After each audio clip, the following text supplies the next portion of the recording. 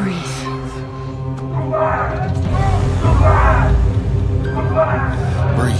Breathe. Focus.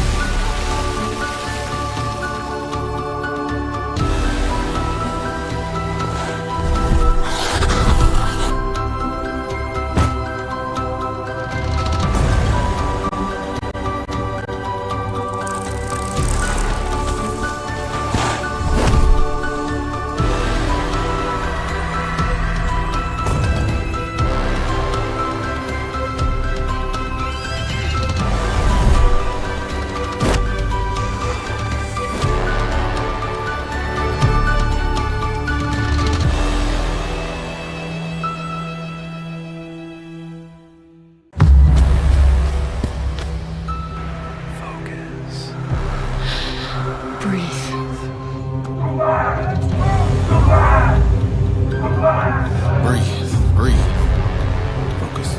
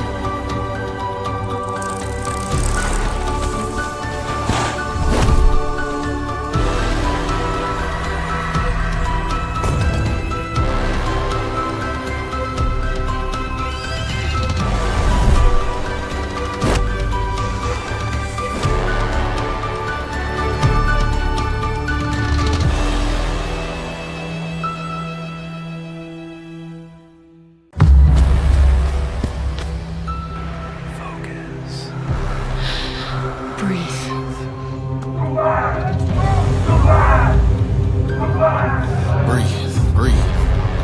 Focus.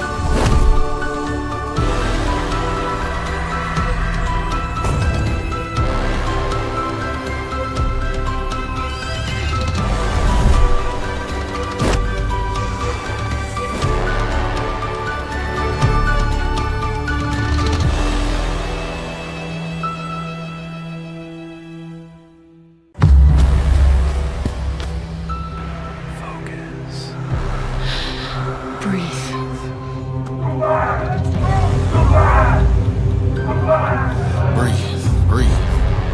Focus.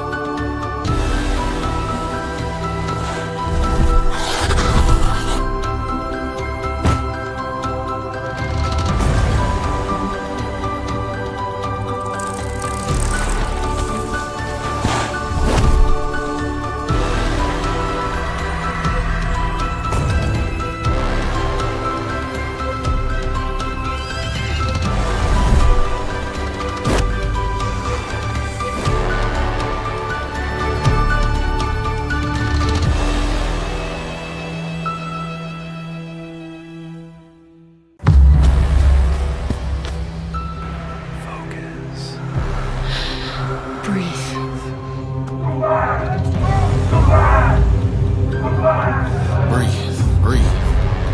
Focus.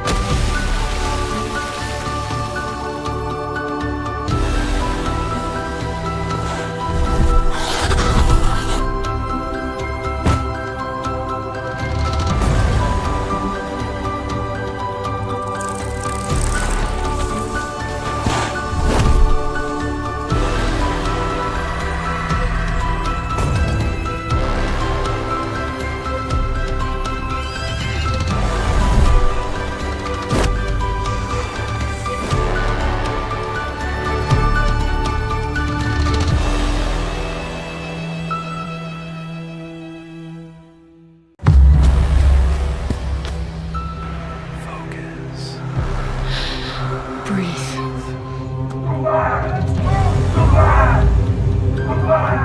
Breathe, breathe. Focus.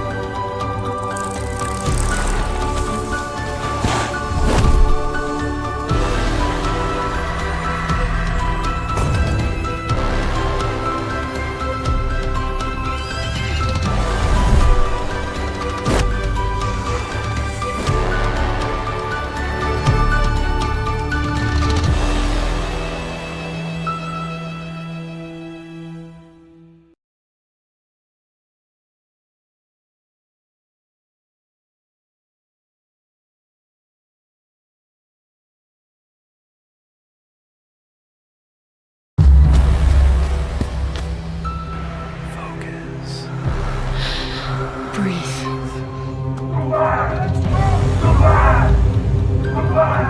Breathe. Breathe. Focus.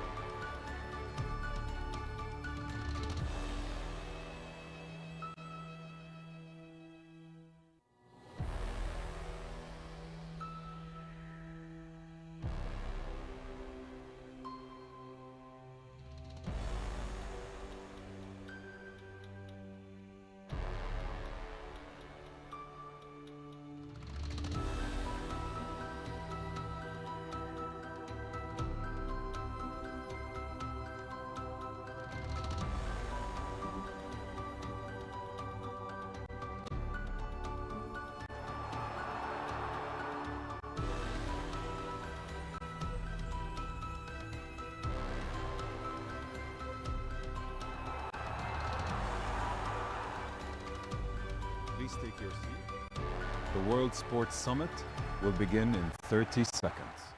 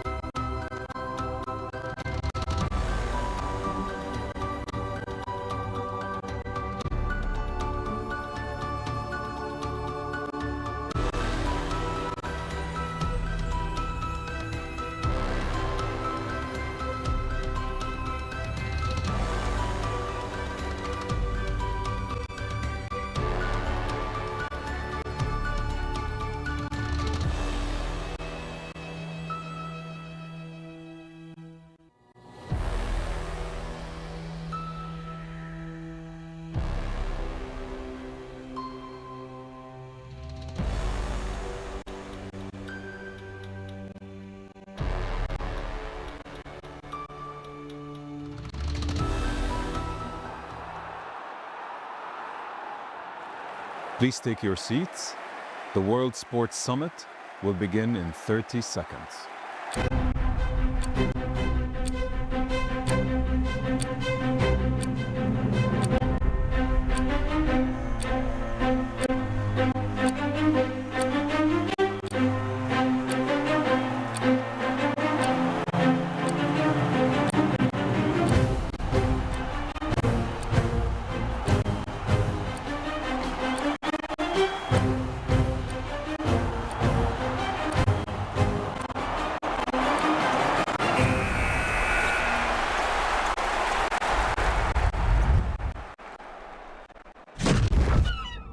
It's in the person who refuses to quit. Even when the world moves faster. It's in the hand that reaches out. To pull another forward. It's in the dreamer who dares to ask, What if there's a better way? it's in the fall that tests us. In the strength that rises after. It's in the voices of hope. Echoing the spirit of unity. It's in the sweat, the courage, the willpower. That carries us through every movement. It's in every challenge. And in every victory. It's in all of us.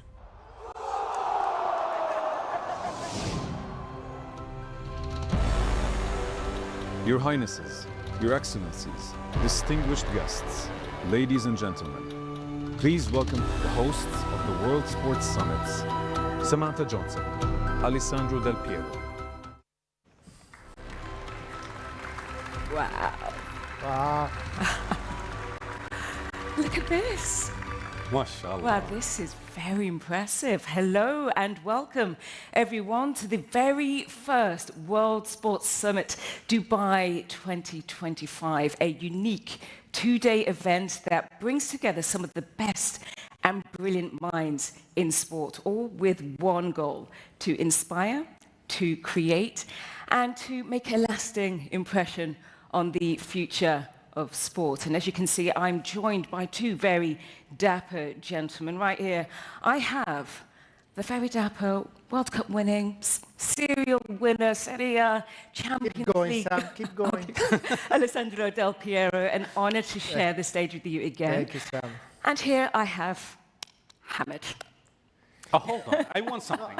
I want something. Sam, if people, who know me, who know the struggles I've been through, who know where I come from, being here, presenting this event with this audience, this is my Champions League. I'm so happy to be here. I'm so privileged to be here around you guys. No, it's brilliant. I could have not imagined that I would be presenting some event with Alessandro Del Piero, who I used to be cheering for. Inter Milan fans, sorry, I was cheering for Alessandro Del Piero. So this is my Champions League. Yeah. I want to just Sam, say a few words I want to say a few words in Arabic. Please. Yes, if please you guys go allow ahead. me. And then you say something in Italian. Please. And we can keep going. Yes. Okay. أولا السلام عليكم.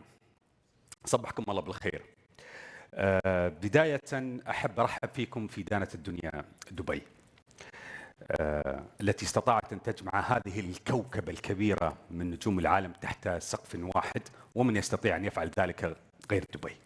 في عام 2013 استطاعت دبي أن تهدي العالم قمة أطلق عليها القمة العالمية للحكومات، ومنذ ذلك العام وأصبحت القمة العالمية للحكومات هي قمة تضيء مسار، أو أصبحت منارة تضيء مسار الحكومات على مستوى العالم. واليوم دبي تهدي العالم قمة أخرى، وهي القمة العالمية للرياضة. هذه القمة التي ستكون منارة تضيء عالم الرياضة على مستوى العالم. سنستمع، سنستفيد، سنتعلم بأن الرياضة أكثر من كونها فقط فوز وخسارة، وإنما الرياضة أعمق وأكبر بكثير. سنتعرف على الجوانب الإنسانية، الاقتصادية، الاستثمارية، الصحية خلال يومين مع هذه الكوكبة من النجوم. لذلك حياكم الله في دبي، حياكم الله في القمة العالمية للرياضة.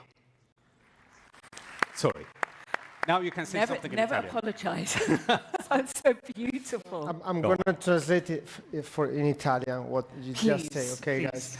No, I can't, sorry. Yeah. We were trying to learn Arabic yesterday. We picked up a few words, for sure. But gentlemen, I think we have to go through this, but we do have an amazing couple of days coming up, and we've got a very impressive lineup. If you allow me to indulge as well, let's see who we have. We have Alexander Usyk right here. We're going to be hearing from you a little later on. Everybody just give a round of applause there. We also have Cafu. Thank you very much for joining us. When I say we've got an impressive lineup, we really, really do. So again, thank you very much for joining us. A little personal favorite of mine, because I know I'll be talking to him. Ronaldo's here. Yep, Ronaldo. It's good to see you, man. Okay, we have Luis Figo. Where are you? Show yourself. Where are you? Yeah. There you go. There you go. Thank you for joining us today. And We have Didier Deschamps, I see you. Didier Deschamps, Yeah. Charles Pujol, Paolo Maldini. We're full of football players. We've gone all out. And not only those ones. Alessandro, look at Khabib looking at you. Yes. I was trying to give a proper... He's gonna spear you. Yeah. I want to give him a proper introduction because, Yeah. You gotta give him. yeah, You got it. We've got Manny Pacquiao as friends well. forever, for Yeah. life. Okay? Manny Pacquiao's here as well. Where is it? Yep, there you go. Thank you so much for joining us. I'm really looking forward to the next. Mr. Deschamps, welcome. Yeah, we've got a lot to get through. Okay. All right. So, the World Sports Summit is built on values that reflect the human spirit and the human spirit of the athletes and the universal vision of sports. Please welcome to the stage the driving force behind the Dubai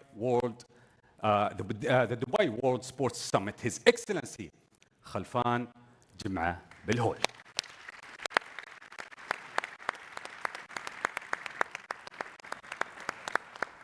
حيا ابو يمان. It's working. حياك. مرحبا يا حامد. كيف الحال؟ Thank you Samantha, so much how are you? for putting this Can together. I give you a Amazing. hug, my friend? Thank you. Okay, they look like they've know. known each other for years, you. absolute years. Tell us how you guys know each other. How long or how we knew each other? How long? Feels like 100 years, but I've known him for 2 years. I mean, such an amazing person. We clicked from day one, but honestly, I mean, we connected on sports, and now you see this. A lot of credit goes to this man in the thinking and the designing, and now we're here with so many people, so we're happy. He's not just a pretty And face, we- is he? No, not that. No. And we met in Way the gym beyond. this morning, so Okay, Yes. very working out. Every day. To feel Every young day. and, Every day, and every day. No powerful. days off. Love Sam, that. can I note something? Please. I know Khalfan personally, so I believe Khalfan knows almost half of this room. So, by raising your hand, how many of you know Khalfan and connect with him regularly? Look at that. And you've He brought, connects the whole world. He does. He knows everyone, and everybody knows you've Khalfan. brought everyone here. How did you do that? And Well, what was the inspiration behind it? I gotta tell you, I'm just a lucky man in an amazing place. Honestly, I think I've been blessed, and you guys have been giving me too much credit. I think Dubai has its magic, and what has been happening in Dubai and the UAE is something that we are all proud of. I'm sure many of you, I've been hearing that this is the first time for them, and I'm going to allude to this in the presentation, but I think it's the pull factor of Dubai, it's the vision of our leaders, and I'm just a lucky man in a lucky place. A lucky man, but you worked very, very hard. Thank you. Now, it's very fitting that you are in the center stage, so we'll leave you. Yes, to it. and if you allow me, I'll maybe say a few words in Arabic, like my friend Hamid, unless you want to help me with that. Later on. Maybe a few Hey, I'll words. leave you alone, give All you right. your space, and I'll be very see you fast. later. Thank you very much. بسم الله الرحمن الرحيم. السلام عليكم جميعا. سمو الشيخ منصور بن محمد، أصحاب المعالي والسعادة. السلام عليكم ورحمة الله. ويسعدني ويشرفني اليوم أني أكون معاكم في هذا التجمع المهم والكبير، القمة العالمية للرياضة.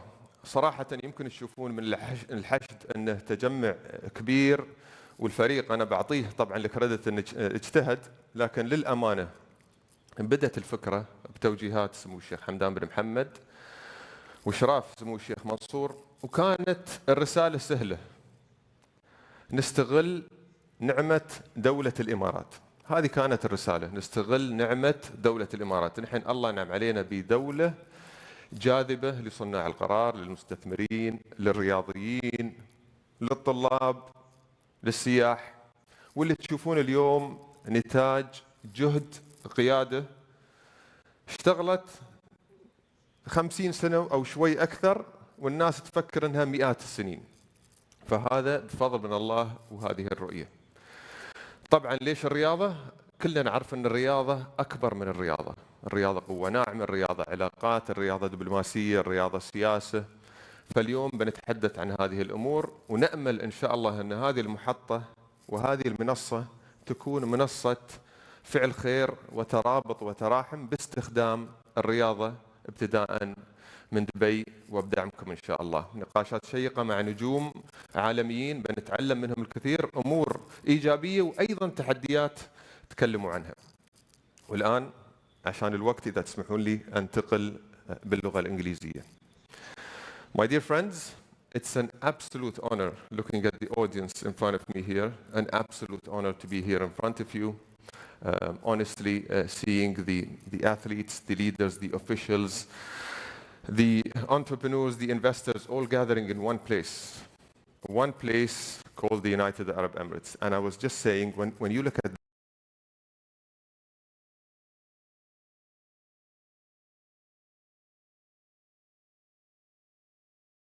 with the vision of His Highness Sheikh Hamdan and the oversight of His Highness Sheikh Mansour, But the credit really goes to the city and the country being a pull factor to attract people from all over the world, as you can see from the picture.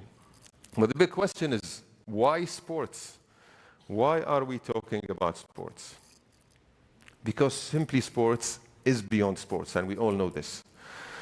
Sports has a massive impact on the next generation. Sport has a massive impact on human rights. Sports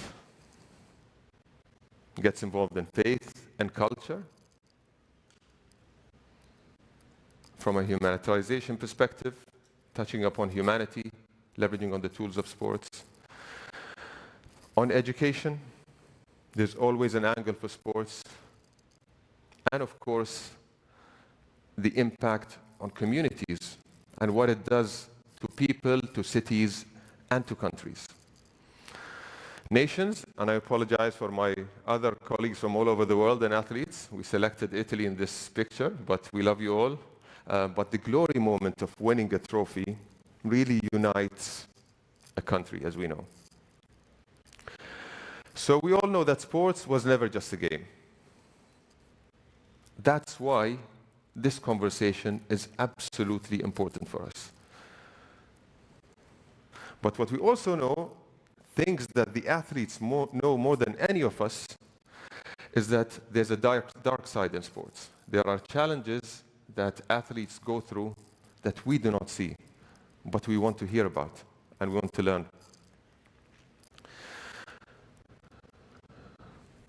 Massive mental issue comes from sports. Big challenges athletes face at home with their families, under pressure. As we say, big moments have happened, affects people. They go through such a tough journey. We never see those and we never hear about them, but they really go through them. Long time away from the family, a major struggle that you might not see until you really understand it, from athletes, discrimination, and of course, with the explosion of the internet, the lack of privacy. With that, I'd like to leave you with this video. Became phenomenal. My first injury, I was too young, but I was so strong mentally. I will give my best to come back. I did. Outside the street, I sleep in carton, the carton, the box. Hungry, sometimes we don't have food to eat, we just drink water. That's how we get strong. My feeling of not being enough. We all go through internal battle on a daily basis, and when you lose, you're like, the whole world collapsed. My dad never let me cry as a kid. He said there's a sign of weakness. Don't let me ever see you shed a tear. I logged into my social media and I got thousands of messages telling me that I'm never going to be able to have kids. I felt worthless. A negative comment, it'll sit in your mind and can make you not want to be alive anymore. People do not realize the pressure of being the one that's going to make it. People do not care about how you feel as a human being. And this is where it becomes difficult. I think when you're winning, everything is beautiful and you are incredible. And when you lose, it's completely the opposite. It would affect me the moment that somebody wants to touch my family.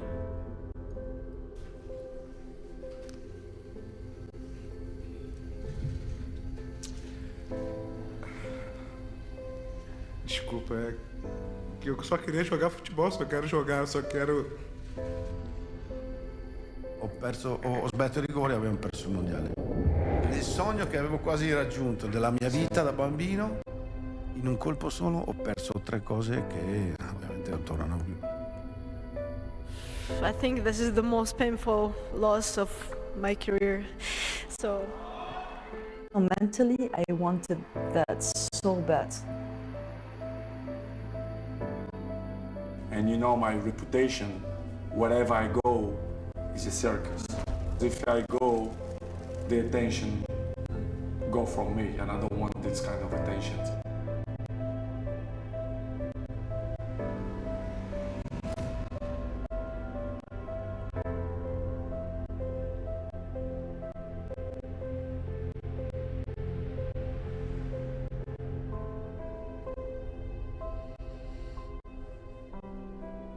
No one knows how much time we have. That's why we must live in the moment. We must enjoy the moment.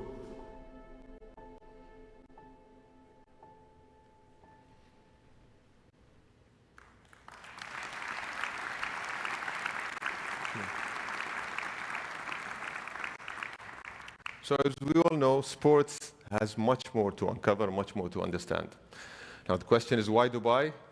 We alluded to this, the diversity, the 200 nationalities that are living here in the city makes it so easy for us to listen to different opinions and have impactful conversations. And like I said, for those of you that have come to Dubai for the first time, we welcome you, and hopefully this is not your last.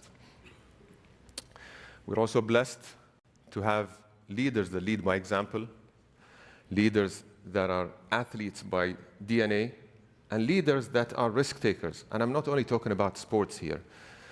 Again, the city is 50-odd years old, the country is 50-odd years old, but what you see here is something that looks like it has been way more than that. And as you can see, our leaders are risk takers, sometimes a bit more to our liking, but this is part of the DNA, and this is what takes Dubai to the next level. This slide, or this looping video, might be, a broken record to many of you that have seen it. For those of you that come here for the first time, I assure you two things.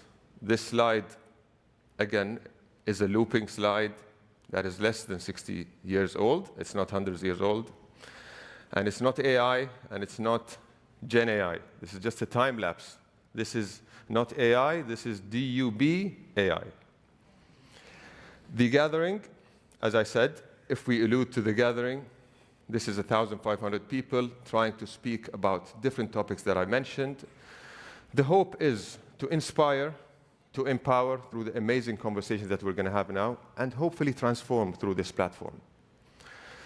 Lastly, I have a couple of questions for you. When we meet again, what decision made here will shape your next season? But the bigger question is, what change will be carrying your name? Thank you, and let's hope we create a better life for everyone through sports. Thank you.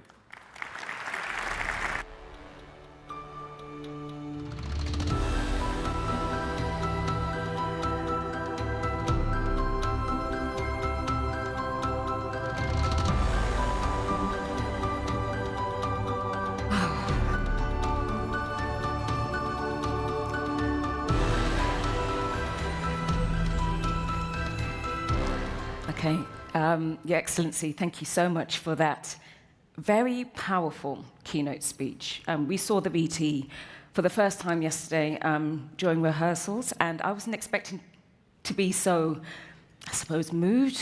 It was very incredibly emotional because for us mere mortals that aren't sporting legends, we look at you and we put you on pedestals and we forget about what you guys actually go through. So again, I thank you for creating a safe space for athletes, for bringing everybody here so we can have an open and honest discussion. So again, thank you so much.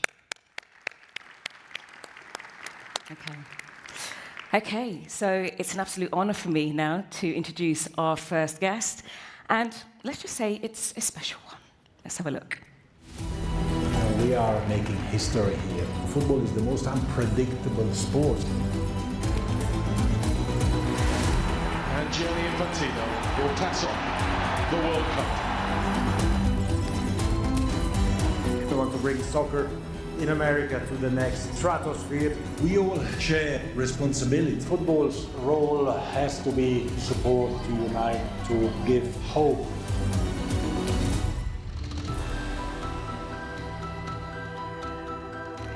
Okay, everybody, please welcome the FIFA president, Gianni Infantino.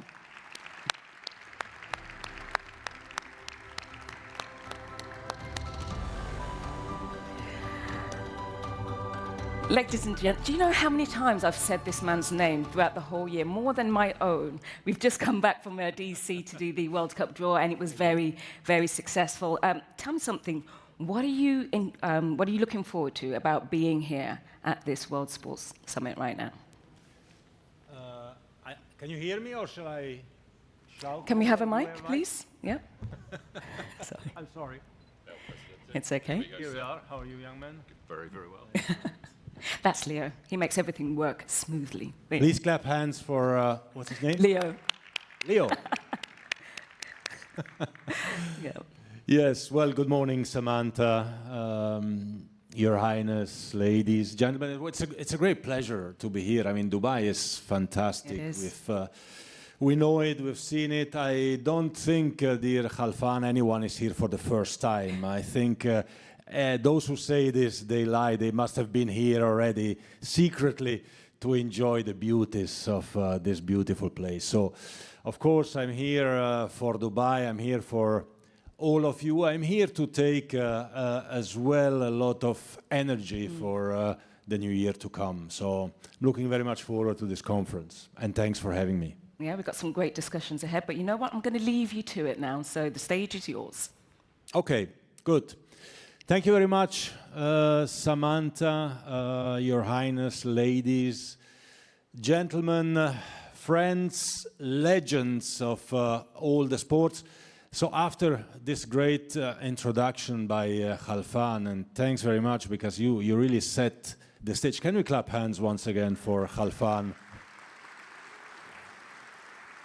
You really set the stage and put the highlight on something that not many people realize and see. And of course, a lot of sacrifice, a lot of hard work goes into any one of these legends of all sports who are here for this moment of glory, this moment of success. You need to go through a lot. Obviously, thereafter, you enjoy, you celebrate, and what is great is that you get countries, you get thousands, hundreds of thousands, millions of people to celebrate with you, so you give joy and happiness, but you go through a very tough time, and it's important to highlight this as well.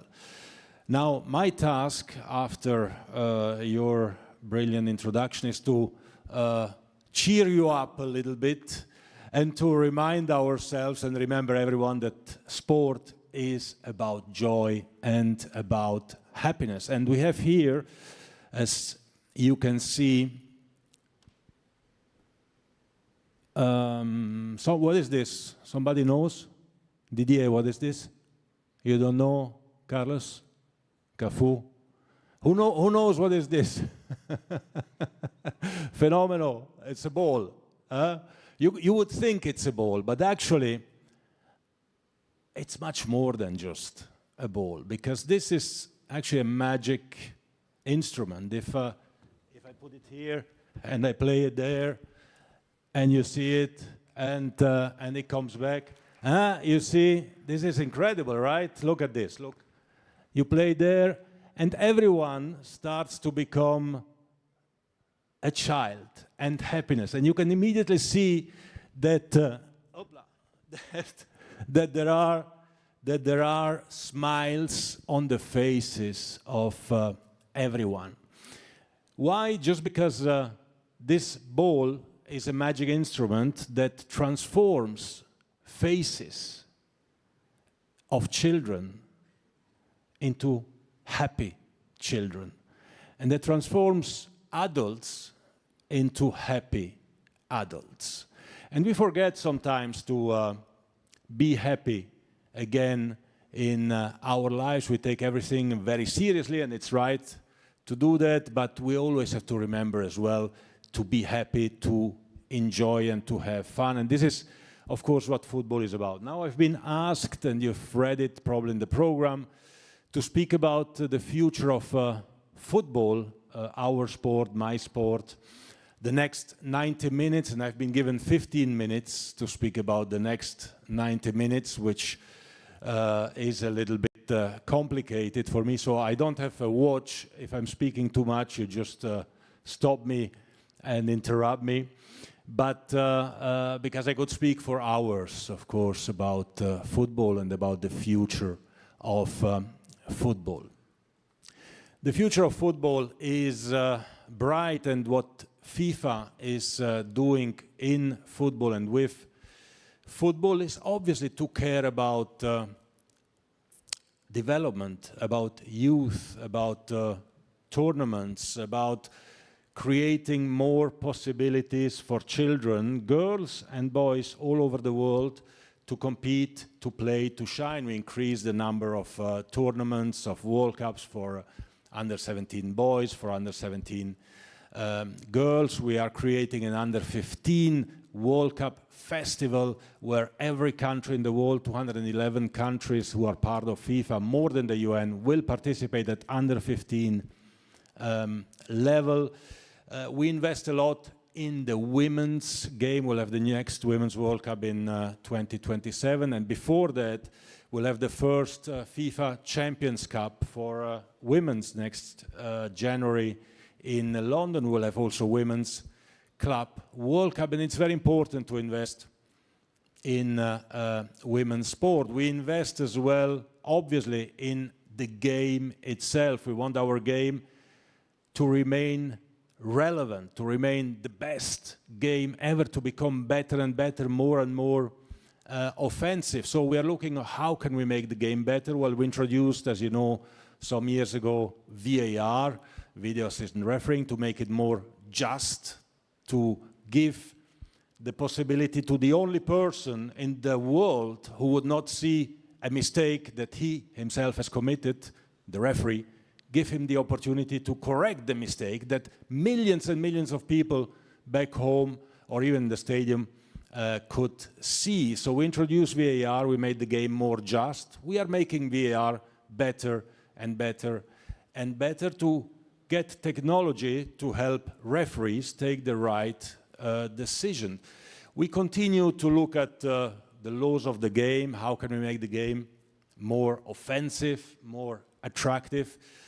We look at the offside rule, for example, which has evolved as well over the years by being where the attacker has to be behind the defender to in line with the defender. Maybe in future it will be in front in order to be offside. But we are looking at also time-wasting measures. It's important that the game is flowing in the right way, so interruptions of the game have to be reduced to the minimum.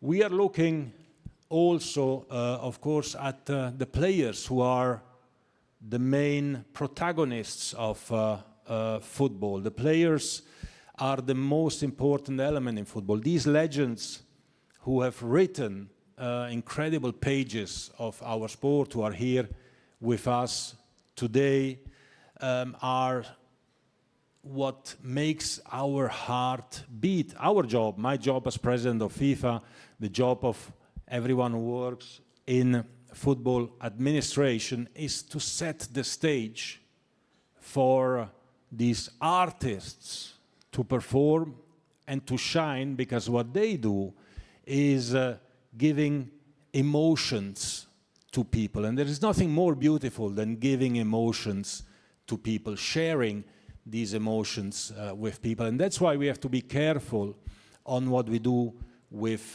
our game. And of course, we want to have better competitions, bigger competitions. As FIFA, we want to have the entire world involved. And I have to say, when I hear some of the discussions about there is too much football, maybe there is too much football in some parts of the world, but certainly there is not enough football in other parts of the world. So from our perspective, we have to try to find the right balance between club football, national team football, between meaningful matches and meaningless matches, and again to bring in the best possibilities for every talent everywhere in the world to shine and to perform. And that's why we are investing billions of dollars in football development all over the world. In the 211 countries, everyone receives, of course, grants to build football pitches, to train players. We are building FIFA academies all over the world. Until next year, we'll have 100 FIFA academies in 100 different countries around the world. I don't know if the UAE would like to have ones that we can move to 101 academies with the one in the UAE. That would be nice. And we want, of course, to make our game always better. So we create events, competitions. We created, as you know, this year, a new competition, the FIFA Club World Cup, which took place in the United States of America, 32 best clubs in the world performing to see who is the best club. Chelsea won in the final against Paris Saint-Germain. It was a thrilling event, but what is important about this event is, of course, it was a commercial success, the most successful club competition in the world, 33 million value per single match with the revenues that we made. But this is only one element. The other element, more important, is that for FIFA, who has been focusing for 120 years on national team football, it is important as well to focus on club football. Why? Because club football is the football that everyone plays. Only a minority of players plays for national teams, but every player plays for a club. And we need to develop club football everywhere in the world, and we need to give opportunities everywhere in the world for clubs and for players to play at the highest level. So in this FIFA Club World Cup, we had players from 72 different countries participating. Only in the final, Chelsea-PSG, we had players from 16 different countries and 5 different continents in the squads of the two teams. This means that in one match, you have the entire world who is directly connected with what is going on, and you give hope and opportunity to children in these 16 countries, in these 5 different continents, because they know that one day, if they are good enough, if they work hard, they can play in the final of a World Cup. Maybe not of the national team, but of their club. Now, next year, speaking about World Cups, there is, of course, the FIFA World Cup. It's a World Cup year. We all know what this means. 3 beautiful countries, United States, Canada, and Mexico, 16 fantastic host cities in the 3 countries, 48 teams participating, 48 countries, a quarter of the world, 104 matches, 104 Super Bowls in 1 month to determine who will be the world champion. We have some world champions here. They know what it means to win the World Cup. And it will be very, very emotional. We'll have 6 to 7 million people in the stadiums. We'll have 6 billion people watching from home. We generate, of course, over 10 billion revenues, which we reinvest in the game all over the world. And in the last few days, you probably have seen there is a lot of debate about ticketing and ticket prices. So I was saying we have 6, 7 million tickets on sale. And we started 2 weeks ago, more or less, the sales phase. Now, tell me, what do you think in these 2 weeks, how many ticket requests we received? Maybe 5 million, maybe 10 million, maybe 20 million. What do you think? Well, I can tell you, because in 2 weeks, in 15 days, we received 150 million ticket requests. 150 million ticket requests. So 10 million ticket requests every single day. This shows how powerful the World Cup is. And actually what is interesting is that, of course, number 1 is one of the host countries, United States. Number 2 and 3 are actually Germany and the UK, which shows again how many people want to attend the World Cup. 150 million ticket requests means that if you think that in 100 years of, almost 100 years of history of the World Cup, FIFA has sold 44 million tickets in total. So in 2 weeks for the next World Cup next year, we could have filled 300 years of World Cups. Imagine that. This is absolutely crazy. And what is important and what is crucial is that the revenues that are generated from this are going back to the game all over the world. And FIFA is the only organization in the world, and that's why I have to say that, and I want to say that, that finances football in the entire world. Without FIFA, there would be no football in 150 countries in the world. There is football because and thanks to these revenues that we generate with and from the World Cup, which we reinvest, of course, all over the world. And the last point that I want to mention, because I can read there, 0 time remaining, so I need to close it. The last point that I want to mention, which for me is as well extremely important, we are here in beautiful Dubai to celebrate sports and to celebrate football, of course, as well. And I can announce here as well a new partnership that we have closed together.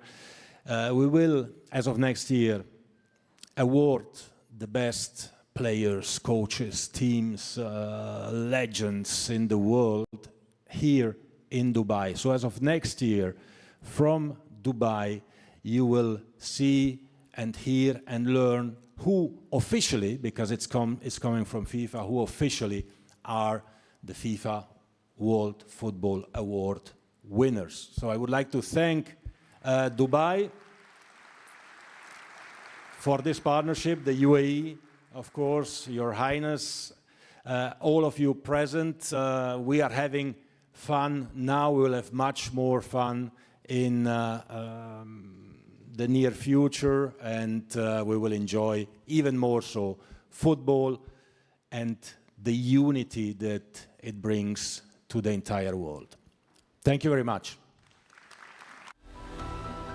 Can I say one more thing before you come with the music? Who is Fenomeno? Can I ask you, Ronaldo Fenomeno, to come on stage? Since he plays a little bit better football than me, I'm asking you, Fenomeno, if you can... Bravo, che fenomeno. Can you clap hands for Fenomeno and all the legends? So this ball is, of course, branded with the conference of today. So I'm asking Ronaldo to throw it somewhere in the public, and the one who gets it can come to see us, and he will get 2 tickets for a World Cup match. Wow. What about that? Your responsibility.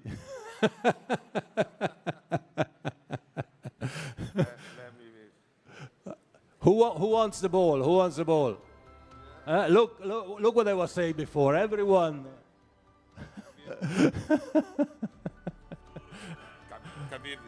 It's the safest option.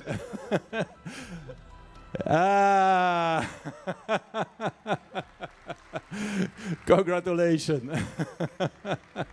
Welcome. Thank you very much. Thank you.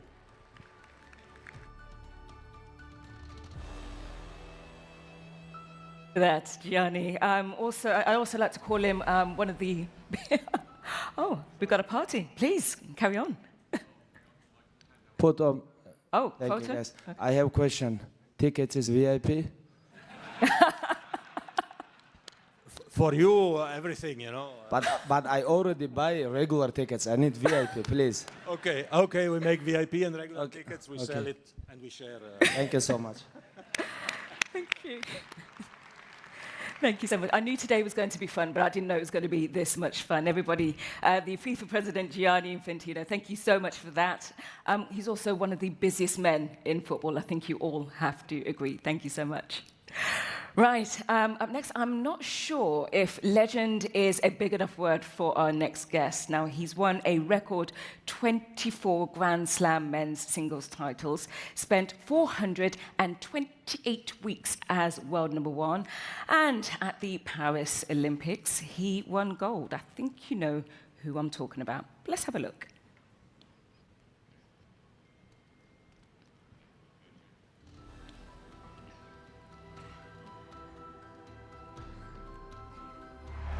The standard bearer, the pace setter. Oh, it's magnificent. More history for Novak Djokovic. I've never seen anything like it. Djokovic reigns once again. Oh, that's unreal. It's him again. Absolutely brilliant from Djokovic. Djokovic is the champion.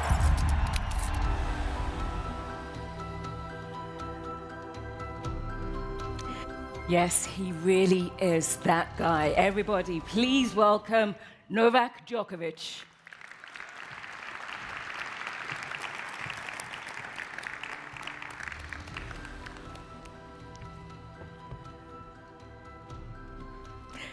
Thank you for joining us today, and congratulations on your award last night.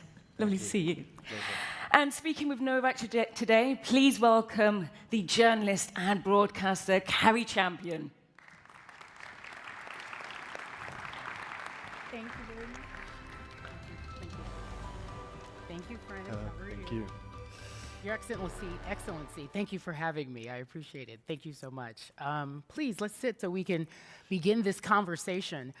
I would like to give the room a little bit of background so they know why we ended up doing this conversation. Should I do that? Would you like to share? Sure. No, I'm You- happy to share.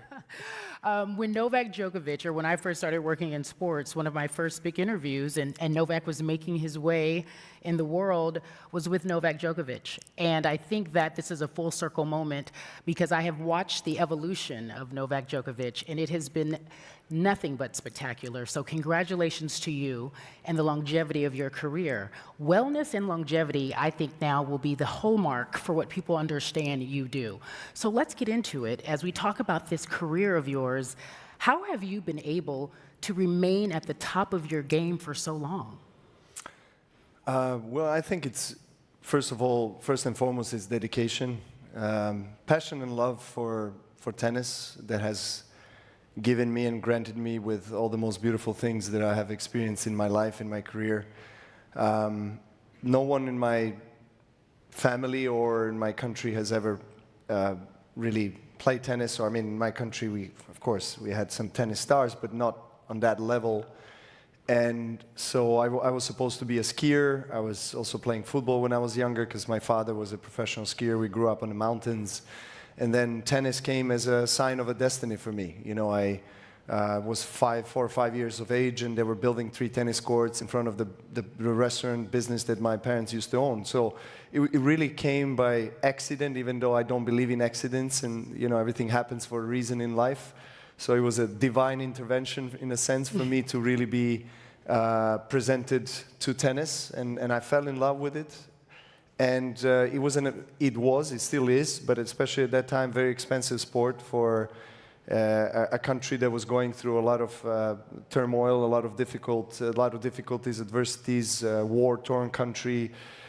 So I skipped many years of junior tournaments, traveling around the world because I couldn't. You know, there was a war in my country, so I had to stay, and I couldn't travel because we didn't have funds and so forth. So all of these trials and tribulations have really strengthened my will to realize my dream. My dream was to win Wimbledon because that was the first image that I had of a tennis. You know, watching Pete Sampras win his first Wimbledon in '92, and that's who I wanted to become. You know, Pete was my idol growing up, and I had few other idols. Obviously, in basketball was Jordan and Kobe, and then in skiing was Alberto Tomba, the great Alberto Tomba, because I skied a lot and I was competing when I was younger.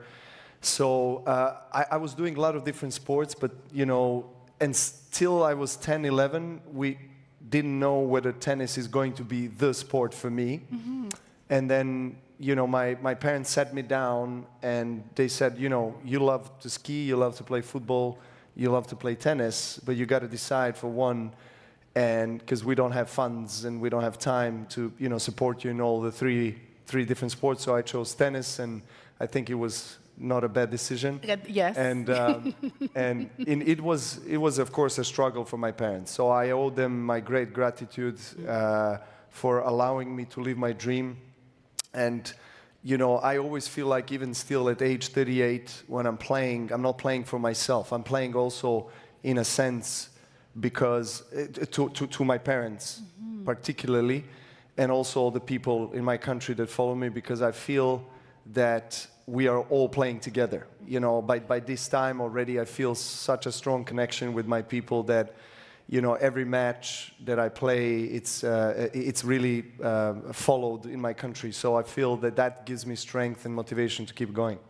And speaking of keeping going, I'm old enough to remember when you were at the US Open and I was watching, and there was a time, you all may remember, we know him as world class, but there was a time in which no one really knew who you were.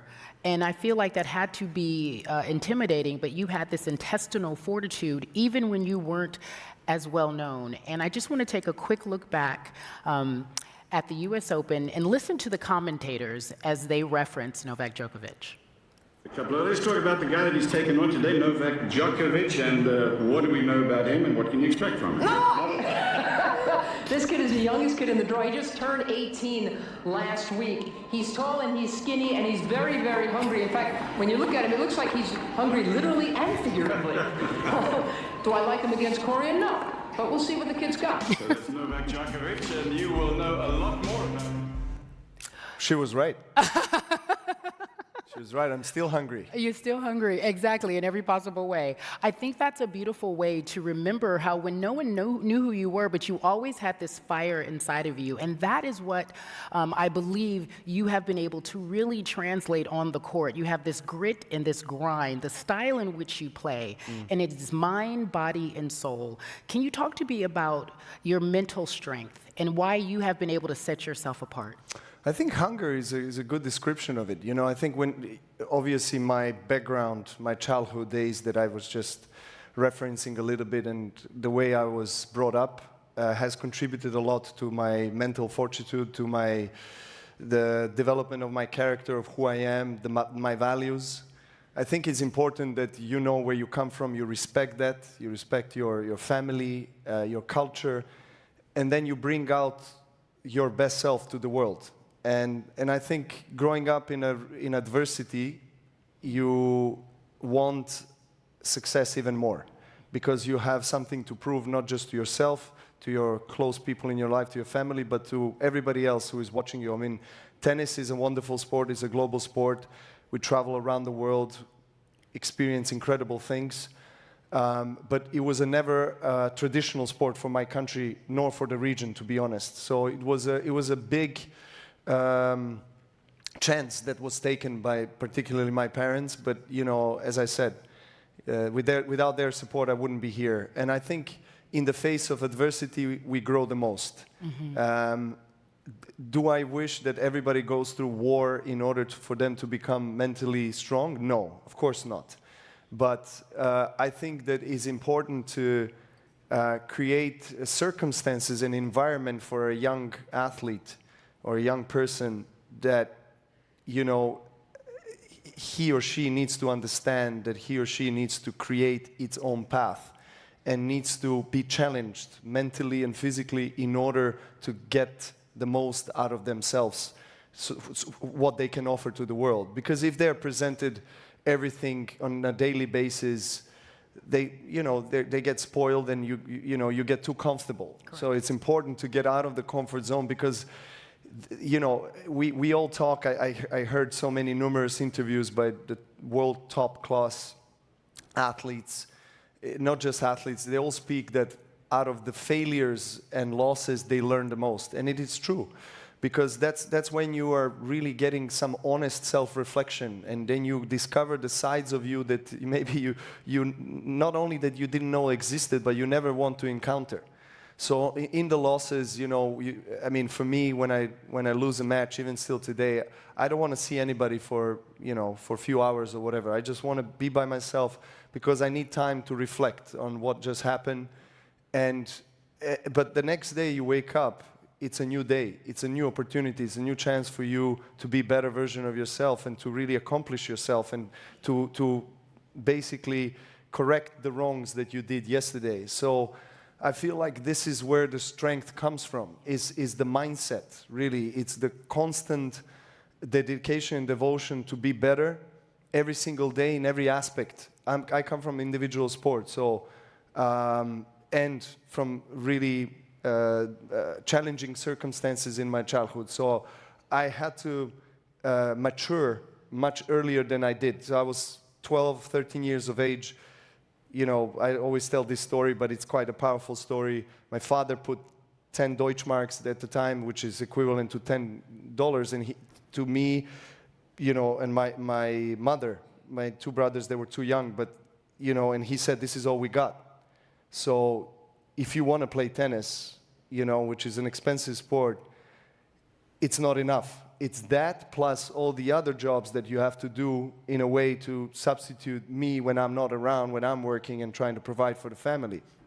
So I had to almost take a second role of the father at home to my two younger brothers, and these responsibilities have strengthened me a lot and had me really realize the world that we are living in. And was it too early? Yes, probably, but it was life.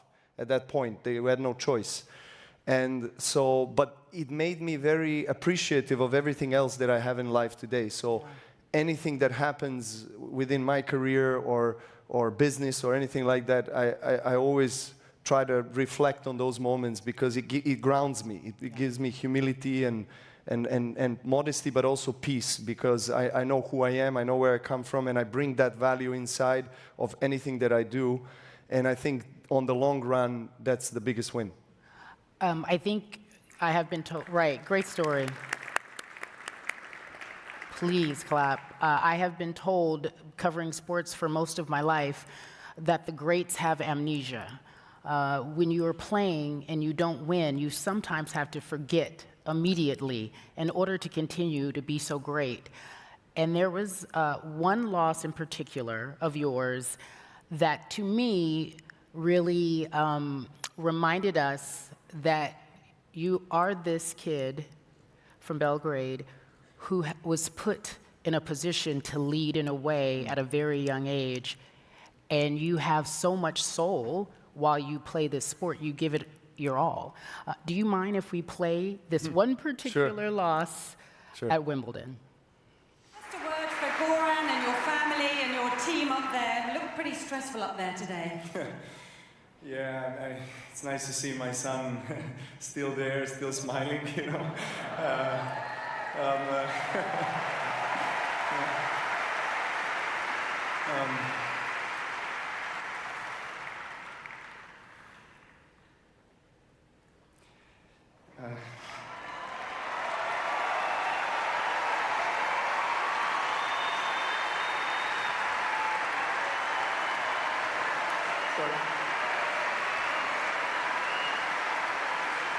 I love you. Thank you for supporting me, and I'll give you a big hug, and we can all love each other. Thank you. Novak Djokovic, ladies and gentlemen. You're trying to get me emotional. Yes, they asked for that. When you see that, what do you think? You know, in this particular moment, I lost Wimbledon after a grueling 5-set battle, and it was last year, and you know, I got very emotional because one of my greatest motivations when I became a father to continue playing tennis at this level is to see my kids on the stands and for them to be old enough to realize what's happening. So I feel at that moment, but that was just a very strong emotion. Obviously, after a match, you go through very strong emotions, whether you win or lose. It was a moment where I felt like I betrayed them by losing, you know. So, of course, it's when you calm down, it's not like that. But in that moment, that's how it felt. But you know, as I said, that's in the losses you really face your biggest fears, and all of these things that you suppress, they surface. You know, whether it's in tennis, sports, or anything else in life, you know, we try to suppress things constantly, you know, which is obviously not good. We all know that. But I feel like everything comes in its own time. Sometimes life arranges things to happen to you so that you can learn a lesson, and sometimes you do it on your own. It just depends. But, you know, life is a beautiful journey, and I think we all have our unique stories to tell, and we don't need to copy anybody else. And I'm talking like this because I went through my own experiences where I tried to be someone else when I was kind of breaking through the tour. I try to be a likable guy. I try to, you know, I was doing impersonations, which are, I think they're fun. I mean, I was always doing them. But anyway, like, people were really kind of not accepting me as a third guy. Federer and Nadal era was so strong in their rivalry, and there was no room for the third guy, you know. But I made some room. I created some room. And it's amazing, you know, the big three and the golden era that we created. And, you know, I feel like when they retired, also part of me left. So I had to kind of reinvent myself, find new inspirations. And the reason why I still keep on going is also to see how far I can push my own borders, my own bar, you know, setting my own path, and see really with the likes of, you know, Cristiano Ronaldo and, you know, LeBron James, they're still active, and, you know, Hamilton and some incredible athletes in the sport that are still competing at the highest level at that age. You know, even some retired athletes like, you know, Tom Brady, or even some of the greatest football names that we know, like Maldini, Totti, Del Piero, that I had a wonderful chat with before getting out on the stage, and they all said that they retired when they were 40, 41. So that was like, okay, you know, I still have some time, you know, and it feels like sport has changed so much. It has evolved. So the care for the body, you know, like a lot of things go into it, like sports technology, sports medicine, you know, everything has evolved. But essentially, it's really what kind of motivation you have. What's the purpose when you get up in the morning? You know, I've been blessed. God has given me incredible things in life, and I've achieved really everything that one tennis player can achieve. And so, what is the motivation? And there is not only one. I mean, achievements are there, of course. Results, history, writing more history, it fully inspires me. But it's also family, it's also legacy, it's also inspiring new generations. What kind of message, you know, I want to leave behind me when they see me, you know, how I want to be presenting myself. So I try to always remind myself of that. And those are some of the things that why I still keep on going. And, you know, longevity is very trendy now, you know, wellness, longevity, anti-aging, you know, the whole thing. And I think, you know, hopefully when people see me play and perform, they can get a little bit more inspired, not just to play sports, but in their respective fields to take care of their body. Because I think it's important for us to perform well. Everybody wants to perform well, right? We are here performing, talking to each other in front of the wonderful audience, so we all want to feel good. Nobody wants to have a broken body or a broken mind, right? So it's not really, longevity is not necessarily linked only to sports or wellness to sports. It's linked to everything, what you do, how you manage your time, your energy. So, you know, I've been really lucky to have this awareness and conscious about taking care of myself very early in my career.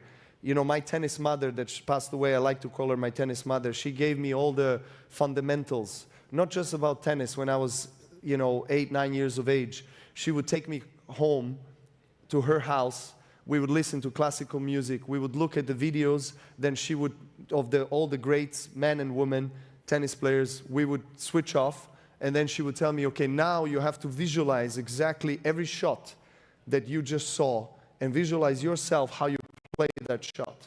And that's when I came across, you know, to visualization. I didn't know at the time what we were doing. She was not giving me names or terminology for it, but she taught me all the fundamentals, and she said, when you go back home, I want you in bed by that time, I want you to drink this, you don't drink that, you eat that, you take care how you treat your parents, the grades in the school. So it was a very holistic, multidisciplinary approach that was honestly, you know, the best gift that I could receive as a young athlete, and as an individual athlete, even more so, because there is nobody I can rely on. In other team sports, you can, you know, go rest on the bench, substitution, you know, maybe in basketball 5 minutes, or football, you know, maybe the guys can cover you up. But, you know, in tennis and in individual sports, you got to show up every single day. And if it's not your day, you're gone. You lost. So there is an amount of pressure and stress that goes into that. But as Billie Jean King, said many years ago, pressure is a privilege. It really is. It means that you're doing something that is valuable, that is worth to you and to the world. So, you know, I always wanted to be on the world stage, and here I am, and I'm still very grateful to have this opportunity. You say there are a couple of things that you mentioned that I just want to recap. You were backstage talking to another legend who retired, I believe, at 41. Yeah. You are 38, you'll be 39. Yes. And the tennis season is very long, January through November, primarily a year, and you've earned the right to pick and choose what tournaments you want to play. You have won the most Grand Slam singles championships as a man, 24, correct? Correct. This is the all-time. So can we give that up for him, please? It's amazing. Thank you.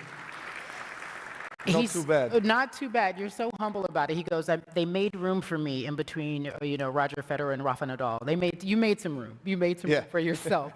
But if you look ahead, and I know this is a question many people ask you because it's coming. I know you can feel it, and you've probably already thought about it. But today's athlete, especially when they play at an extremely high level, they've become entrepreneurs, businessmen and women, making a way to lead themselves for that next career. I know you feel it knocking. What does it say? Father Time is undefeated, I believe. So, right. So how long do you plan to play? Have you thought about that? And where do we go from there? As I reflected a few minutes ago, it's really multiple motivations and objectives that I have. And all of these motivations that still inspire me to keep playing tennis is contributing to the development or building of my legacy. And I'm very grateful, of course, for all the achievements, and they are the biggest legacy, but I also very much care about how the younger generations perceive me. And as a young father of 11 and 8-year-old kids, obviously I'm their father, and that's how primarily they see me, but I can see how they observe other athletes and what really leaves a mark on them. It's not just the performance, but it's also the character, the charisma, how you carry yourself, how you behave. And what kind of values do you bring forward? And you mentioned entrepreneurships, and what kind of business initiatives are you taking? Is it aligned with your core values, with your ethos? Basically all of the initiatives that I have, whether it's the startups that I have, or other business ventures or investments, they're aligned with my passion and my values. It has to be, and I'm always in the sectors of wellness and health and longevity and sports and health, the things that I care about, things that I try to embody on a daily basis, because I feel like I cannot represent a company or put something on my sleeve if I don't believe in that. I've always carried that, and I feel like this is the right way to go, being honest and transparent, and this is what people recognize. So I do want to keep on going. I said the LA Olympics 28 is a kind of a guiding star, but honestly, there's no limit. So let's see. You know what I mean? Like, I just keep going. I love love hitting the tennis ball. And I love competing. And I was saying to the guys that I was talking to, the greats in football, that it's really about passion and love. And as long as you really feel like you're playing on a high level and your body holds on, why not? Why you know, not? people love to talk and speculate about retirement, you know, because, okay, you know, people love to talk. But in the end of the day, I feel like with my active career, I'm still contributing to the growth of tennis. That is a beautiful sport. Yeah. And I feel like there's some big changes coming up in tennis as well that I want to be part of. So yeah, I'm still good. You know, I'm number 4 in the world. That's also not bad. That's not bad. Like, yeah. You know, it's not bad. You know, the younger guys are there. Of course, they're great. They're, you know, Sinner and Alcaraz. They're the new, you know, big rivalry that they came up. And I love seeing different generations come and go. You know, I'm still there, so I love to observe. So I'm hearing the breaking news. He's never retiring. Go and tell everyone. You're here forever. And they would love it. Ladies and gentlemen, what an education and an honor to be here with Novak Djokovic. Thank you so much. Thank you very much. For being able to give us. I appreciate you. You're never retiring. Thank you. Thank you, friend. Thank you. Thank you. Okay. Thank you. I think he's wanting to wait for us to come out, and I'll think we'll see. Right.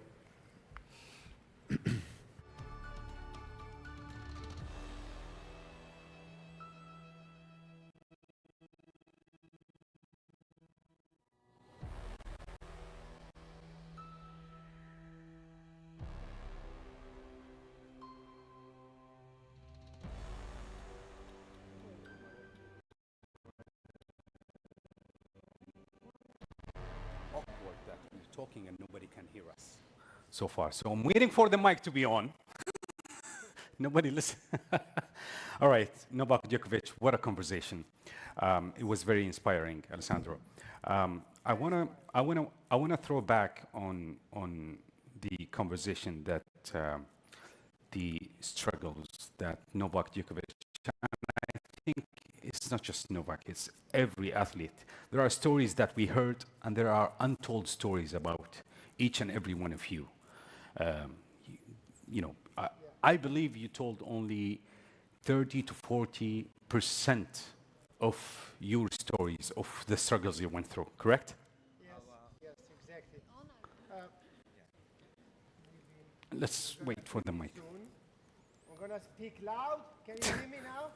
Because, okay, here we go. Yeah, it's you touch, and we've been touching a very, very particular topic, you know, and I usually have in my mind this picture, a picture of an iceberg.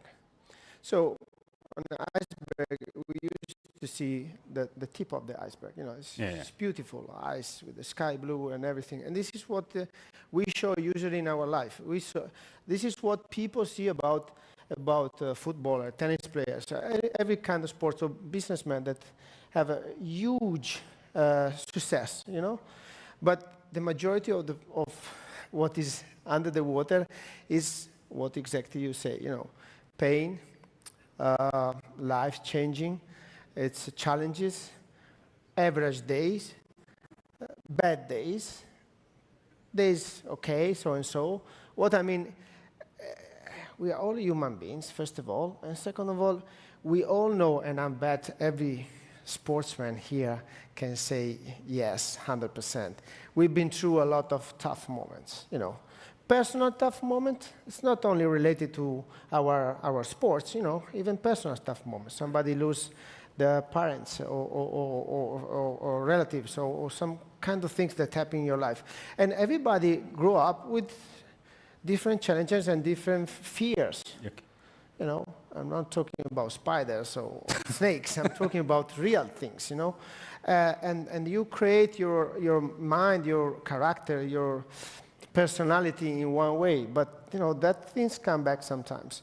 So touching base these points is very important, you know, because besides the fact that we are all human beings on the same level at some point, you know, in order to reach some kind of level, you have to go through losses. And I learn more when I lose games, because I say, well, you know what, reflecting what happened, I should pay more attention on that one.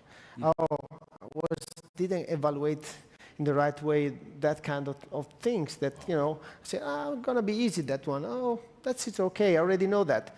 So bring you back in reality and say, you need to always to be ready to 100%. You know? What was more difficult for you? The mental challenge or the physical challenge for you to keep going? Well, you see me. I mean, if I take a picture with all my former teammates, everybody's taller than me and bigger than me. So, but the mental one is definitely the most challenging. You know, when I was 19, wearing number 10 of the most important team in Italy, you know, on that time, for history talking, and without winning the title of 9 years, it's kind of heavy, you know. You don't want to feel responsibility. They tell you, oh, don't worry about that.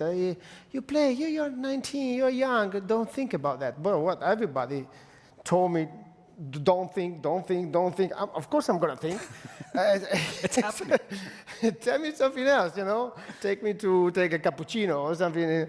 It's a weird thing. It's the challenges. It's always like this. Because I challenge myself as well. I challenge myself, and I want to do better. I want to be better. It's a continued challenge. You continue to grow. If you're looking for that, you continue growing in what you want to do and what you want to achieve to become a better sportsman and a human being. I want to ask you about longevity, but first I just want to make a note that the Mohammed bin Rashid World Sport Awards or Global Sports Awards is happening in a moment, so please stay in your seat until we finish that award, and then we're going to go to the coffee بريك. بس أنوه أن جائزة الشيخ محمد بن راشد آل مكتوم العالمية للرياضة ستنطلق بعد لحظات، فأتمنى من الحضور الكريم البقاء في مقاعدهم. بعد ذلك بنروح إلى الكوفي بريك. ولا تزعلوا محمد سعد الكواري وراي جالس ومتحفز. Alessandro,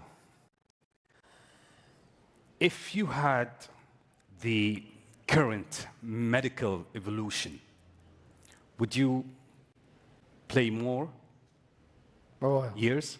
100%. Really? Yes. I'm missing it every day. It's, you know, it's a passion. It's a way of life, you know. So your body quit, but your mind and heart never. No, you're still there. You know, we used to say that, you know, Cannavaro is talking, you know. It's only hitting legs. He's only hitting legs in his career, and now he's talking. Fabio, anyway, you had to say it to the mic. I'm missing every day. Your mind's still there, even though you are following some kind of sports. I'm doing some sports on TV and everything, but and sometimes we try. You know, we have this friendly game. Our minds still go fast, and our body super slow. And then we got injury after 5 minutes. Okay, I'm sorry, what happened? This is what we are doing now. You know, talking. Before was doing things, and it's much better. And I want to be focused on doing things. Why did you choose to go to media rather than coaching and follow on Fabio Cannavaro's steps?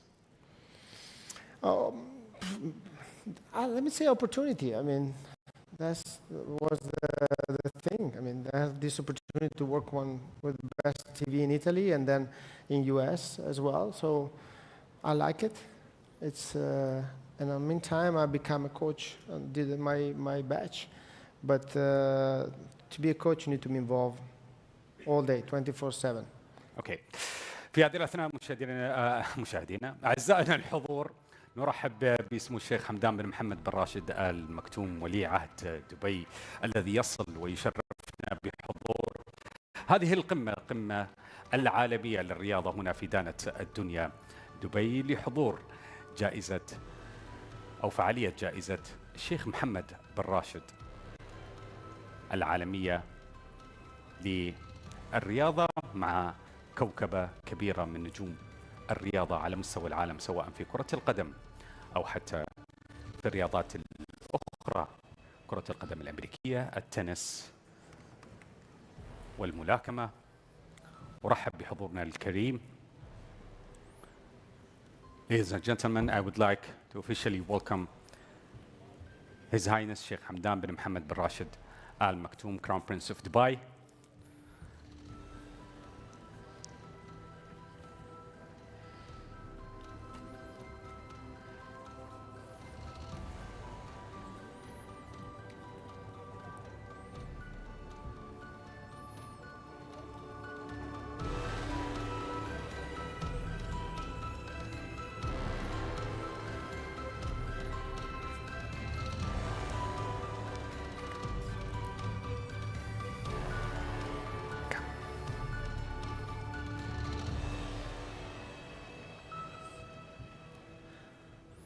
I'm just going to wait until the stage clear.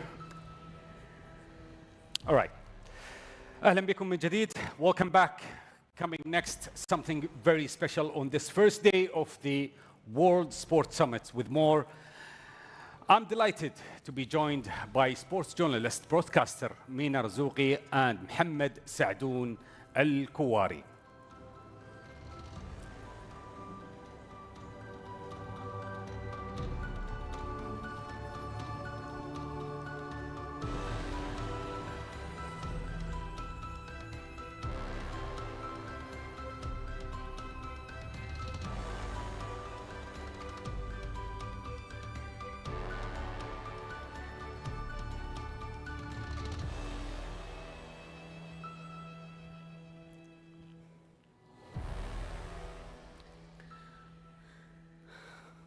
Hello, I'm thrilled to be here at this unique and important event.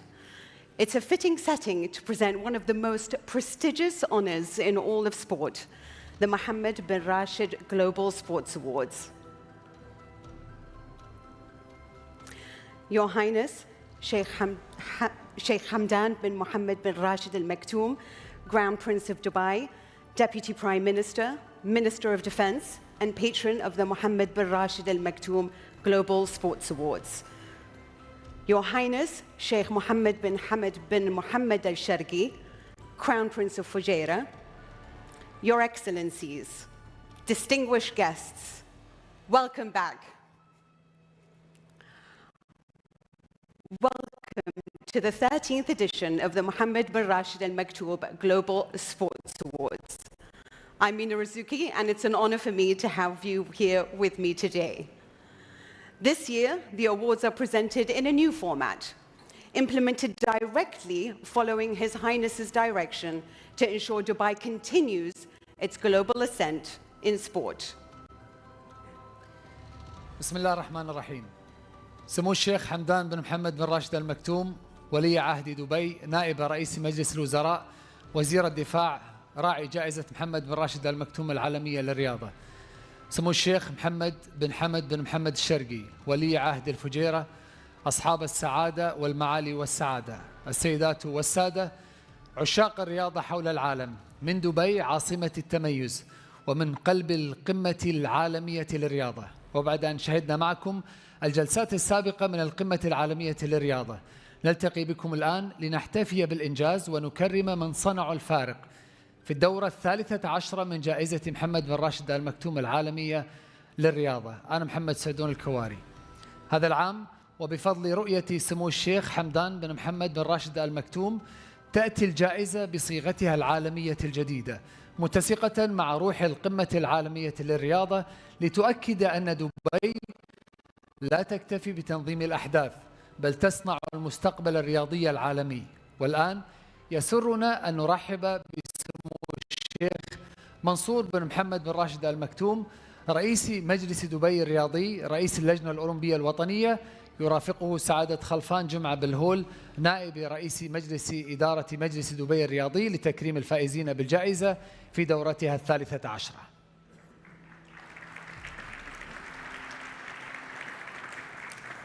Now we'd like to welcome His Highness Sheikh Mansour bin Mohammed bin Rashid Al Maktoum, Chairman of the Dubai Sports Council and President of the UAE National Olympic Committee, to award the winners of the first category at the local level. The UAE Athlete Award goes to Khamzat Shumayev.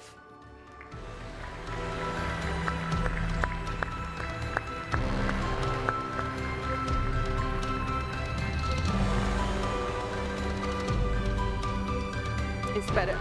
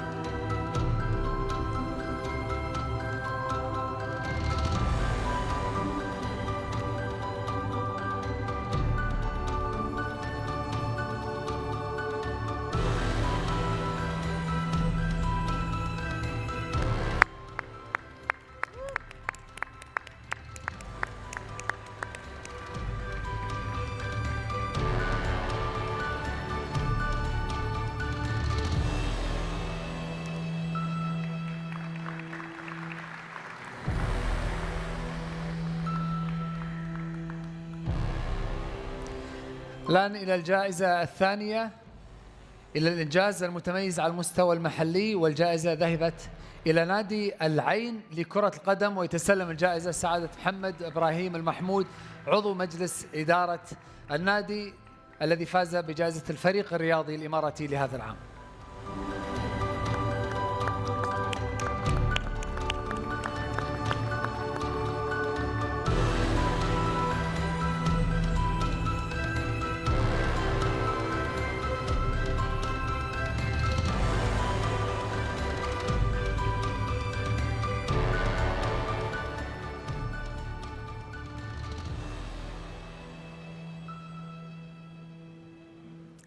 This is an important one. The UAE Rising Star Award goes to Ghala Al Hamadi.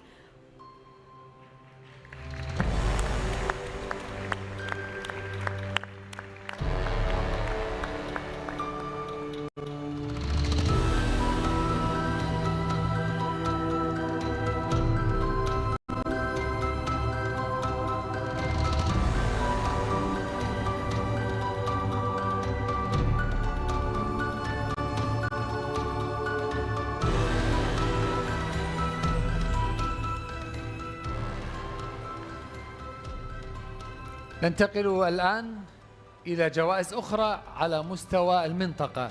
نذهب إلى جائزة الرياضي العربي والتي ذهبت إلى أحمد الجندي من جمهورية مصر العربية.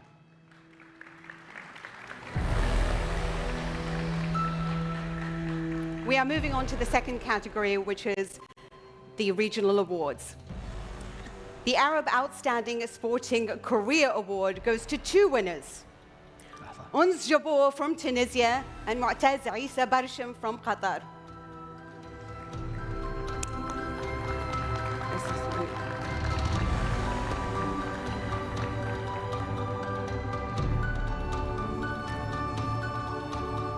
مبروك لأحمد. الآن نرحب ببطلة التنس العالمية أنس جابر.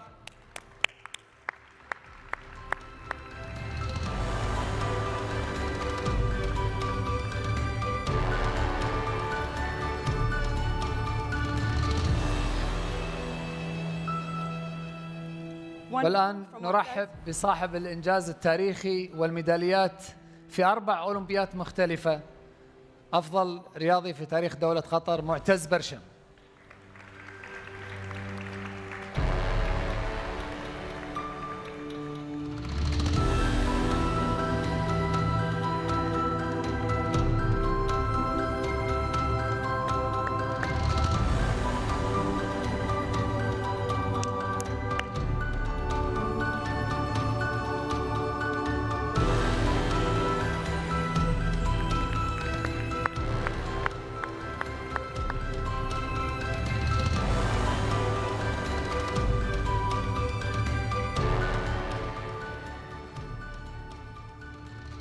Now it's time for the Global Breakthrough Athlete Award.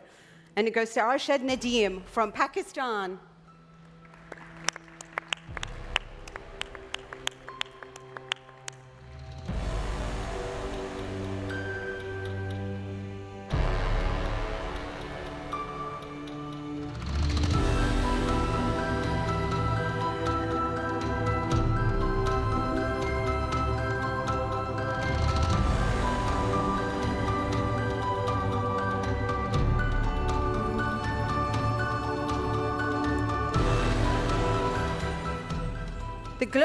The Global Athlete Award goes to Victor Axelsen from Denmark.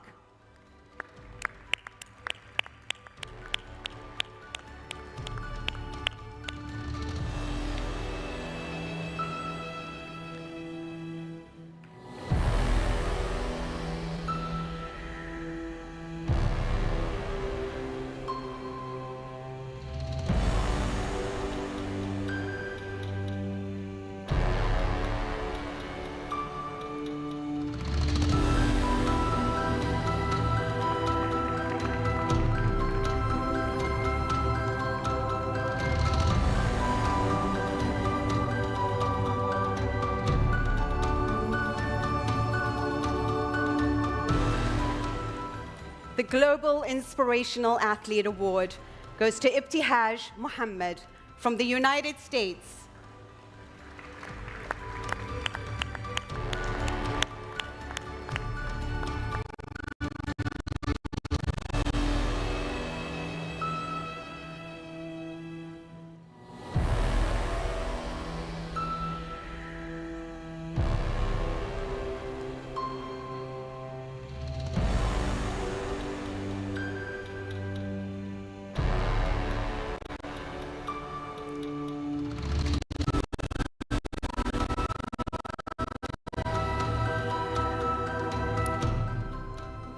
The Global Outstanding Sporting Career, and what a career it has been. The award goes to two winners, Tony Parker from France and Paolo Maldini from Italy.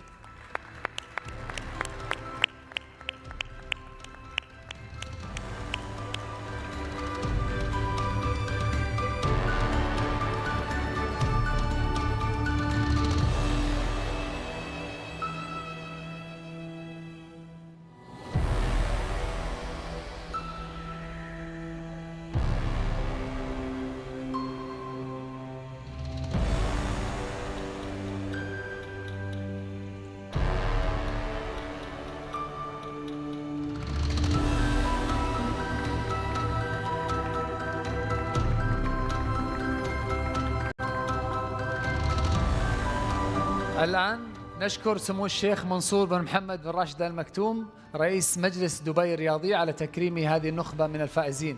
الآن يسرنا أن نرحب بسمو الشيخ أحمد بن محمد بن راشد آل مكتوم النائب الثاني لحاكم دبي رئيس جائزة محمد بن راشد المكتوم العالمية للرياضة لنكمل معه تكريم الفائزين من نفس الفئة بالجائزة وهي جائزة المسيرة الرياضية العالمية المتميزة. Now, I'd like to welcome His Highness Sheikh Ahmed bin Mohammed bin Rashid Al Maktoum, Second Deputy Ruler of Dubai and Chairman of the Mohammed bin Rashid Al Maktoum Global Sports Awards, to award the winners of the third category at the global level. We continue with the Global Outstanding Sporting Career Award to 4 winners. Manny Pacquiao from the Philippines. Roberto Baggio from Italy.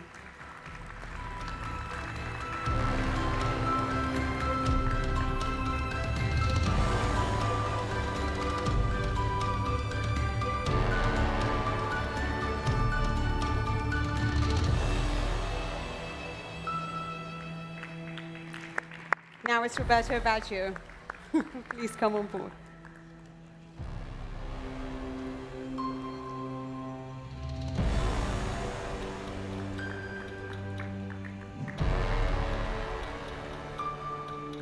رحبوا معنا الآن بأسطورة الكرة الإيطالية روبرتو باجيو.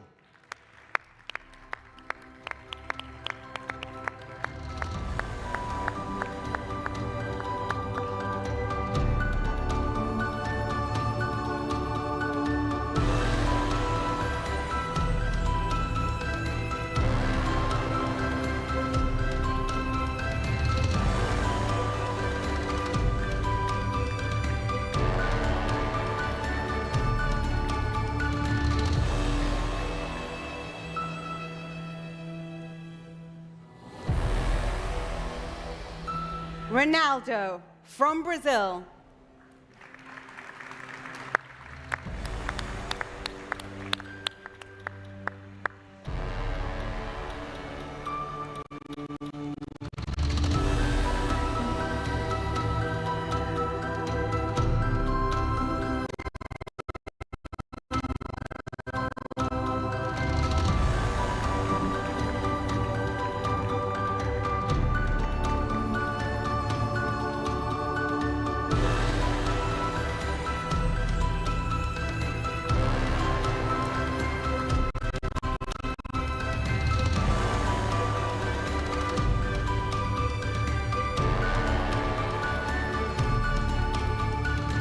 And lastly, Andres Iniesta from Spain.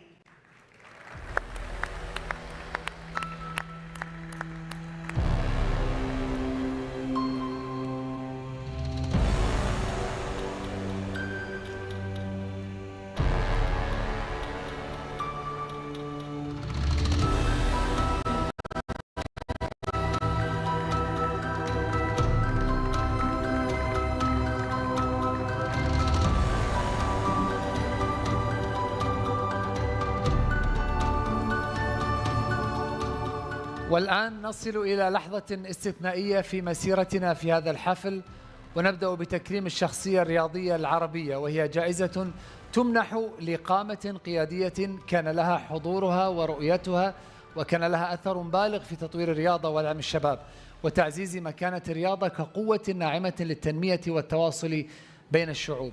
جائزة الشخصية الرياضية العربية تذهب إلى سمو الشيخ ناصر بن حمد الخليفة من مملكة البحرين.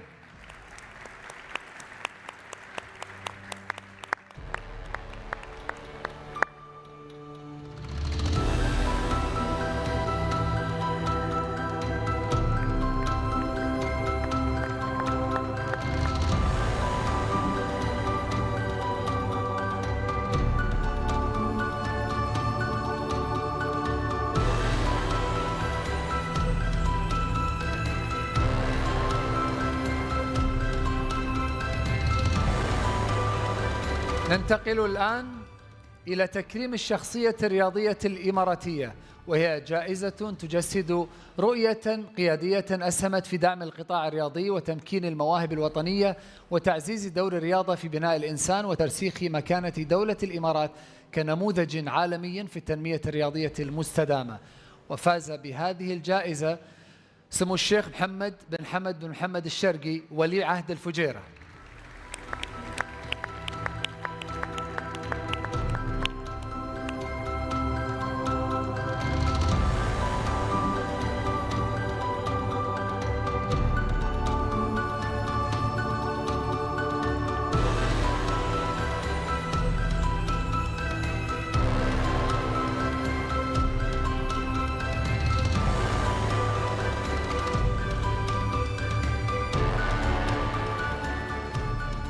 نشكر سمو الشيخ أحمد على مشاركته في هذا الجزء من التكريم، وندعوه إلى العودة إلى مكانه مشكورا. الآن يسرني أن أدعو سمو الشيخ حمدان بن محمد بن راشد المكتوم ولي عهد دبي نائب رئيس مجلس الوزراء وزير الدفاع راعي جائزة محمد بن راشد المكتوم العالمية للرياضة لتكريم نخبة أخرى من الفائزين بهذه الجوائز.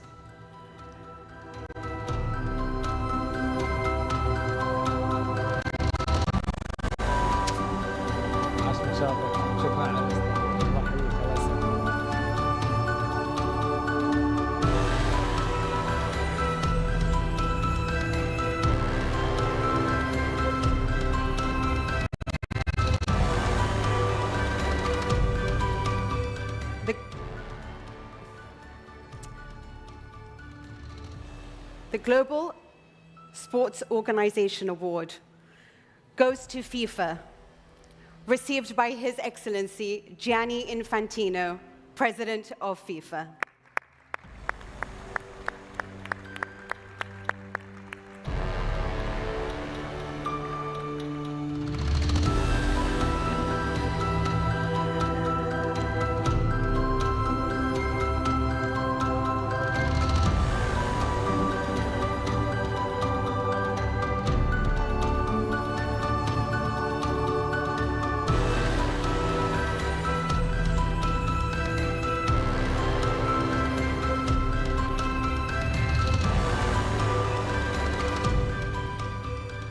جائزة القيادة الرياضية العالمية وتذهب إلى سعادة ناصر بن غانم الخليفي من دولة قطر.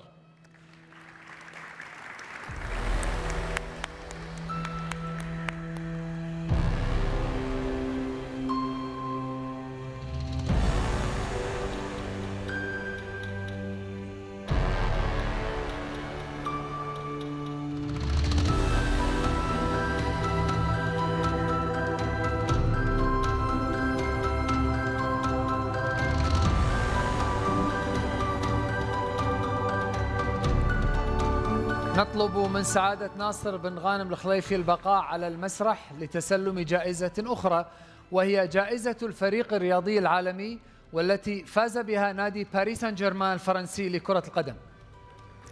And finally, it is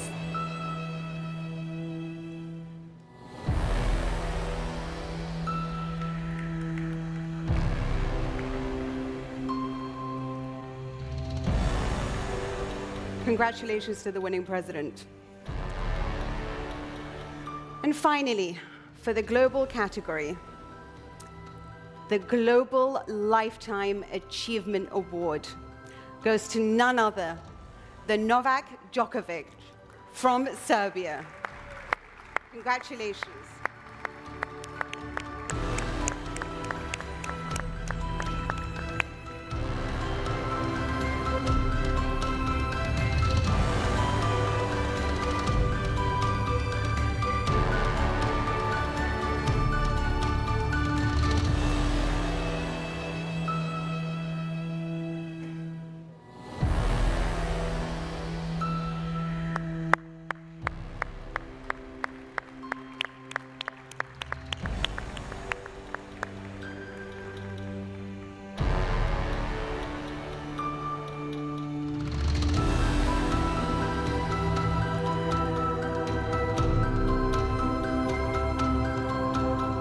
A big congratulations to all our winners of the 13th edition of the Mohammed bin Rashid Al Maktoum Global Sports Award. And in sincere thanks to Your Highness, Sheikh Hamdan bin Mohammed, for your continued encouragement and support of these awards, as we advance Dubai's vision for a brighter future for sports worldwide. بهذا نصل إلى ختام حفل تكريم الفائزين في الدورة 13 من جائزة محمد بن راشد المكتوم العالمية للرياضة من قلب القمة العالمية للرياضة، حيث التقت الرؤى وتوحدت القيم وتجلى المعنى الحقيقي للتميز الرياضي. شكرا لسمو الشيخ حمدان بن محمد بن راشد المكتوم ولي عهد دبي نائب رئيس مجلس الوزراء وزير الدفاع راعي الجائزة على حضوره وتكريمه للفائزين بالجائزة في الدورة 13. نتقدم بخالص التهاني وأصدق مشاعر الفخر والاعتزاز إلى جميع الفائزين والمكرمين الذين جسدوا من خلال إنجازاتهم وقصص نجاحهم أسمى معاني الإصرار والريادة والمسؤولية، وجعلوا من الرياضة رسالة إنسانية تتجاوز حدود المنافسة وتلهم الأجيال في مختلف أنحاء العالم. شكرا لحسن حضوركم ومشاركتكم في هذه اللحظات الملهمة، ونتمنى لكم استمرار النجاح والتوفيق في مسيرتكم الرياضية والإنسانية. الآن نختتم هذا الحفل على أن نلتقي بكم بإذن الله في محطات قادمة من الإنجاز من دبي إلى العالم. شكرا لكم، والجلسات مستمرة في هذا الملتقى وفي هذه القمة العالمية للرياضة بعد قليل.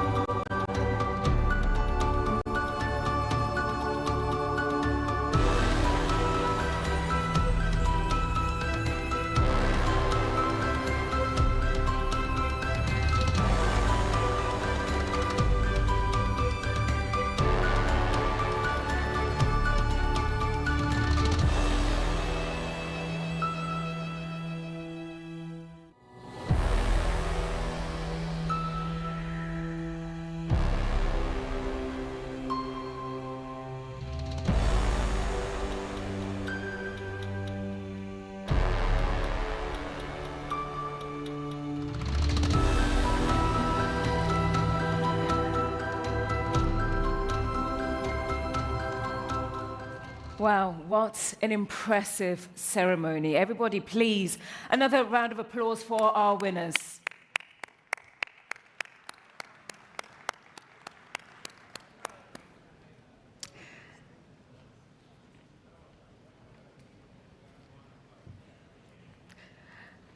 Okay, we are going to move on to the next segment, which is all about investment in sports. And it's a very vast topic. It could be athletically, culturally, financially, or simply building a sport from the ground up. Now, to moderate this session, I'd like to introduce the editor-in-chief of the National, Nasser Al-Khelaifi.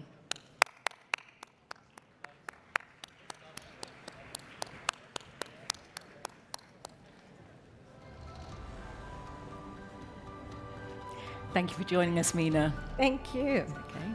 There's still excitement from the awards. So. This is so impressive. I've never seen anything like this, actually. Yeah. Well, we have to politely give everybody a moment to have their moment to speak, but we'll get going with our next session, which I'm really excited to do, Samantha. I'm excited to hear it too. We'd also like to welcome to the stage the representative of His Majesty for Humanitarian Works and Youth Affairs, the chairman of the Supreme Council for Youth and Sport, His Highness Sheikh Nasser bin Hamad Al-Khelaifi. Thank you so much for joining us today. Can't wait to hear your discussion. مرحبا مبروك. الله يخليكم. تفضلوا. تفضل. الحمد لله. الله يخليك. الله.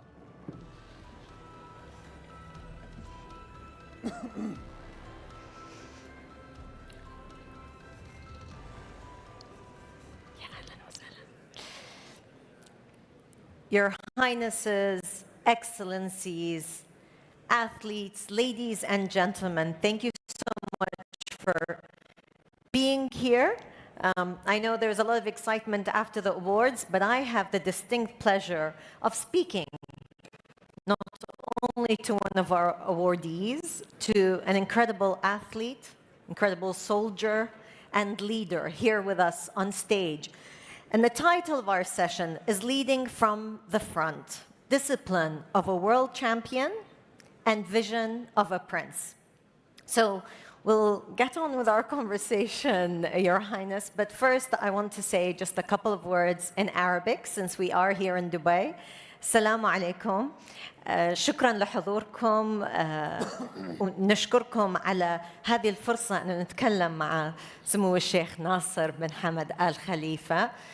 لدينا حديث مهم عن القيادة، الرؤية، ولكن أيضا التحديات فيما يخص القيادة والرياضة.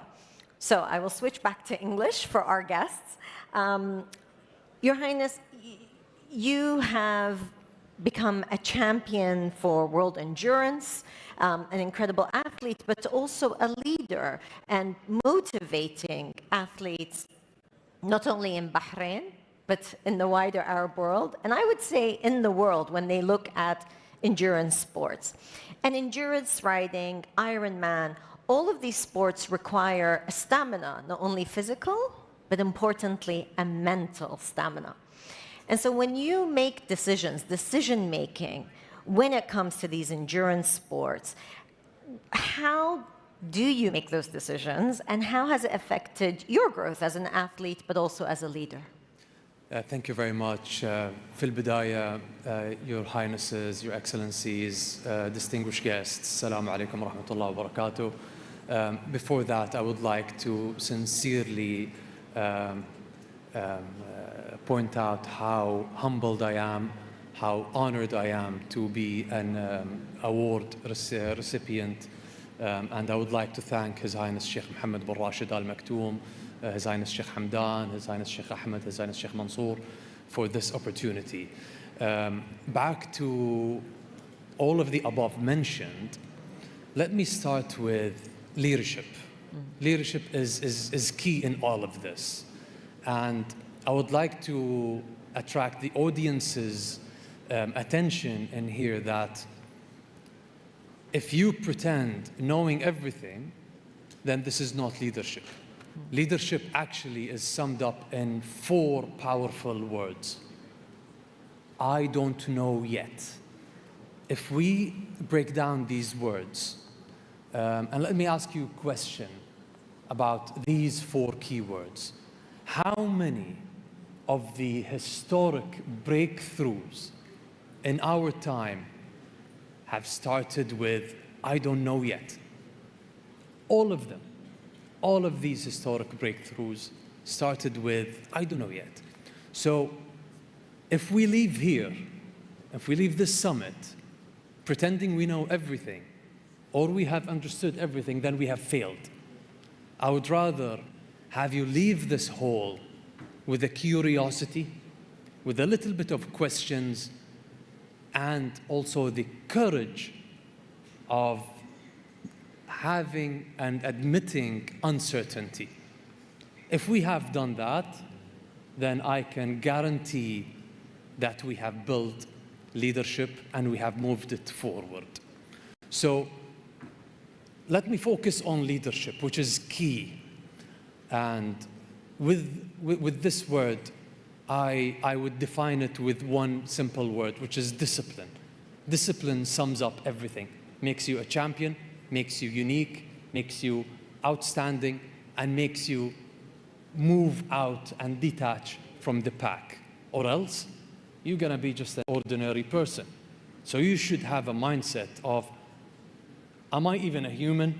If you start your day asking yourself that question, then I guarantee you, you are one of those special 8 billion people in planet Earth.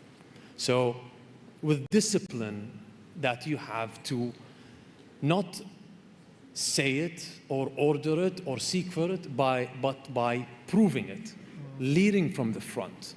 And you can never ask a team, a nation, or a generation to perform leadership if you cannot prove it yourself. And you mentioned endurance. Yes, I agree. I don't know why I keep choosing these ridiculous long sports. I do horse endurance riding, which is average of 12, 13 hours, and I do Ironmans, which is, in my case, let's say average 9 hours. But then the real character building comes in the 10th hour. It doesn't come in the starting line. It doesn't come post-race or crossing the finish line. It is actually when deep fatigue hits you hard and you hit a wall. And this is where your attitude needs to kick in, and you need to take decisions. Here where most of people break, because a lot of people take decisions in temporary pain. And that decision stays forever. But pain is temporary. It's like victory lasts forever, but pain is temporary.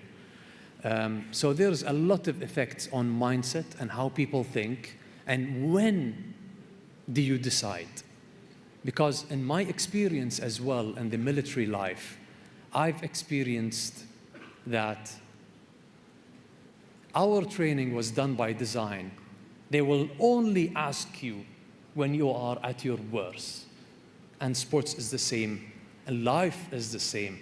These decisions needs to be taken with not our hearts, but with our minds, and disengaging your mind and heart and body, and making sure that whatever you take, you should consider the outcomes of it.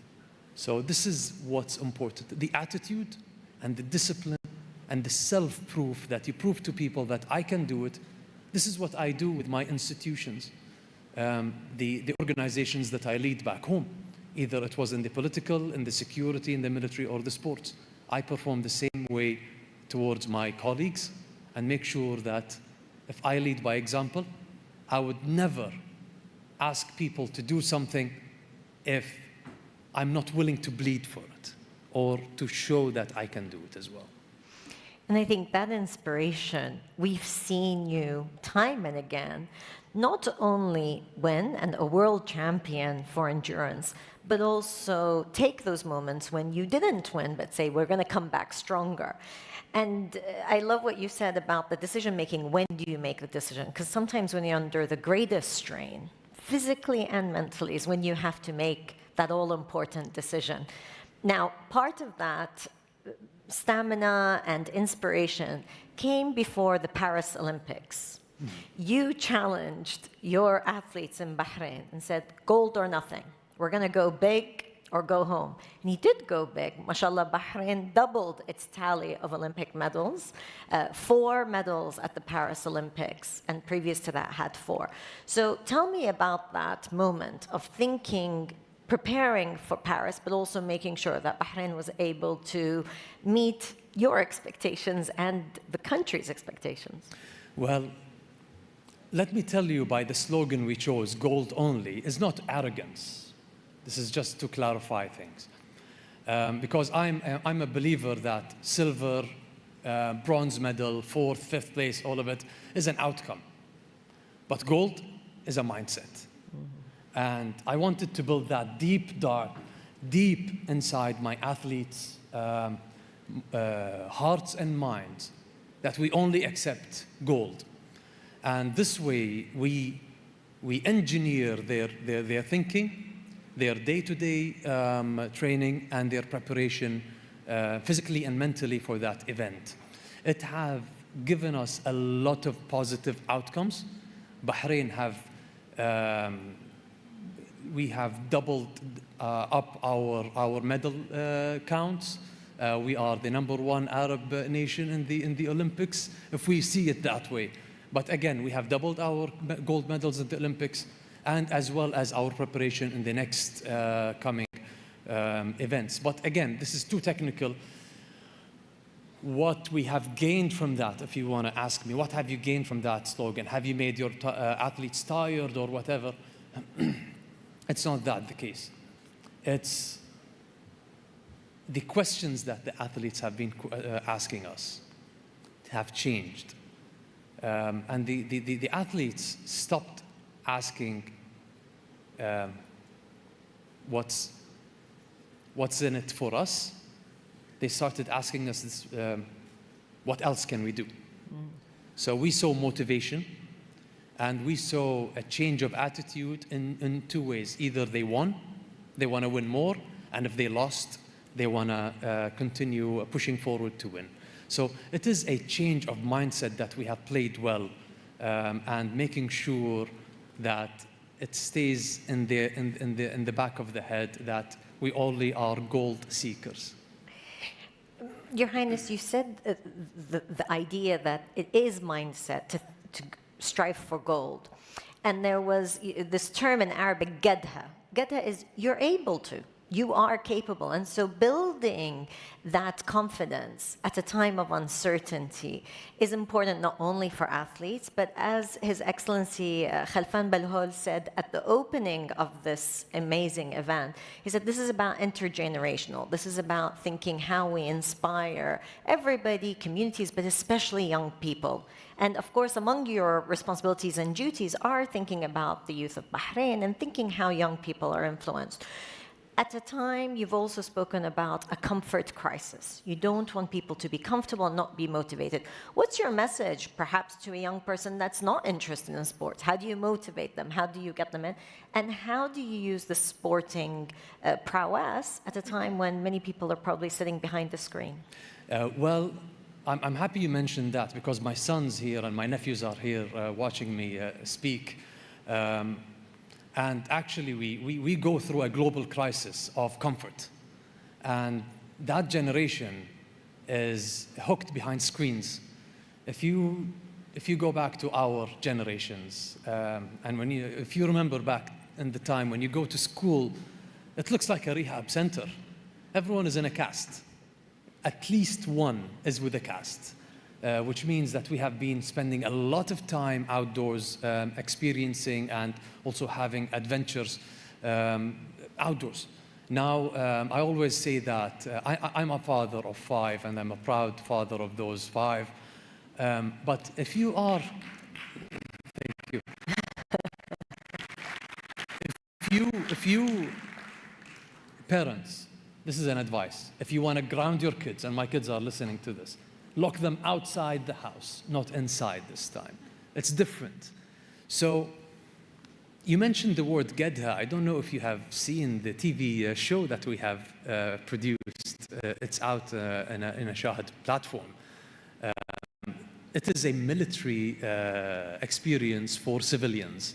CEOs, bankers, students, whoever wants to sign up and to join this TV show is a fascinating way to put people through agony and live in the military life, to experience the soldier's life.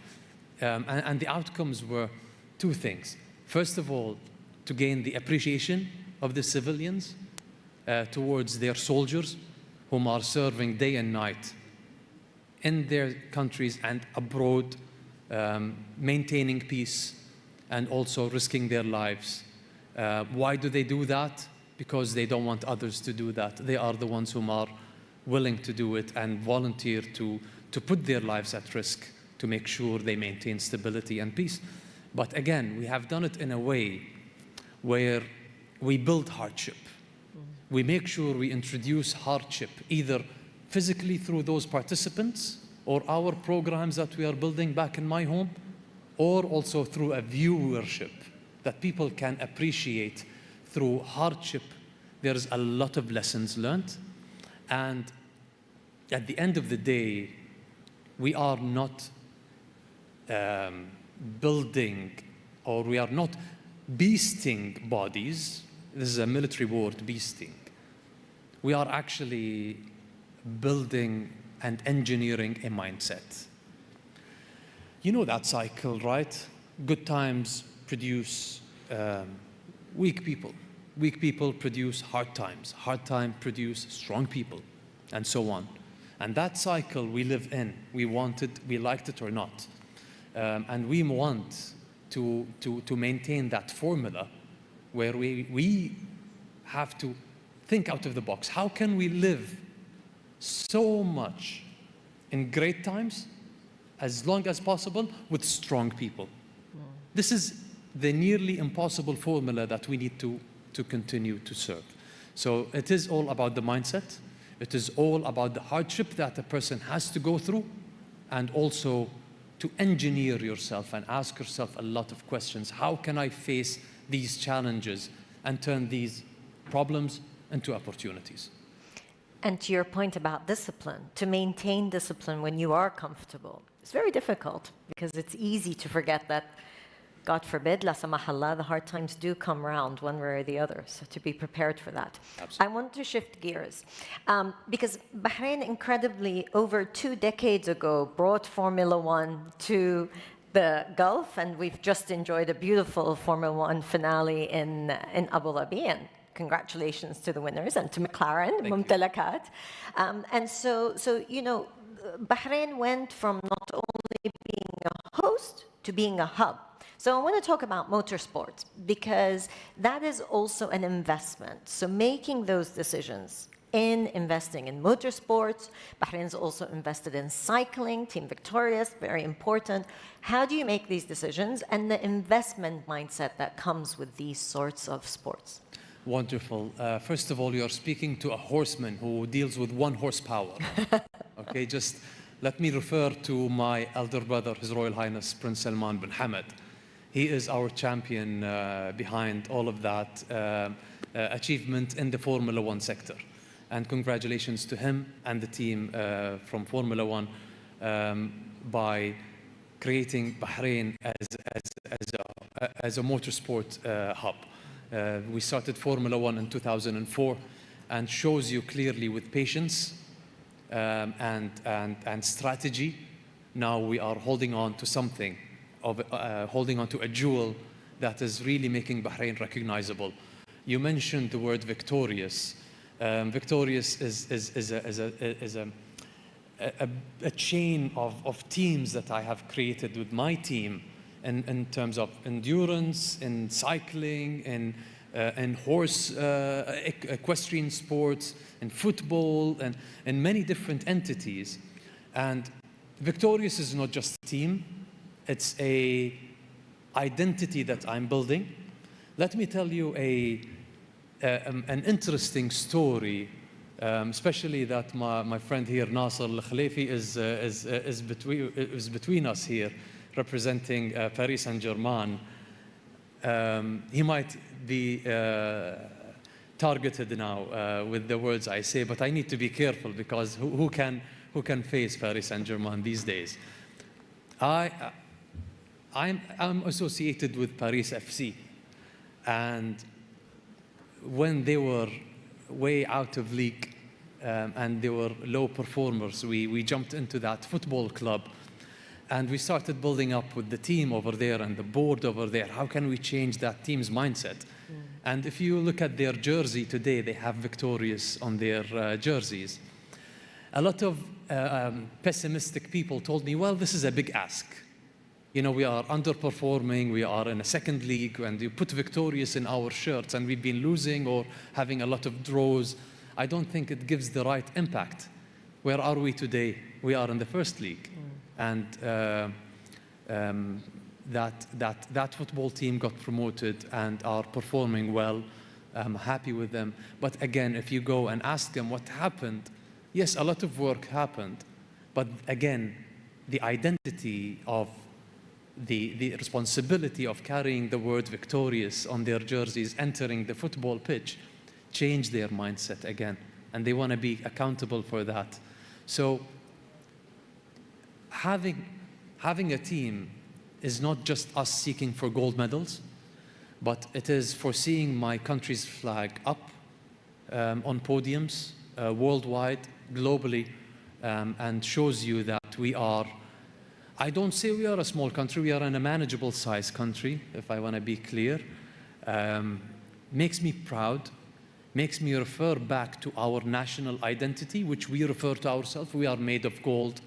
So it all comes together that we have a strategy, we punch way above our weight, and show the world that, you know, a small country produces something so much big at a world level, and we can perform, we can be in par with countries much larger than us, and really paid off with my team that how can we generate something that we have and boost it up with just small touches. And that's the beauty of sport. Absolutely. The potential. And one of the slogans of here in the UAE, in Dubai, is there is no impossible. And so it's incredible to see that the mindset, the investment, the discipline that you speak of can get you to levels you would never imagine. And that's the potential and beauty of sport. And again, sportsmanship. So you can be speaking about Paris Saint-Germain, wish them luck, but also compete on the field. And that's the beauty of sport, having that sportsmanship that we want to teach a younger generation. We're unfortunately don't have too much time left, so I'm going to ask you a question that is, well, two questions. I'm a journalist. We always take more than just one question. So two questions before we close. I want to ask you what comes next for Bahrain when you think about Bahrain's goals and what you want to focus on when it comes to sports, but also for you personally as an athlete. What's next? For Bahrain, we always seek for more, for the better. We never look back. We always look forward, and we will always be performing at our best, and we will be conquering a lot of podiums. That's for sure. For me, I am the same case. I'm a Bahrain's soldier. I'll be carrying the flag everywhere I go. I won the World Championship twice. I'm looking to win the World Championship a third time or maybe a fourth time, and looking forward to always perform at my best, regardless the result.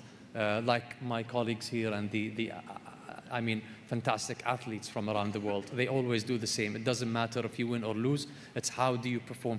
So we will be pushing as hard as I can. But again, let me let me answer a question with a question. And this might not go to you, but to the audience themselves. And I don't want you to answer this out loud, but how many of you have actually decided something while going through hardship or going through, thank you for the raise of hand over there. Well, let's see a show of hands. So, yeah. I'm pretty sure everyone here has done the same. And I'm sure that so many of us, we like it or not, have regretted that decision, because when you are in deep fatigue, your mind takes over, and this is where you give up or take wrong decisions.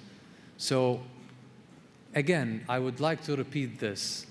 Decisions are always last-longing.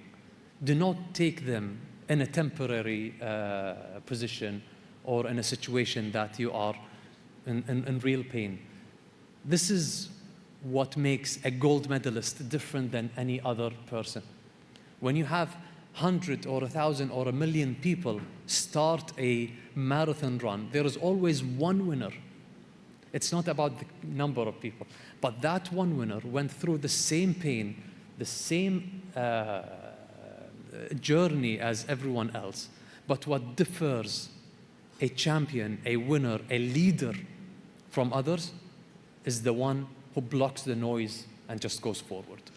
And for your personal goal, you said you'd like to win, inshallah, one or more world championship for endurance. We earlier heard from Novak Djokovic on the idea of longevity. Athletes always have to think about longevity. So do you spend much time thinking about longevity? I started to become a biohacker myself. So I'm a health freak. I start my days with my cold plunges and a lot of sports and a lot of recovery. But again, if you want to take my piece of advice, there's a lot of gadgets, there's a lot of supplements, there's a lot of influencers, now you see them in social media. Everyone is talking about that new trend of longevity. Everyone is building hotels and resorts related to longevity and whatever it is. Go back to basics, go back to roots. Because in the old days, actually, our living is uncomfortable. When you had to move from one place to another, is uncomfortable.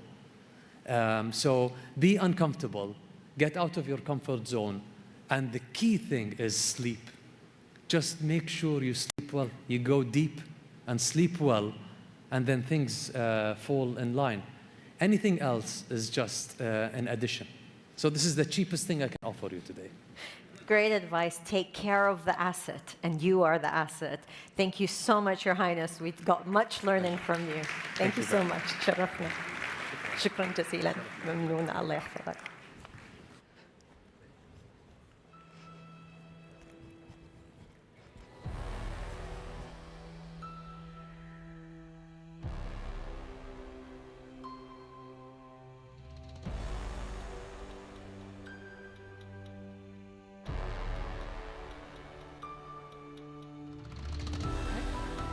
Thank you very much for that very engaging conversation. And what a morning it's been so far. It's been great, guys, hasn't it?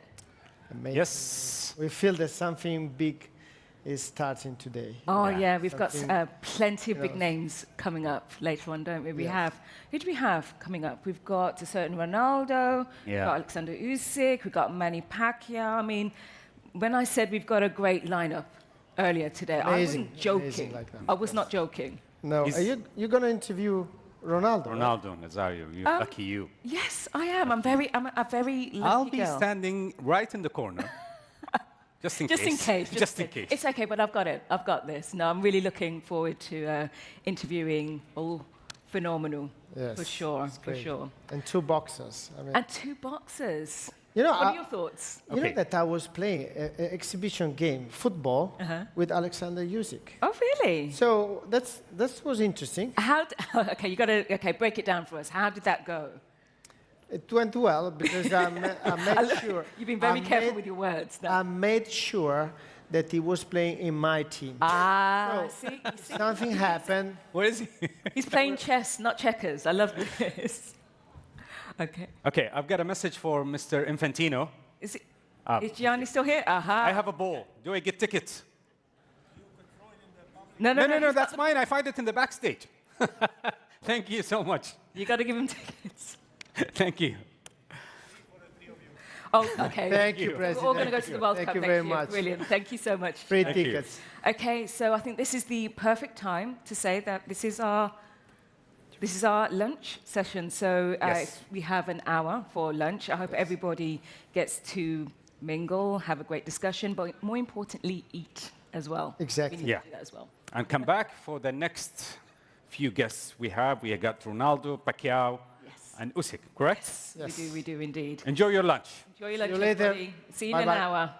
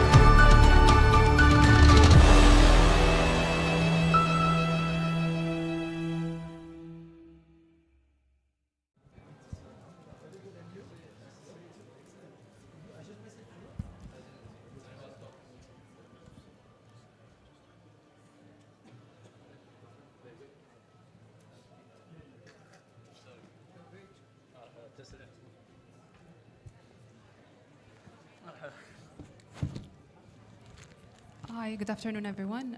For whoever is standing and you would like to have a seat, feel free to come and have a seat.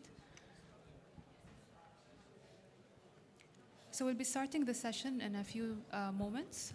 I'll just give everybody a few moments to settle in.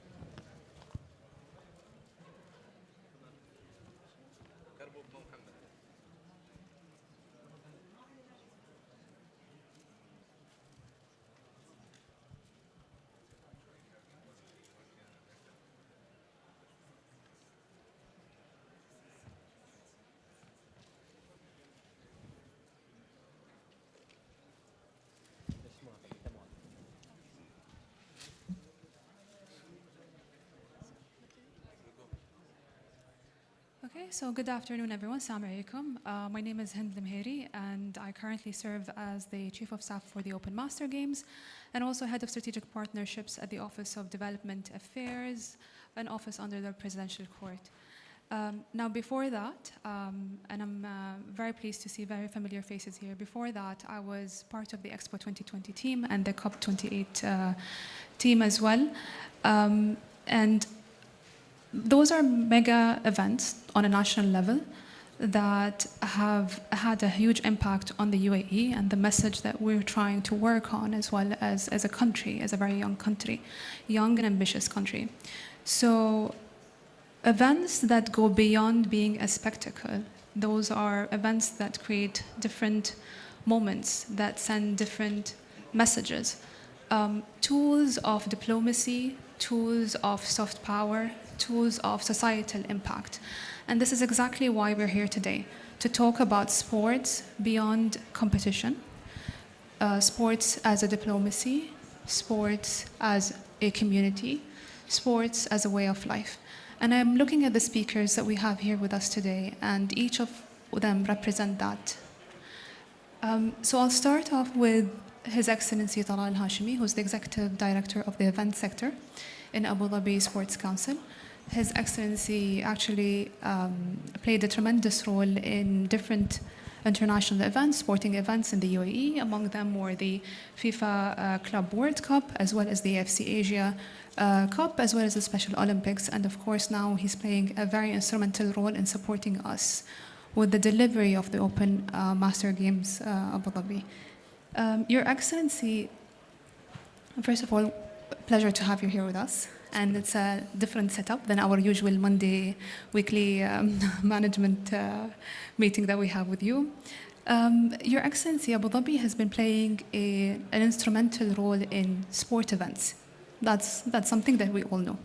But what has been changing is the type of global dialogue that those sport events were actually creating and resonating with the wider public. So why and when did this shift happen? And what role and what is it that we're trying to achieve by using sports as a diplomatic tool and a tool of soft power? First of all, thank you for the introduction, and I'd like to thank Dubai Sport Council for organizing such an amazing summit, and I wish for them always a good luck. Also, would like to welcome big champs here on my right, on Jabir. Thank you for joining us. And please, if you allow me, I will answer the question in Arabic, so you can use the translation headset. دور أبو ظبي يمكن في استضافة الأحداث الرياضية ما كان وليد الصدفة.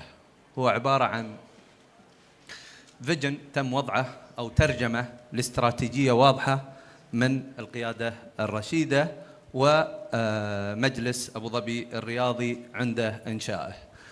أهمية الرياضة يمكن في العالم كله هي لغة سهلة أنها تصل كل العالم. الثقة اللي حظيت عليها إمارة أبو ظبي أو دولة الإمارات بشكل عام في تنظيم الأحداث الرياضية بنى على أسس معينة. مثال على ذلك، يمكن احنا دائما في الرياضة نقول رياضات رقمية، نؤمن بالأرقام.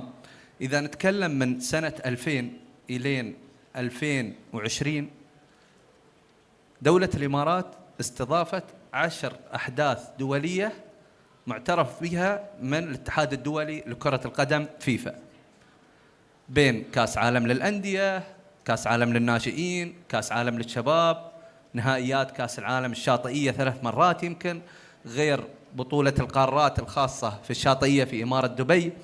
فهذه ثقة كبيرة حظيت فيها الدولة بناء على التميز في تنظيم هذه الأحداث. تحول موضوع استضافة الأحداث الرياضية إلى شراكة مع المنظمات الدولية هذه. فالفيفا اليوم ما بتكون عندها ثقة أنها تعطي بلد 10 بطولات في هذه المدة إلا لو كان في مصداقية في الدليفري اللي تقدمه المدن المستضيفة في دولة الإمارات. بيوند السبورت اللي هي استضافة الأحداث عندنا الحمد لله كانت نوضح فيها قيمنا، سواء كان في التسامح، في الدمج، في الانفتاح. وشفنا النموذج هذا when Abu Dhabi host the Special Olympic World Game March 2019. And we see the legacy have been done since that time. كيف الإرث اللي خلته هذه البطولة، سواء كان من رولز وتشريعات تم تحديدها بعد هذه البطولة، انفتاح خاص بأصحاب الهمم، كل الأمور الخاصة بدمج أصحاب الهمم في الرياضة، في التعليم، في الأسر، في غيرها من الأمور. فهي الغطاء يمكن اللي نشوفه هو أحداث رياضية خاصة بالإيكونوميك إمباكت، بالعائد السياحي وغيرها من الأمور، لكن هي قوة ناعمة الحمد لله حصلت عليها الدولة بسبب ثقة هذه الاتحادات الدولية اليوم في إعطاء سواء كان إمارة أبو ظبي أو الإمارات الأخرى في دولة الإمارات بتنظيم هذا النوع من الأحداث. يمكن هذا الموضوع راح نشوفه بشكل واضح من خلال استضافة إمارة أبو ظبي ودولة الإمارات بشكل عام بطولة ألعاب الماستر. شكرا سعادة طلال الهاشمي. I'm now going to move to our favorite, for me it's my favorite, you're my favorite speaker. The very amazing Uns Jabawar, who is a symbol of resilience and strength, and she's actually the highest ranking Arab and African tennis player in history of WTA and ATP. So that's a big deal, and congratulations on that achievement. But beyond sports and beyond competitions, what does sport mean to you as a human being, and how do you see that connection happening between sports and different people from different cultural backgrounds? How do you see that connection happening from a cultural perspective as well? Well, first of all, thank you for having me, and thank you for the beautiful introduction. I started playing tennis when I was 3 years old. Just, it was for a simple reason for my mom, because I was a very naughty girl and I couldn't go to sleep. So to calm me down and to go to sleep early was the best way to do sports. I was playing tennis, I was swimming. It was a good motherhood, She was taking me to bed directly, but I developed the love for the sport, for any, to be honest. I was just speaking about how much I love football, how much I love to play tennis. And it teach me a lot of things. One of them is be responsible. I started traveling very young, and I took the responsibility from a young age. Sport is calming. I always like to say it's a lifestyle, I do exercise, yes, to play matches, and I try to win. But most importantly is to be healthy and to keep my body in the right track. And that's the thing about sports, that's the thing about tennis.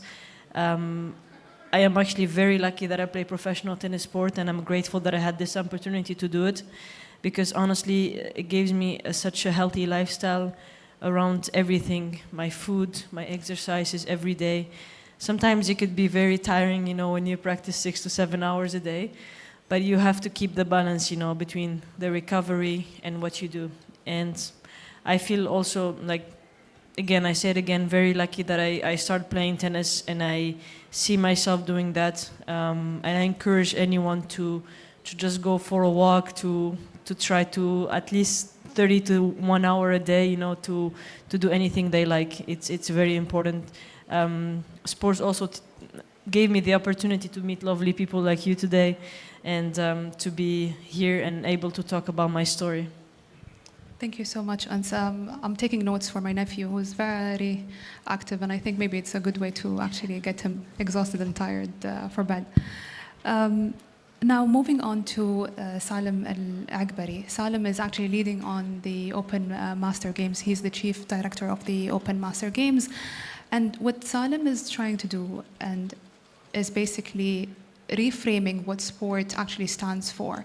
So it actually addresses who sports actually is made for, or who is meant to be involved in sports.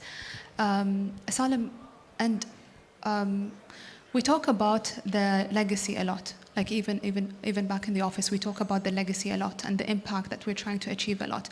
First of all, I would like you to please give a short introduction for everyone about the Open Master Games. And most importantly, what is it that we're trying to achieve from a legacy perspective? Because legacy is a word that is usually overused. But we're trying to do something here, and I want you to also express, how do you see that happening 5 years, 10 years from the farewell ceremony? What is it that will make you say, yes, we have done it, or yes, we have achieved that legacy and impact that we were trying to achieve with the Open Master Games? Of course. First of all, I'd like to thank you, Hind, for the opportunity, and the Dubai Sports Council and the summit. And it's very humbling as well to speak after giants in sports like His Excellency Talal and Ons. Before I even dwell into the Open Masters Games and why Abu Dhabi decided to host the Open Masters Games, I'd like to reflect a bit on some of the things that His Excellency Talal actually mentioned when it comes to Special Olympics. If we go back to pre-2019,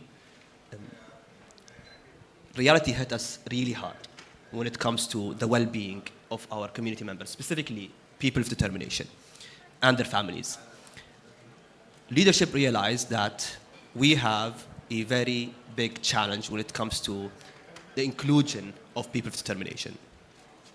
And they wanted some sort of trigger to make that transformation long-term and lasting. The Special Olympics was the trigger for them to start that transformation. And just to give you a glimpse of the type of transformation we're talking about here, pre-2019, it was a taboo, and this was a reality, to take your kids who are disabled, go out in public. It wasn't very common. People felt a bit ashamed. At the same time, the terminologies we used to use to call them or even refer to them wasn't as comforting or as inclusive as it should be.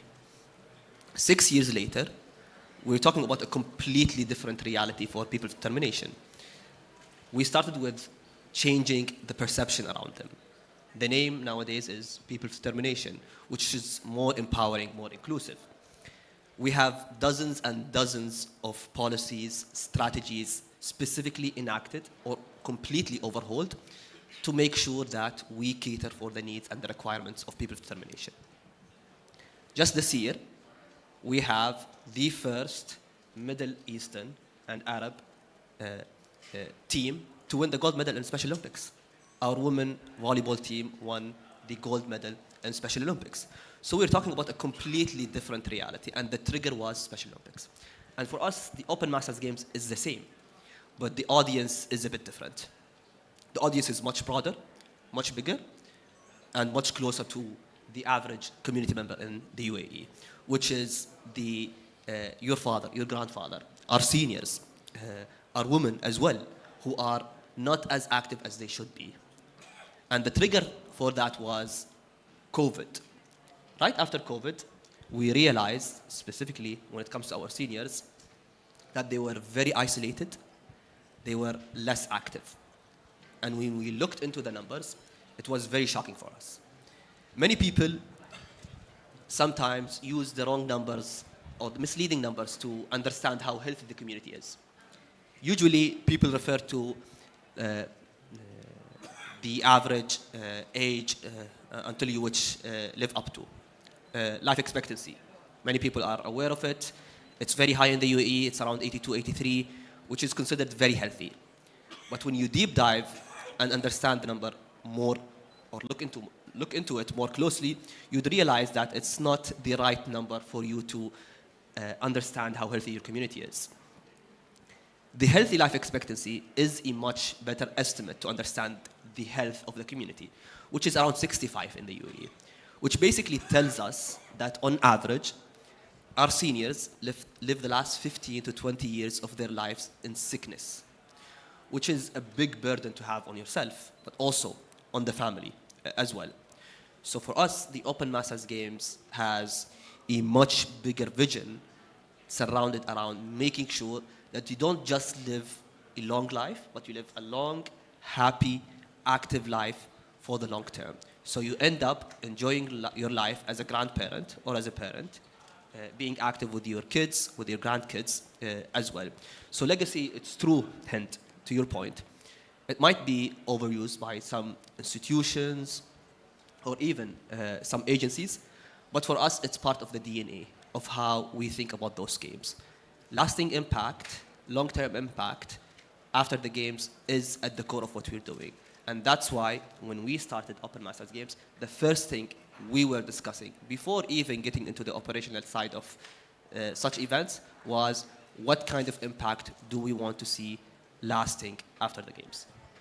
Thank you, Salim. And I can personally resonate with the POD example that you have given with my nephew, who we thought was not actually, it wasn't like something that we should hide, actually, that he has a syndrome. But in fact, the moment we started embracing that and the moment we started seeing him and seeing his potential, our perspective changed, and he loves to ski. So we saw the videos from the skiing Special Olympics team, and we thought, this is amazing for him as a 7-year-old to actually, who loves skiing, to actually be one that to join the Special Olympics team. So that's a very, very inspiring story, Salim.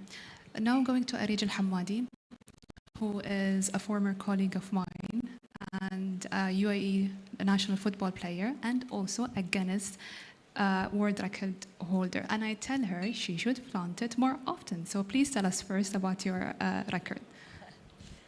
Thank you for the lovely introduction.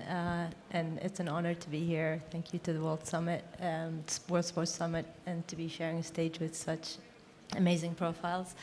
Like I said, I told you, it's an honor to have that record, but for me, honestly, representing the UAE national team is a bigger honor. Speaking of sports and being locked up, that was the inspiration for me to try and break the Guinness World Record, to try to stay healthy and take up a challenge. And I decided to look up a challenge on Guinness World Records and look at something in football.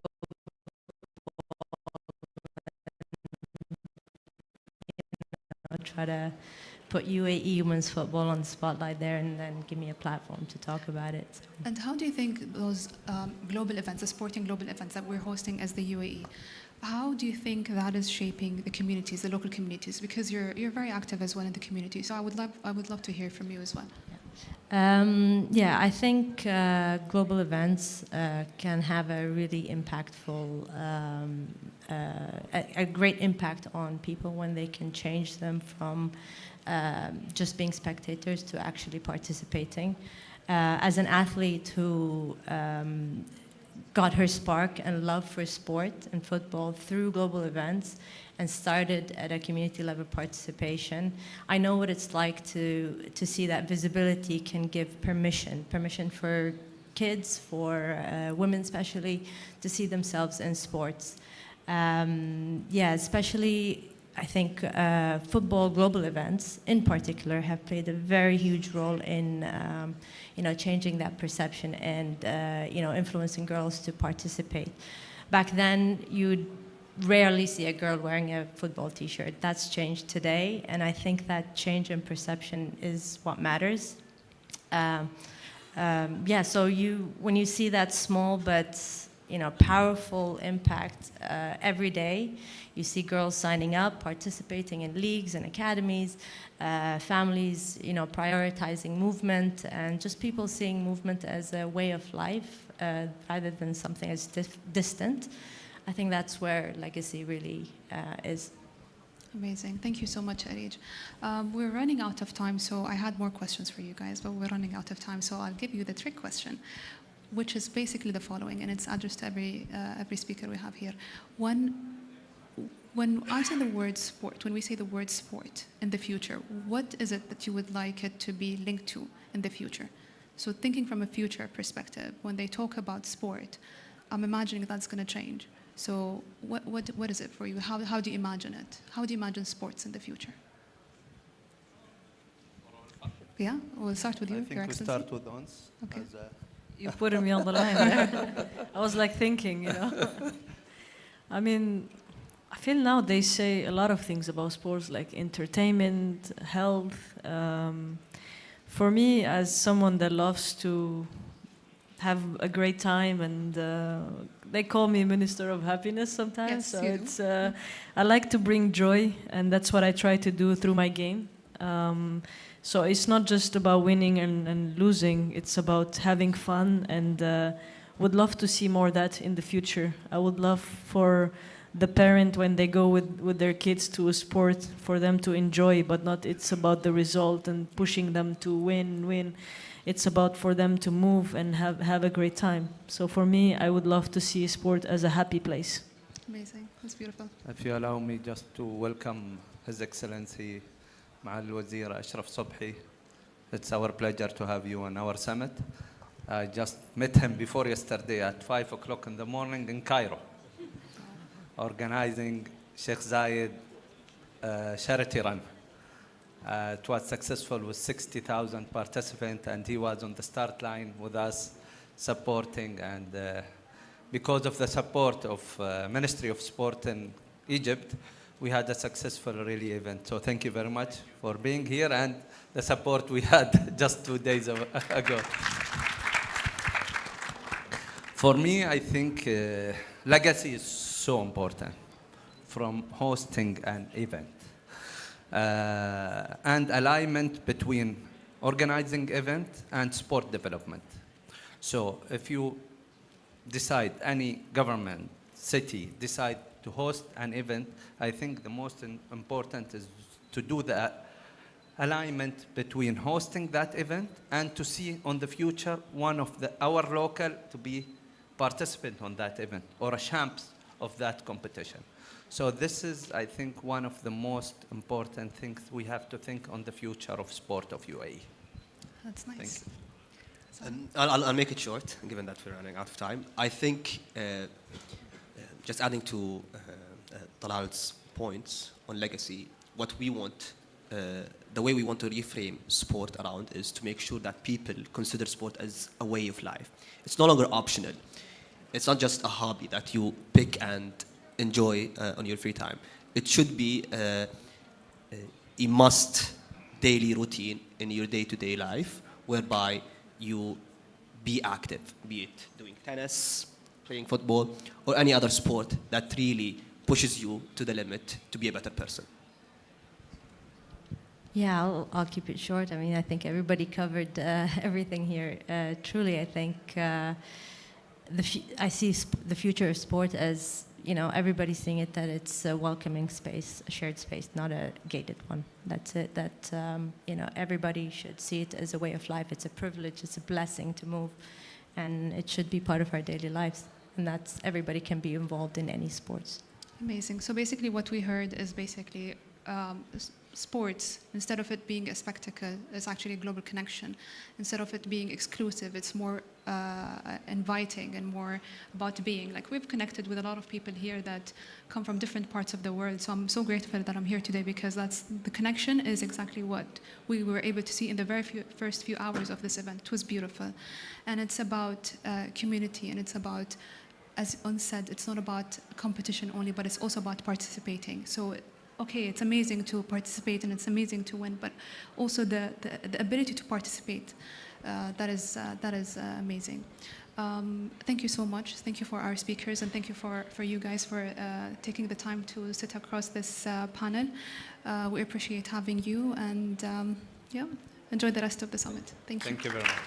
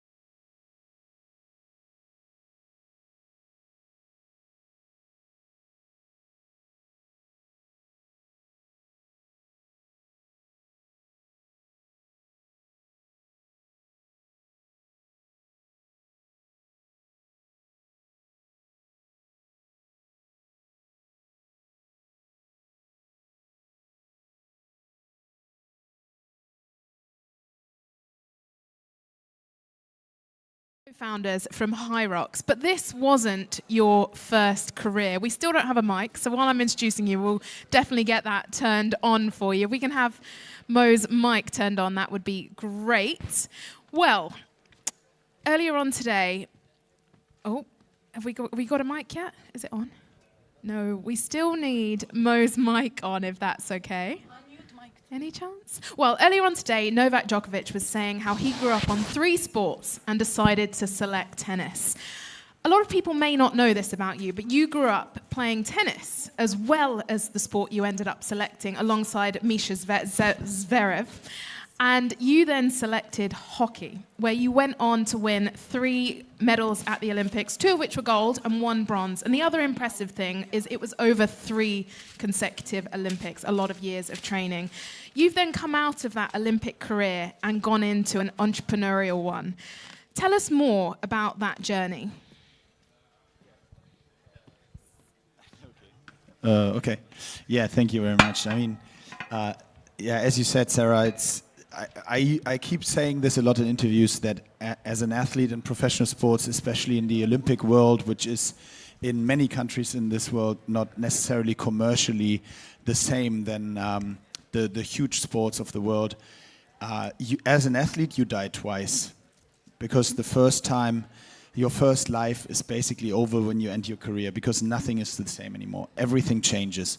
Your life was all in order. Your life had a plan, a schedule. You knew exactly what to get up to in the morning. And a lot of the fantastic athletes in the other hall earlier said this, and Ons just said it. It's about just, doing what you love, your passion, your dedication. But when that's over, and you didn't maybe also just commit to a life that is commercially driven in that sense, because the sport is providing for the rest of your career. A lot of athletes, and this is overseen a lot, and I mean, we are here talking about also not only the beautiful things about it, right? We said this is also about critical things. It's like you have to starting over from scratch. And that was always clear in my sport. It was when I decided to play hockey, it was clear that I would never be able to make a living out of it long term, especially not in my country. So when I already played, it was clear something has to happen after that. It was not the plan. I didn't plan to take on this career, but when I played in the 3 Olympic Games in Beijing, London, and Rio, that was everything I cared about. That was all my focus was on. But then when I came from the Olympics, I went back to studying, and I had to look to see what's happening in my second life. So yeah, after dying the first time, when I ended my career, second life was also a lot of fun. Absolutely. And I posted on LinkedIn about this talk today, and someone commented saying, there must be a lot of comparisons for training for elite sport as there are for entrepreneurial life. Have you felt that, and what are some of the learnings that you've brought across? Yeah, 100%. Actually, I'm learning this a lot on the job over the last 10 years, that there are a lot of similarities and a lot of things that you can take from, especially in the end, it's about building teams, right? So in professional sports, you're trying, especially team sports, but also in individual sports. Novak Djokovic was talking about his team behind him, which is more or less the same thing. And in team sports, you're trying to create the best possible team to be able to win championships, World Cups, whatever it is that you're trying to achieve. And in business, it's kind of the same thing. You need to find the right way how to structure from a hierarchy perspective. You almost have your team captains and the people that are doing really good and doing the job that they're assigned to, and so on and so forth. So I think you need to talk to them. You have to have feedback loops. You have to focus on the strength of the company in comparison to maybe sometimes cut off the weak spots, because if you're trying to be good in everything, you will never achieve anything. So at the same time, you're trying to focus on the things that really make you world class. This is how you're successful in sports, and I think that's also how you're successful in business. And not to mention resilience and grit. So High Rocks, you started High Rocks in 2017 after, I guess, a bit of a journey with your co-founder looking at another opportunity that didn't quite go through. And then obviously you made it through COVID. So resilience was a key aspect of that. But that's a story for another time. We want to get on to some of the other nitty-gritties. Can we get into what High Rocks exactly is as a sport? Yeah, so I heard a quote yesterday that I really liked. I think it's somehow like a sport of the future. I think this is what we will see a lot over the next 20, 30 years. It's the combination of eventish sports combined with participation, mass participation. And what we created with Hyrox is basically just creating another why for people to go to the gym. Because, and just a few minutes ago, Ange Jabeur said on the stage that it's more, not so much about necessarily winning or losing, it's just about getting out there and doing sports. And I agree, but then at the end, you always still need some kind of goal that you're trying to achieve. That doesn't necessarily have to be being the best, being the second best, the winner, whatever. But we realize in Hyrox that just the simple thing of putting this test of what the race is in the end on top of training, which it existed before, adds a lot of spice and a lot of interest for people to go to the gym and to try to get better, to try to achieve whatever their personal goal is. And I think this is a good ingredient in addition to just being out there doing sports, setting your own individual goal that you're trying to achieve, and then we will see a lot of people doing sports. I'm pretty sure about that. And why do you think the world needs a new sport? There are lots of new sports popping up, but why Hyrox, and why do you think it's working? Well, again, I think the good thing or the funny thing about Hyrox is that we didn't just create a sport. We just looked at what's out there, and then we put something on top of that. So I like to use the example of, imagine there are no golf courses in the world, but only driving ranges, and everybody's hitting golf balls every day. And then suddenly someone comes up and says, hey, I have this great idea. Stop hitting balls all the time, only just straight. I have this idea of creating a golf course, 18 holes, and you can put your hitting to a test. And this is literally what we did. All the workouts existed, the running existed. Going to the gym and doing functional fitness workouts existed, but we just said, look, this is the golf course for fitness. Why don't you try putting your training to a test? And I think this was in the end the Simon Sinek calls it the why of the golden circle. And I think we just looked at the space that was there and then started creating the why from inside. And the result is, I mean, we've been growing over the last 7-8 years. We have 1.5 million participants this year globally. This is we just came from a 45,000 people event in London, which equals more or less the London Marathon. So we had an amazing first event here in the region this year, actually in Abu Dhabi, and looking to hopefully have a lot more events in the region as well. So this is what we do, and the good thing is that we see it works everywhere. We haven't seen a market yet that did not perform. Some take longer, some are faster, but it's working. And talking of numbers, we can't skip past, you said you had an event in London, 45,000, but there were a lot more people that tried to sign up. Is that right? Yeah, actually, the ratio is much better for, I know the London Marathon apparently had 1.2 million applicants for 50,000 tickets, so we're not at that stage, luckily. But also we are doing our event for 9 days in a row, so we can host a lot more people. Yeah, but we have more or less like 6x of what we can host in applications, yes. And Hyrox is very much built around community, which is a word that's kind of thrown around quite a lot, especially with sport. Can you get into the nitty-gritty of why community really works in gyms and perhaps post-COVID really helped you? Yeah, I think in COVID, people realized that being lonely is not really a good thing to achieve, and well, when you're forced to it anyway. And what we realized in is that the gyms have kind of a problem, because people were going to the gyms and they're training, but usually it's a single workout, and group class training changed that, CrossFit changed that, Les Mills with their courses and programs changed that to a certain extent. But we still saw that globally gyms are quite exchangeable from a price perspective, or you usually go to your gym close to either your working location or your home. Only a very, very few amount of people that would drive 45 minutes to their favorite gym in town. But if you're a tennis player, you're driving 45 minutes to your favorite club in town where you practice. And this is the difference when it comes to, like, is it a sports club or is it just a training location where you go to? With Hyrox and the addition of Hyrox training to the gyms, suddenly people are actually traveling to their favorite spot to train because other people are training there. So creating but the community did that themselves. That was not our game plan. It just happened that people are going to these Hyrox races, they are training for it together, then they're analyzing their races, and they are going back to train together, which is literally exactly how in all other professional sports or sports in the world, basically, it's done, right? You have your team, you have your training team, whatever it is, individual sports or team sports. And I think this is where Hyrox will change the game of training and also of fitness clubs globally. And you also have your community of affiliates who are almost like your advocates out in the market. That's been quite an interesting journey, because I understand you used to pay to advertise Hyrox in there, and within just 1 year, that then flipped. They were paying you to be a part of Hyrox. Yeah, exactly. So we obviously, I mean, we started doing our first ever race in our hometown in Hamburg, Germany, and I literally went in the morning, 9 o'clock, to a local gym in a very small village in the north of Hamburg, and I tried to explain to 15 elderly women what we're doing there and why I think it's beautiful for them to come to the race and try to test it, and they came. And so this is how we did marketing, if you want, in the first year. And after that, and what I said before was what happened. The gym said, hey, this is really interesting. I mean, people that are signing up to your events are actually trying to get good at it, so they are training, so they are signing up for my gym sessions. So can I use Hyrox can I promote it? Can I tell people that they can train Hyrox here? And we were like, wait a minute, that's interesting. So now, last year we paid you like $1,000 to promote this in your gym. Now you're asking me if you are allowed to.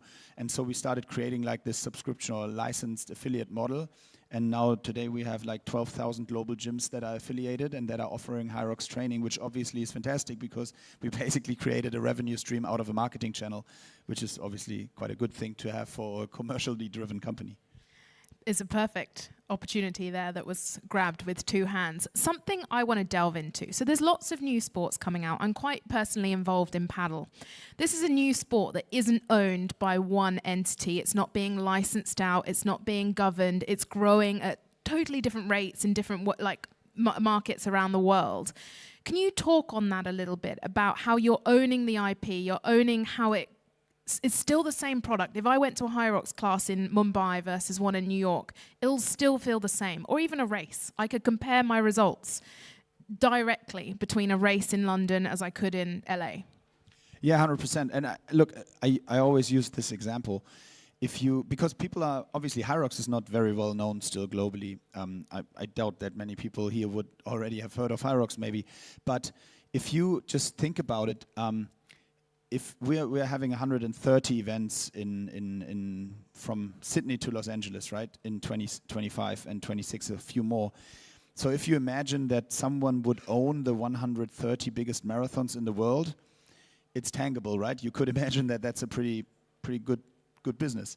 And I think this is what's still difficult to grab for people to understand, that in the end we own the IP of this sport, so we can define it, we can create the rules, we can create the international competitions, and we're working on really making this one of the biggest sports in the world when it comes to participation.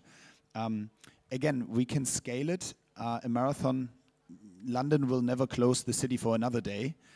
They will not be able to do that. So the London Marathon is a one-day event. Our next London event is 9 days because we are in convention centers indoors, and we can scale it from there. So I think participation-wise, we have a really, really great opportunity to make millions of people in the world, to get them out there, move, just do sports, and put their training to a test from time to time.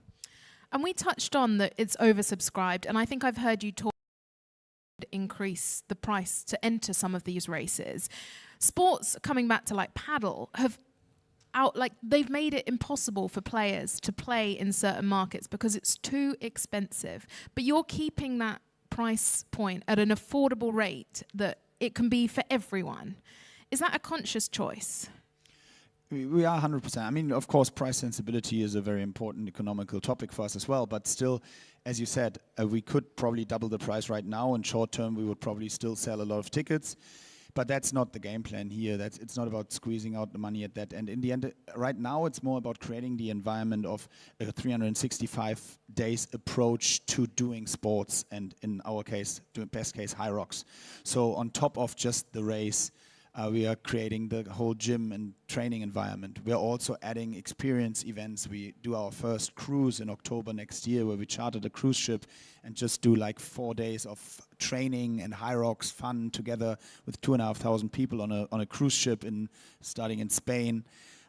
So we're trying to create like literally experiences around the sport, as you should do if you have the goal to become a global legitimate sport. Absolutely, and that cruise ship sounds incredible. I hadn't actually heard about that, so very exciting. Well, talking about the future, challenging markets. We're sitting here at the end of 2025 in Dubai, in the Middle East. How has it been growing into this market? What's working? What learnings have you taken from other markets that you've gone into?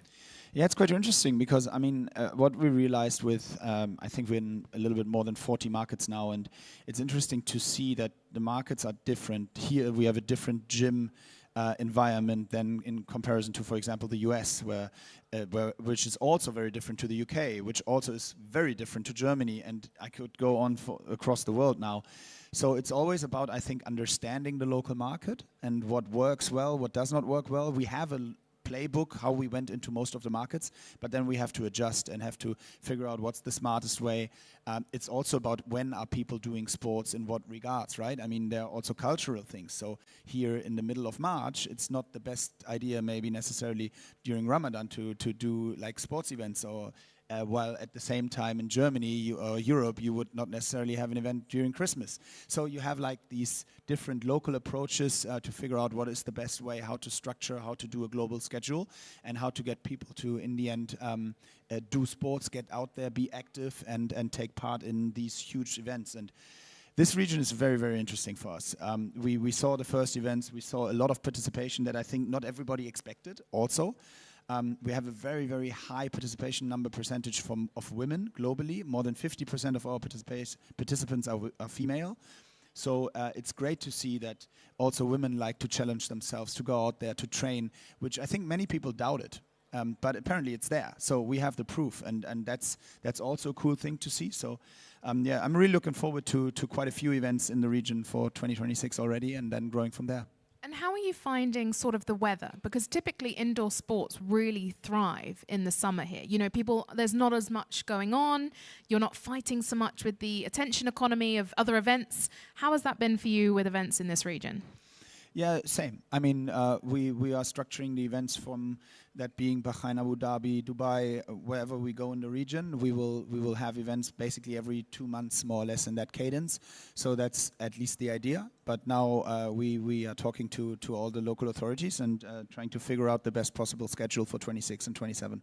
Exciting times coming. Well, Absolutely. You can't build a new sport without also thinking about broadcast and how you make it an interesting product to be watched at home. How is that journey going for you? How are you going to optimize for making the sport a broadcasted product? Yeah, I mean, the first thing is if we want to become an Olympic sport with high rocks over the next decade. And in order to do that, you have to fulfill certain different buckets, like of obviously the professional part, but also the youth part, the grassroots level, right? So we are opening the first kids events in 26, which is a huge next step for us. But then on the broadcast side, to answer your question, it's really about making the sport a spectator sport. So everything we do in regards to the professional racing is looking at like specifically camera angles, how can we show the sport in the best possible way, what does work for the viewership on the screen in comparison to live in the stadium. It's not easy, and we're still trying to get better at that, but the coverage itself, I think it's a very, very exciting sport to watch. It's sub 1 hour. I mean, TV world knows that's like kind of the best possible length that you can have with a 10-minute intro and a 10-minute outro. You have a 80-minute show, which is perfect for professional sports. You have highly, highly educated and also like focused athletes that are completely from a new world that didn't exist before. So these are not like former professional superstar gold medal winning, whatever, swimmers, runners, whatever. They are all amazing athletes that didn't have a sport that 100% fit their capabilities before. So that's also exciting to see that we're creating a new style of athlete. One of my favorite things in the Olympic Village when I was there 3 times was when we were sitting in the restaurant basically, and we were just looking at the people walking by and trying to figure out which sport they might do. And it's interesting to see because, you know, there are the tall ones, they might be basketball or volleyball, and then there are other ones, like very strong ones, they might be rather like decathlon or maybe wrestlers or whatever. And so now we are creating a new category of physical type of person, which is really interesting to see. And it will be a really full circle moment if you manage to make it back into the Olympics. But I can't talk about the Olympics without talking about keeping the sport in there once it's been selected. So we've just seen the previous Olympics. We had a few different, I'm not going to name the sports, but they're not making it to the next Olympics. What are you going to do to make sure you have the longevity? I think it's about being relevant. I honestly, might sound progressive, but I don't really think we will have that problem because we have a global community, a lot of participation globally, and I think the sports that will struggle in the Olympics, they are mainly struggling with being relevant on a daily basis, which is a pity because I think all sports deserve the relevance to a certain extent, but it's just what it is. Time's evolving, things change, interests change, and we will see new sports being in the Olympics over the next decade and after that, and some sports will suffer from that for sure. Well, it's been really, really exciting to talk to you and hear more about High Rocks. Before we go, for anyone that's sitting here in the audience that is yet to take part in a race, can you explain to them the atmosphere in 3 words? It's just really exciting, challenging, and to a certain extent mind-blowing, I have to say. Mind-blowing. Well, what a way to close out. Thank you so much, Moritz, and thank you everyone who joined us for this conversation. And make sure you get down to the next High Rocks race here in the Middle East. Thank you, Sarah. Well, it's been really, really exciting to talk to you and hear more about High Rocks. Before we go, for anyone that's sitting here in the audience that is yet to take part in a race, can you explain to them the atmosphere in 3 words? It's just really exciting, challenging, and to a certain extent mind-blowing, I have to say. Mind-blowing. Well, what a way to close out. Thank you so much, Moritz, and thank you everyone who joined us for this conversation. And make sure you get down to the next High Rocks race here in the Middle East. Thank you, Sarah. Well, it's been really, really exciting to talk to you and hear more about High Rocks. Before we go, for anyone that's sitting here in the audience that is yet to take part in a race, can you explain to them the atmosphere in 3 words?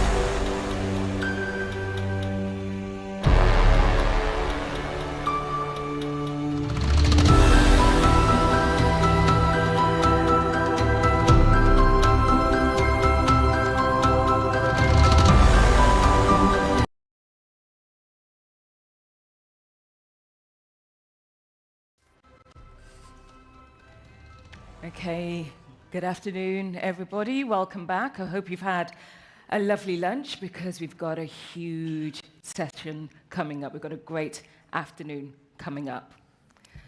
And for now, we're going to have a look at what's going to happen. Focus. Breathe.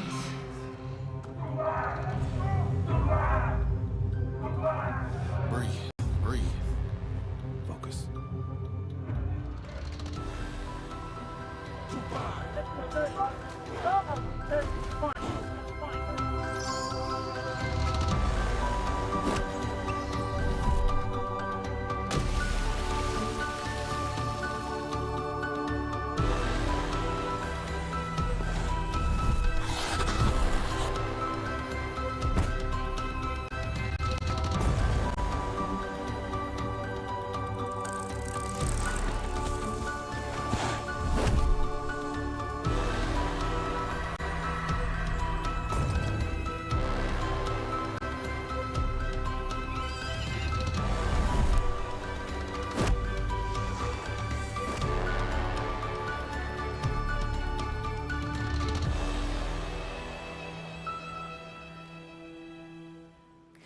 You know what? I feel sorry for anyone who doesn't like sport.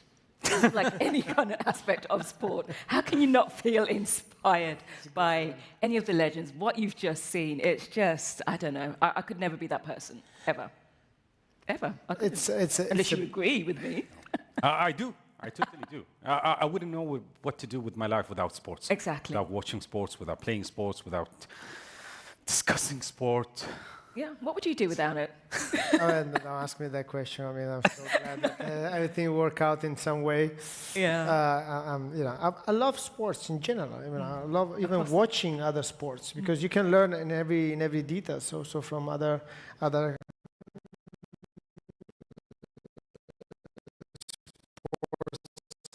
not the one that you are doing. So it's great to see this picture. It's great to see all these guests that we're going to have, even this afternoon. Oh, yeah. There's a huge list. So, okay. So who have we got? Yeah. We've got Alexander Usyk. Yeah. We've got Ronaldo, which I'm looking forward to. Of course. And we've got Manny Pacquiao. Manny Pacquiao coming up next. Exactly. It's all about boxing this afternoon. It's all about boxing. Yeah, we saw so him. Whoever is still having lunch, come back. Boxing is happening. We saw him backstage, and you're in Oh, for did a you? treat. Yeah. Where were you? I did as well. Yeah, Where were you, where were you? Hamad? I have to take a selfie and come back. Yeah. Go. No, I'm going to take that later. No. No, but you are in for a treat. He's got quite an inspirational story, and you know, we even joked a little bit, saying, "Could you be our life coach?" Because he has this calming and knowledgeable effect when he talks. It's just, again, it's going to be great. You're in for a treat. All right. So, okay, it's time to meet our next guest, the first boxer to win a world title, or world titles in 8 different weight divisions. A man who has never forgotten his roots. That's a TKO victory for the very impressive Manny Pacquiao. Straight on the button by Pacquiao. A superstar emerges. Pacquiao once again wants to fight fire with fire.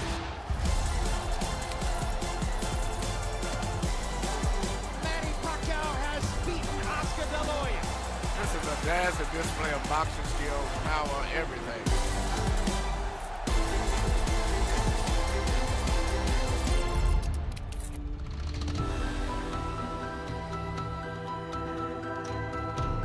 Please welcome to the stage the boxing legend, Manny Pacquiao.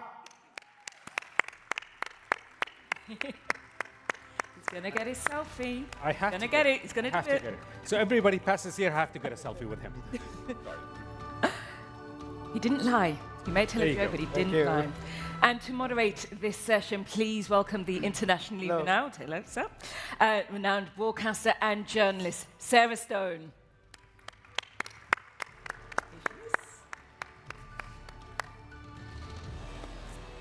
Hi, right, Sarah? Hi. Hello. How are you both? Very good, very good. If you just want to take the stage, Hello. we'll leave it to you. So nice to see you Thank again. you. Nice to see you. Manny. Okay, guys. Well, what an introduction. He is the only 8-division world champion in the history of boxing. Filipino and boxing legend, Manny Pacquiao. We are so thrilled to have you here today with us. I mean, your story, Manny, it's one that just seems like your human spirit is invincible. You know, your story is a real show of fighting for your life, literally. Our session is called, you know, From Rags to Ringside Glory. And if that doesn't, you know, develop some kind of inspiration and motivation from us all today, I don't know what will. I mean, but, you know, let's take it back to the early years, because it was the early years are a very far cry from, you know, the man sat in front of me here today, you know. Before all the glitz, the glamour, the lights, the fame, the sellout arenas of Las Vegas, what was it like growing up? You know, in your own words, what was your home environment like? First, I want to say thank you to the Lord. Of course, without Him, I'm nothing. When I start from the beginning of my career, I never think that I'm going to be a boxer, because my first sport is basketball. So it just happened that there's a boxing event, a boxing program in our place that we participated because there's a prize money. The prize money for to earn to buy food. You know, that's the reason. But I'm not thinking to become a boxer. But it's happened that way for a purpose. And life is so hard and difficult. Like, you know, I even experience sleeping in the streets. And then sometimes I eat, sometimes none. I'm just drinking water to survive. That's my experience, and I'm not shy to tell the world that that's my experience. And what I have done right now in my life, I can never imagine when I started. Like, I can imagine that I accomplished all these things. That's because of God's grace and mercy, and He gave me strength. And not only to become a world champion, but in 8 different weight divisions. I think even me as a person, like, if I'm thinking and recall all my achievements in life, like, amazing that I accomplished that 8 different weight divisions like that. So, but I learned a lot in life, you know. Not all the time that you're in the top, but sometimes, you know, you experience hardship in life. Well, yeah, sleeping in the streets of Manila definitely sounds like a hardship in life. Like, And you said, you know, you don't think you should be embarrassed. I think it's the opposite to how you should feel. You should feel so proud. There never should be a shred of embarrassment. I completely agree with you. It's genuinely awe-inspiring how you are. Now, you've mentioned the fact that, you know, that you were starting to fight for these $2 purses, that you were fighting for a bowl of rice. Does that sort of genuine hunger for fighting, you know, give you that competitive edge over opponents, you know, who have grown up in luxurious circumstances? You know, when I started, like, I cannot forget and you know, I never forget that happened in my life. That I think that time when I started when I was young, like, all food is tasty, like, you know. Any kind of food, like, because we're hungry. So participating in a boxing like that is nothing, just to earn money, just to earn $2. If you lose, then $1. So that's a price. But if you win, like, $2. So that's my experience, and then I never imagined that $2 will become $1 million or like that. And you said that your first sport was basketball. I just have to ask, because it's so interesting, were you just really good at fighting and you thought, oh, okay, I'll switch? How did, you know... I have a joke in our country when I'm telling them my story. Like, I told them that, you know, my love sport is basketball. I signed a contract. When I signed the contract, I thought that it's a basketball game, but it's a contract for boxing. That's how I became a boxer. Yeah. But, you know, nothing's impossible. You're right. But basketball, one would think you have to be a little bit taller. However, let's touch upon what you have done, which is scientifically seems impossible. You know, you were unbelievably, as we mentioned, a champion in 8 different weight classes. So you started at 106 pounds, that's the light flyweight. You won titles all the way up to 154 pounds, you know, super welterweight. I could eat a few McDonald's, I'm sure we all could.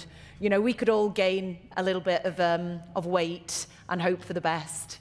But how on earth did you continually adapt for each weight division and then go on and win these fights? If you imagine, like, you know, from 112 to 154 pounds, like, that's impossible. But I studied, like, you know, I mixed science to boxing into science, and then I think I can accomplish this plan. My plan at the time that when I was planning to moving up in different weight divisions. So I studied properly, and I discover the easier, you know, techniques of boxing, like easier of science of boxing. Like, boxing is so hard, like difficult sport the most difficult sport in the world. But there's another way that you can easily, it's not easy, but you can accomplish when you study. Like, for example, like tomorrow if you're going to undergo exam, if you're going to exam English subject, so tonight you have to study you review all the English subject, like because tomorrow is you're going to exam a English subject. But if math, you're going to exam a math subject tonight, you have to study, review all the math subjects. So same thing in sports, like in boxing. When I go to training, when I have a scheduled fight, when I go to training, I have to, before my training start, I have to watch the style of my opponent. And number one that I'm going to remember of my opponent is the habit punches. We call it the habit punches. Meaning to say, even he's not thinking about throwing that punches, he will throw because that's his habit punches. So that's one thing that I'm studying, and then this is new for other boxers, some boxers, but some fighters know this. And when I study like that, so I'm studying what his style, what his movement, what his habit punches. That and exactly doing my training, I'm not gonna do anything beyond of that his style. I'm just going to perfectly master that technique that I'm going to apply to my opponent. So exactly in the fight, like the Oscar De La Hoya fight, I've studied that for 3 months, 4 months, that fight. So this is what I'm gonna do, like that. After throwing punches, this side, this, quick. So that's mixed to science. That's how I accomplish, and putting more weight in your moving up to in higher division is not easy. They think that just put a heavy weight, and then you can make the weight and you can fight. No, it's not like that. It will affect your speed, your power. You have to improve your power, maintain your speed. So that's hard. I mean, you have to punish yourself. Like heavy training, for me, heavy training is not enough. You have to do more extra. Like heavy training, and make it times 3, times 2. That's what I did. I accomplished those 8 different weight divisions because of blessings and guidance from God. We are definitely going to touch upon your spiritual awakening. I'm sure we can all notice how much you're referring to God, and it's gorgeous to hear. And yeah, I'm going to touch upon that a little bit later. Just thinking back to, all the achievements within the 8 different divisions, there was recently a very famous fight between, Jake Paul and Anthony Joshua. There was a huge disparity between the size of fighters and obviously also of experience. What do you think of, say, an influencer coming in to fight such an experienced, big guy such as Anthony Joshua? Is that good for the sport and just more eyes on boxing, or is it a little bit worrying to you? Because like you said, you've had this experience, you've had this study. What do you make of these influencers coming in fighting bigger guys? My true and real analysis that fight is with Jake Paul and Anthony Joshua is like, Anthony Joshua is a pure boxer, and Jake Paul is new in boxing. So it's hard. To improve your skills in boxing, it will take time, not just in a corner and then you can train and you can improve your style. It's different, big different, because you have to improve your style, your focus in the fight. You have to have more experience in fighting to get that thing. You can think a good skills in boxing, like I can fight that, I can do this. Yeah, it's easy to think, but to do it in the ring is not that easy. Especially your opponent is not it's not a new boxer, it's a champion. So it wasn't easy for him. It's not easy. Like that's what happened to him. Anthony Joshua is is showing him his skills that, I'm building my skills for many years. I'm, what I have done in boxing, I have to go through the hardship and, hard work in training to get this in shape, to get this in these skills. But you just enter into professional boxing, and then you can still fight and just prove it. So I'm sure that Jake Paul learned a lot, that boxing is not that easy to get in a day or 2 days or like that. His jaw definitely learnt a lot that day, that's for sure. So moving back on to your incredible career, there's a very famous statistic that there was a zero crime phenomenon, that crime rates within the Philippines when Manny was fighting dropped to pretty much zero because even the criminals are big Manny Pacquiao fans. But how did that feel psychologically, to have the idea that the entire mood of the nation rests on your shoulders? I'm so happy and glad because it happened that there's a time, it happened in our country that a time that there is no crime, a zero crime on that moment during my fight. And I'm so happy with that because that's what we want, like, no crimes and everybody's enjoying together like that. So I wish that I can always fight like that so that there is no more crime in our country. And that's my passion also to live in a country, in a peaceful country like Philippines. So touching further upon, the spiritual awakening that we've mentioned, and the fact that you have now turned to God, how did that influence your mindset then going into training or, the big fights? Because being, one would think, more of a peaceful, calm individual may make you question whether you should really hurt another. I used to be like, I thought that when I started my career, when I became popular and became a champion, I thought I was a God-fearing man because I always pray, I was like do that like that. But when I realized and understand the purpose of life, then I changed my way of life. I changed my direction and thinking like that.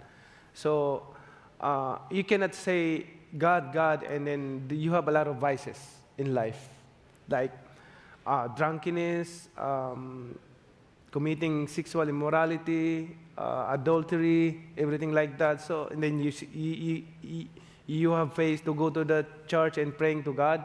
It's not like that. When you pray to God, you have to confess, and then when you confess, don't do it again. The sins that you are committed, that you're confessing for.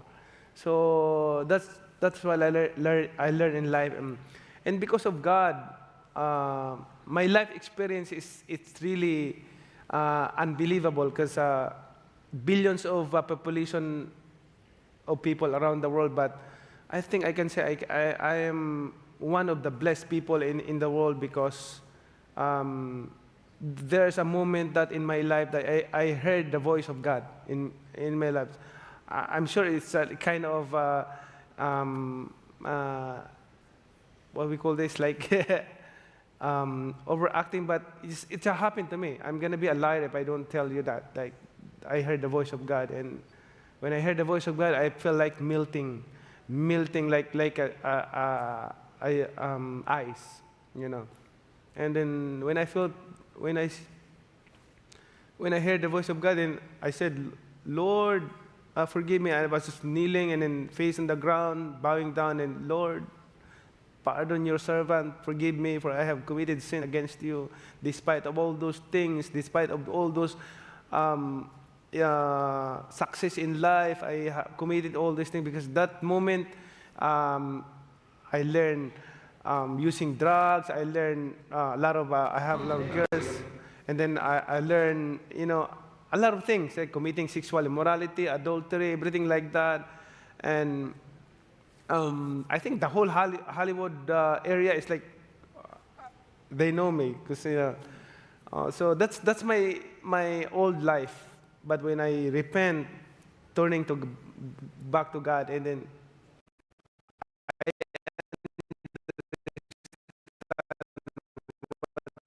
the purpose of life. I understand that we're just passing by in this world.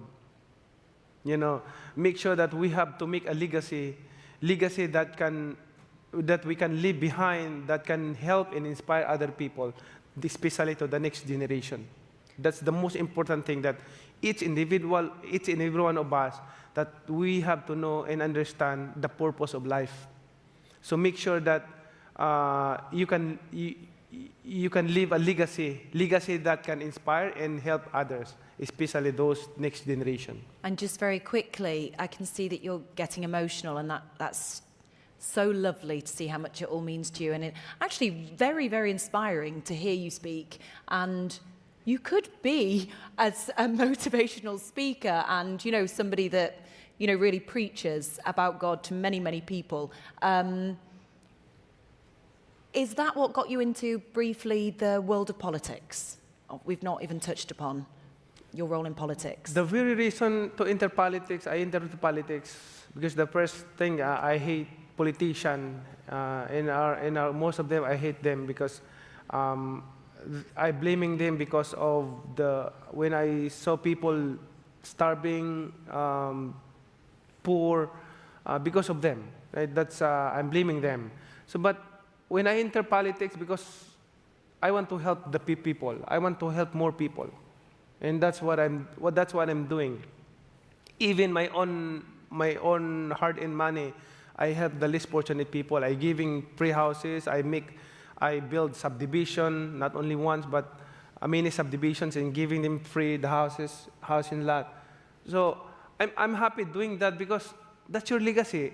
At the end of the day, when we get old and gone in this world, then that's the legacy that we can leave behind, that even after 100 years, 200 years, they will remember you because you gave them house and lot free. Yeah, you have famously given so much to the poor in the Philippines. And quite frankly, Manny, you've gone from a champion in the ring to champion of the people. Thank you so much for joining us here today. Thank you. For your incredibly insightful, inspirational chat. We're so grateful. Thank you. God is good. God is good all the time. Thank you so much.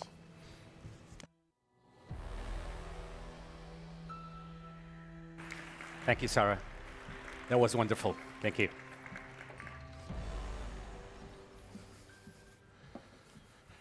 Okay, that was very interesting. As we've already learned today, sports expectations come in many forms, from players, coaches, media, and of course, the fans. So my question for you, Alessandro, on how did you handle the expectations? Let's say I'll give you one hint, the World Cup final. That's the right hint you gave me, right? That is a different story. I'm going to tell you that, you know, short thing. If you approach the same final multiple times, okay, if you come as an underdog, you are free in your mind. Yeah, you feel the importance of the event that can change, you know, your sports life, but you're underdog. So if you lose, nothing happened. If you go as, you know, in another way, everything's going to be so heavy. World Cup final is 100 times more than heavy. You represent your country. Maybe it's one lifetime moment. There's a lot of players that have this opportunity to play in the World Cup final. So even though for us was very important things, plus in a country that, you know, we're approaching the penalties. And we know, we saw Roberto Baggio, you know, miss the penalty, and we're approaching the penalty. So, don't worry, if you're gonna miss it, you took a penalty. He's gonna remember that, you know. You took a penalty, correct? I took a penalty. Did the image of Roberto Baggio come to your mind? That's all your life come through. Oh my God. And even though not only the sports life, in that walk between you and the penalty shoot, and take the ball and put together, it is a, what, 30 seconds? That the worst nightmare of your life, those 30 seconds. Weird things and thoughts came in your mind. That something that came out from you were 16 years old and you were riding a bike and you fell.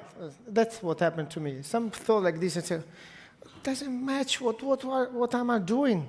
What's going on in my head? It's nuts. It's nuts. So that pressure you need to work to deal with, and it's not easy because most of the time players are super young. All right, I gotta get some secrets from you or stories from you. Who was the player in that squad Razori, in the final, who broke down?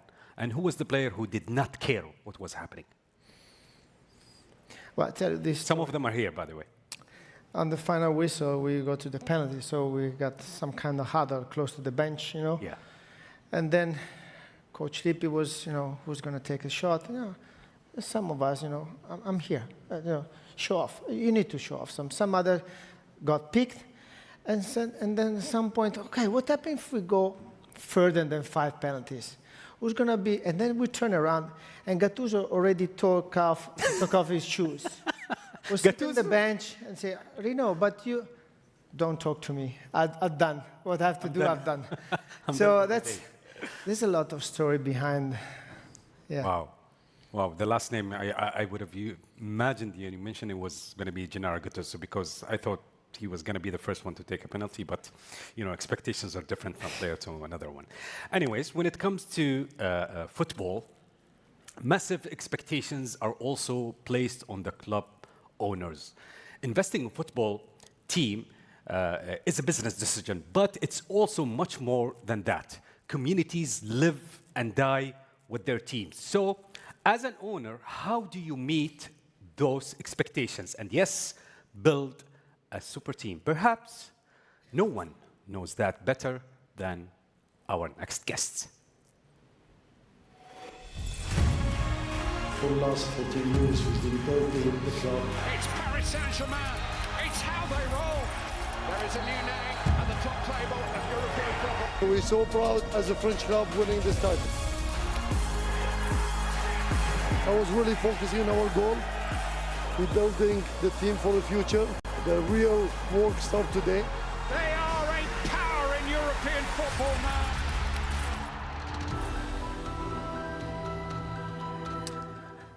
So please welcome to the stage the president of Paris Saint-Germain, Nasser Al-Khelaifi.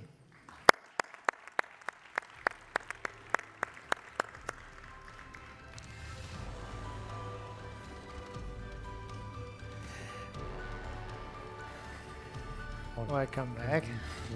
Yes. And to moderate this session, please welcome the former Liverpool and England striker, Peter Crouch. How are you? Guys.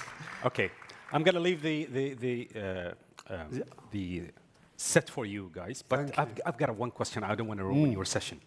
How someone thinks that he's going to win the Champions League by selling Mbappe, Messi, and Neymar?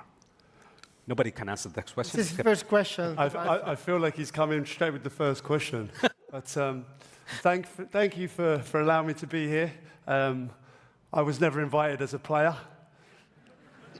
So I assume it's because I'm a very good interviewer that I'm allowed to be on stage today. But Nasser, I'll start with that question. How do you win the Champions League by selling these players? First of all, good evening, ladies and gentlemen. It's an honor to be here. And thank you, honor to be next to a legend. Even he's a Liverpool player, ex-player, and other clubs, but no one perfect. Thank you so much. No, it's, I mean, listen, it's been a very long journey. We invested in the club 2011. Always the dream was there. We reached, then knockout, then again try the year after, then again you fell down, but always, you believe in the goal, and I think this is the most important, that, you have plan. Whatever we done from first year to last season actually, and even this season, I would not change any decision that I took, to be honest, before, because even everybody talk about the stars before, but they were very important chapter in the club history. And I would like to thank all of them, to be honest, here, because they were really important for our club to put the club in this level, to put the club in where we were yesterday and today. I think also thanks to them. But then, of course, you know, each period there is different decision, different people, players for the stage. So last 2 years, of course, we changed our philosophy with the young, hungry, talented players, amazing, best coach in the world, best advisor, sport advisor in the world too. So I think we changed completely the way how we want it and how we want to be as football club. It's not just about to win, but how to win also. What's important. You think, if you talk about those players, Messi, Neymar, Mbappe, obviously Galacticos, I know from personal experience, my son, he wanted a PSG shirt, he wants the tracksuit, Do you think that the signing of those players was so integral to making Paris Saint-Germain a global football club? 100%. I mean, you know, they come with their fans, and especially with the kids, they change quick. Like, thanks to you and your son, you know, become, I mean, you know, his father, a legend in Liverpool, and of course, different clubs, but become a Paris Saint-Germain fan because those players also, you know, so definitely they brought something big also to the club. And that was really important for us. Of course, you know, we were close. We were also the final before. We were semi-final many times, quarter-final. You know it better than anyone, Peter, that Champions League is really tough competition, you know. It's about details, about, I mean, really small details. And you need to have some luck too, definitely, you know. But it's not everything, of course. But, you know, I think you need to do everything to win it. And you believe in it, then you can win it. But last season, you were the best team in Europe, no question, right? It's I think the best season that PSG have had in their history. What was so right about last season that maybe wasn't quite there in previous years? You know, I think, you know, the way how we played, the coach, the players that we had, also we have, and, you know, the really, you know, they believe in their goal, you know, as players, as sport management, as technical staff, fans. I mean, you know, I remember against City, 56 minutes, we're losing 2-0. We have to win this match. Otherwise, we are even not the playoff. And the fans pushed the players, to be honest, last minute. And, you know, that's really important that everybody believe in it, you know, and really last minute and never give up. And that's really the key. And, you know, believe in the process. There's a process also. You know, you need to follow the process. It will take times, definitely. You know, so we never changed. I promise you, even we knock out from even the group league stages, we're never going to change anything because I saw there's something different. We are there. I want to ask you about that moment for you personally. You poured so much into PSG and your time at the club. That moment, I think we have a video of you celebrating that moment. What did that feel like? I'll ask after.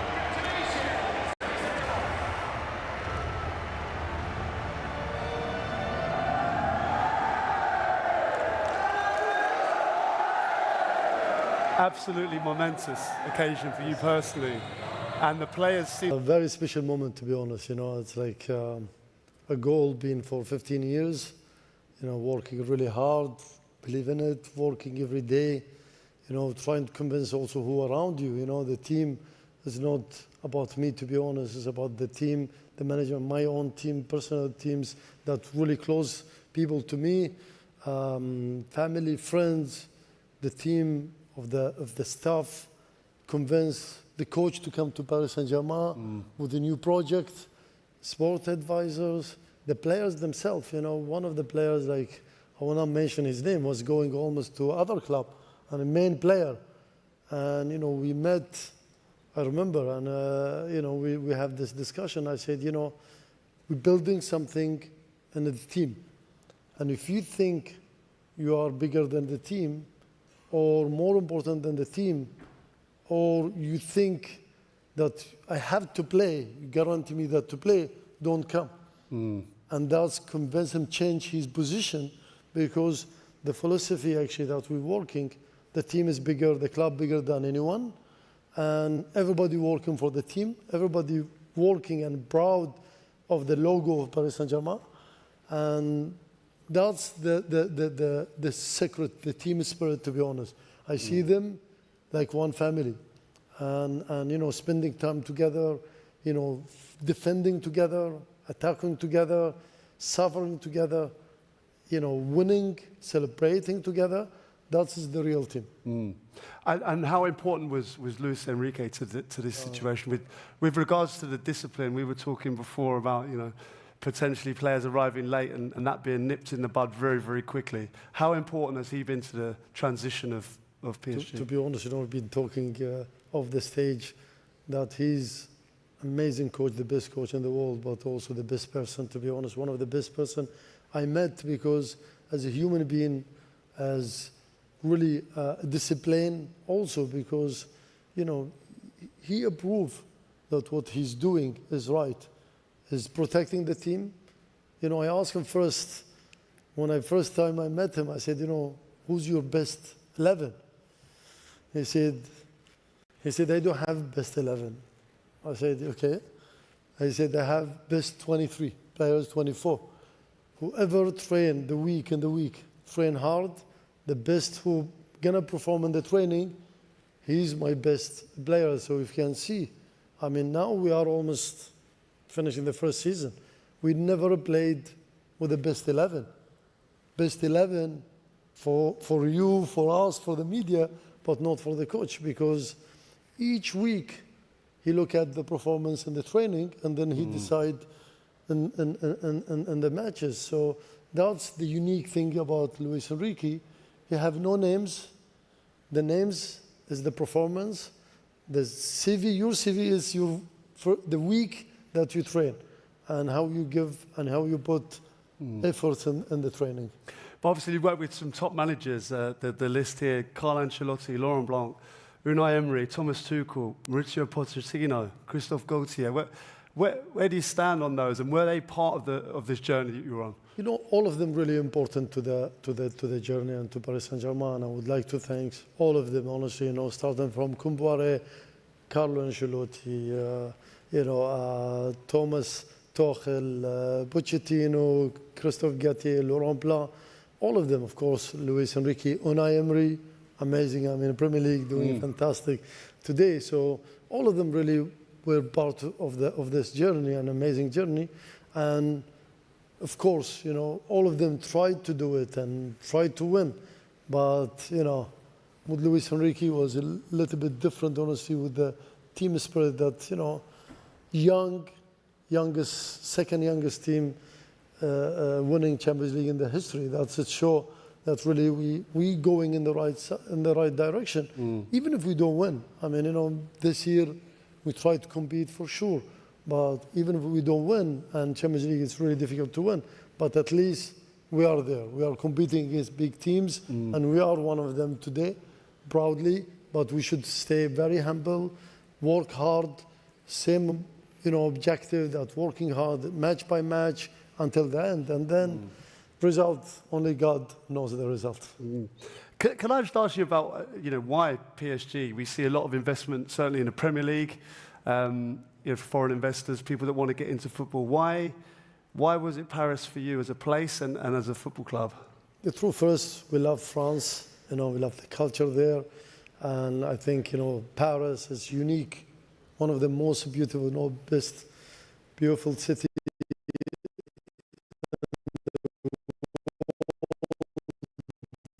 And you have 11, 12 million people living in Paris and around Paris, and all the talents come from Paris and around Paris. And I could say, still maybe, humbly, that there's only one club in Paris. Paris FC just came in now in second division come, and I wish them all the best. But, you know, that time we were only one club in Paris, the capital, and you have only one Eiffel Tower in the Jersey, which is Paris Saint-Germain also. And, you know, to be honest, even in sports, that there's a lot of challenges, which we love. And, you know, we want to bring the club also in another level. And, you know, it was, of course, it was big clubs. And I would like to thank all the ex-presidents that worked, owners, you know, coaches also before that our period. And they done also amazing. But, you know, we want to bring also in different level to Paris Saint-Germain. That was, I mean, I think one of the best investments we did. Yeah. What is the single most best investment you've done? I think obviously look at the training ground, the improvements of the stadiums. That we as football people, we look at the investment in the team first. But what, you know, you must have made huge inroads into building Paris, even as a city, to unite it. You know, it's a tough question, to be honest, because investment is about everything, as you know, that, you know, as you mentioned, you know, the team itself, young today, we have a very young team. It's about the stadium also, new stadium and renovation of the current stadium. And most important for me, to be honest, is the training center. I think people, they don't talk about it, but one of the main reasons that also helped us, you know, winning Champions League is the training center. You know, I remember before, the players, they came to the training 5 minutes, 10 minutes before the training, warm up, you know, they do their own stuff, they're very professional, of course, and leave immediately after the training. Today, you know, they sleep there, you know, they take nap there, they spend time together, you know, 6-7 hours, they do their, you know, recovery before, you know, the training. So they spend a lot of time in the training, and that's it help also for the young. You know, today we have, and that's what I love about our coach, you know, he love the young talent players, you know, and again, Barcelona away. You know, when I set the lines up, I said, wow, you know, we have first time young starting 11 away against Barcelona and Barcelona, you know, and they did amazing. So it is about also the young academy that really want to, you know, produce also for France, for Paris Saint-Germain, and that's also our mission, actually, and also in the future and present too. How important is that for a football club to have a youth setup, especially like local boys, Parisians? We see, you know, players amongst us here, absolute legends, born and raised in Paris, so many across the country. How important is it, I mean, we saw so many in the Premier League, but how important is it to keep them in Paris, to keep them playing for their local team? You know, I mean, you played Liverpool, we would love to have Steven Gerrard in Paris, like, you know, they raise, they grow up, they carry the logo of the club, the jersey, and they're proud to be Parisian, you know, to create the identity of Paris and proud. And we have today, you know, Zaire Emery, Mayulu, you know, Mbaye, and there's a lot of young players, Kimpembe. You know, we don't forget, he used to be also the captain of Paris Saint-Germain. Those players that give additional, to be honest, to the club, to the identity of the club, that to have a real Parisian also. And, you know, French. I mean, today we have amazing French players, you know, in our, also non-French, but also French. Désiré Doué, Barcola, you know, we have, of course, Ballon d'Or, Dembélé, and those French players that we're proud to also to have them in the club. You know, they add value to the club, definitely. When you reel the names that you've worked with over the years on the football field, you know, it was a real shame for you never got to work with me, obviously. But thanks God that we didn't play. Yeah, but who is the best player? Who is the one player that got you off your seat that you would pay money to go and watch on a weekly basis? I know you've had so many amazing players, and now the team cohesion is where it is, and it's fantastic. But if you could pick one player to pay money to watch. You know, we have a lot of players, honestly, you mentioned them, you know, Javier Pastore, Zlatan, Cavani, I mean, a lot, you know, Messi, Neymar, Kylian. But to answer your question, actually, you know, my answer is the team last year. That's really let me stand from my seat, and I said, wow, I'm really proud of my team. As a team, that's my main player. I get that, right, as an owner. I was very diplomatic as well. I think. As a president, you must have been incredibly proud, but was it an obsession to win the Champions League? I think when people came in and you saw, obviously you've bought players on big contracts, but did you become obsessed with winning the Champions League? To be honest, first years, yes, the true, and it was a mistake. And then I changed also myself, and also through the team, that it's not about Champions League. It's about improve the team, playing better football, attacking football. That's what we love, scoring goals, and enjoying the team, and fighting match by match. And that's honestly one of the secrets also that we won Champions League. We're not really the Champions League. It's like really wanted badly, of course. We want to win it, but it's not like every day. It's match by match, go until the end, and it comes. When you see the scenes in Paris, when you're standing there after the game, the trophy in your hand, and you realise how hard you've worked to achieve that goal. What is that like? Do you recognise what you've done for the people back in Paris there, and the celebrations on the Champs-Élysées? To be honest, first thing when I finished it's a funny story actually. When I finished the match, I looked at my whoop and I said, I don't know, half an hour dancing. I said, what? I said, my heart was like, but, after the match, I remember our coach, Luis Enrique, came to me, he said, President, you didn't realize what we done still. He said, tomorrow, because we stayed the night in Munich, he said, tomorrow you will see it and you will feel it, which I never forgot what he told me, and I never forgot in the Champs-Élysées, the people went there, old, young, girls, every kind of people, honestly, climbing in the trees in Champs-Élysées, really, was amazing feeling. And this is the happiness that the team, honestly, the players, the coach, the club give those people. This is the best award that we can have. And I can have personally and to the club. I saw it, I felt it, everywhere I walk, the hug of the people. Honestly, I remember, a lady, I think 90 years old, 85, she hugged me, I promise. I had the tear in my eyes because I felt it like really from her heart that I said, wow, that's what we've done. This is, feeling you cannot buy, you cannot describe, and this is really was very emotional for me. Yeah, I suppose it's the power of football, right, and the power of what you can achieve there. Where do you see the football going now? If you're a very influential person in football now, are you happy with the way things are going and the plans?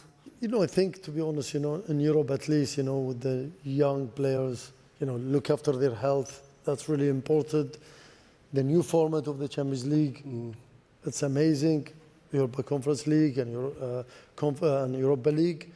Was amazing success. To see now you can play with different and bigger matches too, smaller still. You see the history of big clubs still there, young teams ambition teams that they can beat and compete against the biggest club is still there. So you have this mix, between the big, small, the ambition. I remember, as Paris Saint-Germain, first year we played in Europa League. We played in Salzburg in December. It was snowing. Our fans, they were no jersey. They have no jersey, cheering and singing for the club. I said, wow. And I was really happy, proud to play in Europa League. Last year I won Champions League. I said, if there's the non-Super League, I will not be where I am, right? So this is the beauty of football. Football is for everyone. Football, it's passion. Football, give, the dream to anyone can make it. And that's the beauty of football. Football you can play anywhere. I played football when I was a little kid in our neighborhoods, on the sand. So, I was actually last week in our old neighborhoods, and I said, wow, I was playing football here. And one of my friends, he said, do you play football? He said, you're a tennis player. I said, no, but I played football. I didn't succeed. Then I moved to tennis, but football is the love of everyone. That's a lovely place to finish. I'd just like to show you this video quickly. My good friend Micah Richards made me do it. Last round, you said I could have your phone number. I've still not received your Coach, please. I'm his lawyer, okay? No, I just want to say congratulations. Yes, amen. Fully deserved. Well done. Amazing. Much respect. Congratulations. Nasser, I just wanted to explain to Micah that we exchanged phone numbers in there, and I'll be going to Paris. So that's all good. Nasser, thank you so much. Absolute pleasure. Thank you very much. Thank you. Cheers. Thank you. Thank you very much. Mate, that was thank you.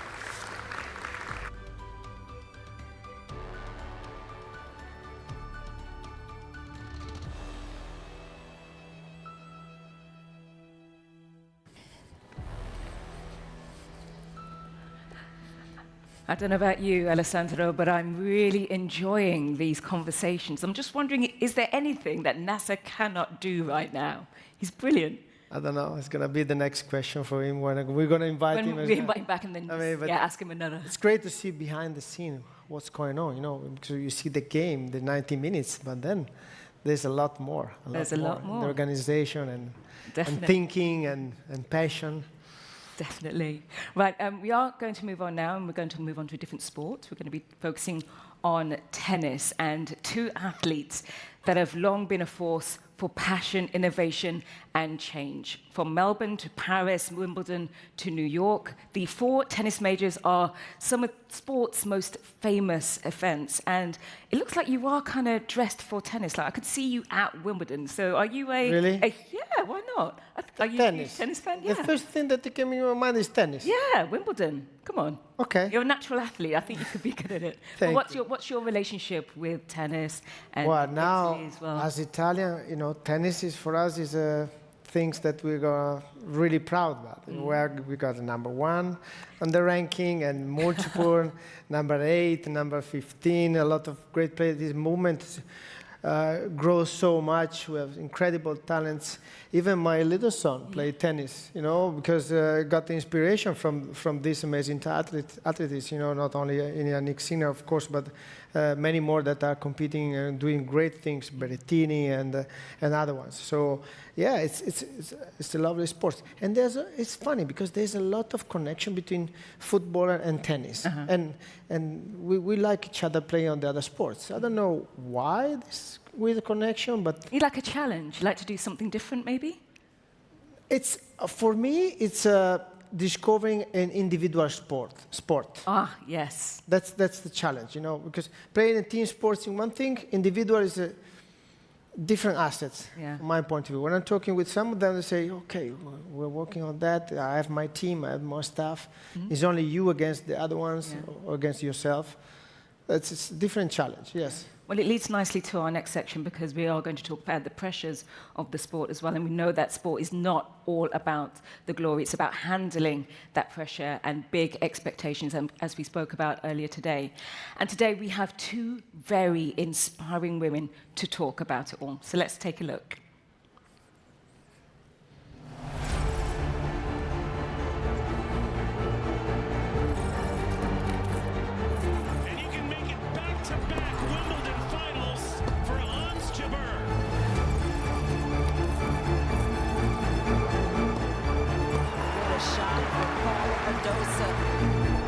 She is so crazy talented.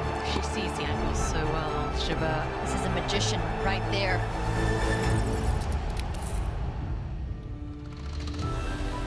Absolute phenomenal women. Please welcome to the stage Ons Jabeur and Paula Badosa. And please welcome back to the stage, moderating her second session of the day, Sarah Stone. There you go. Welcome. Thank you. How are you? Oh, good, good. And you? Good to see you. Hello, hello. I'm in the middle, right? See you. That's right. Hello again. Hi, Paula. How are you? Good. How are you, darling? Thank you.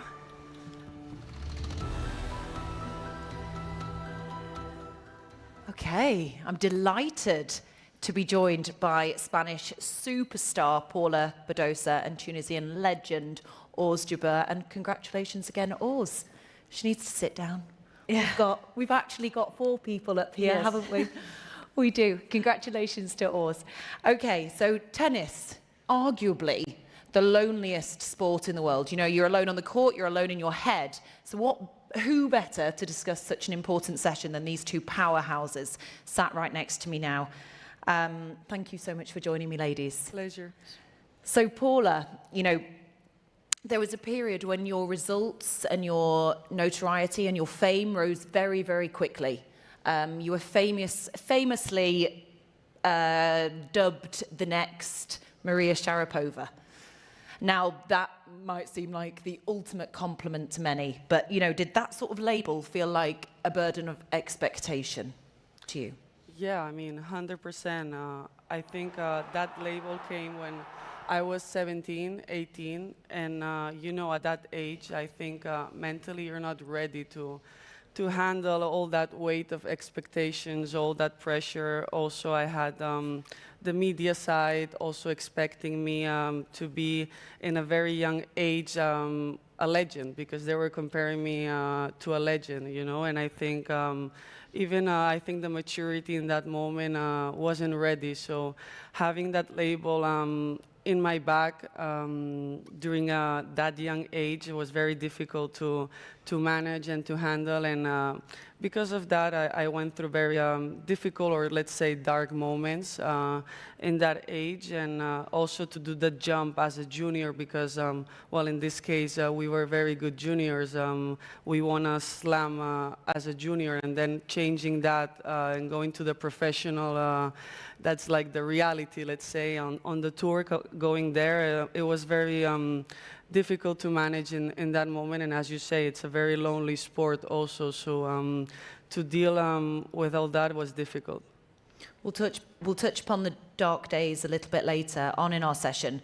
And I agree, apparently your brain doesn't even stop growing until you're 22. So to heap all that pressure on a child is a lot. You know, when did you feel that you were able to step out, though, from that narrative of being the next Maria Sharapova and, you know, be yourself?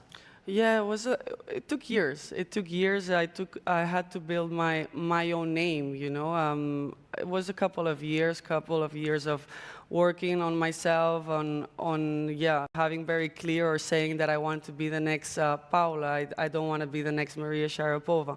So yeah, it was tough to handle, but then I made my way, I made my career, and yeah, in a way I made my wins and my highs and lows, but I just wanted to be myself, and I just wanted people to know me and respect me as my own career, my own journey, and that's what I tried to do until today, you know. So yeah, that's a little bit how I see it. I can absolutely confirm that everybody respects you, and everybody's waiting backstage to get a photo with you both later. And Ons, you don't just play for yourself. You play for the hopes and dreams of Tunisia, for Africa, for the Middle East. You know, I spoke to Manny Pacquiao earlier, you know, about him carrying the weight of the Philippines nations on his shoulders. Does that sort of thing motivate you, or is it so much pressure for a young girl? Yeah, it depends how you take it. I feel like when I started playing and I wanted to represent Tunisia, the Arab world in Africa, it was always a proud moment. It was like a good pressure, you know. But at a certain time, it became too much because it was becoming too much. I wasn't expecting to, you know, make a huge impact, you know, everywhere. So again, I feel like Paula mentioned expectations, and we take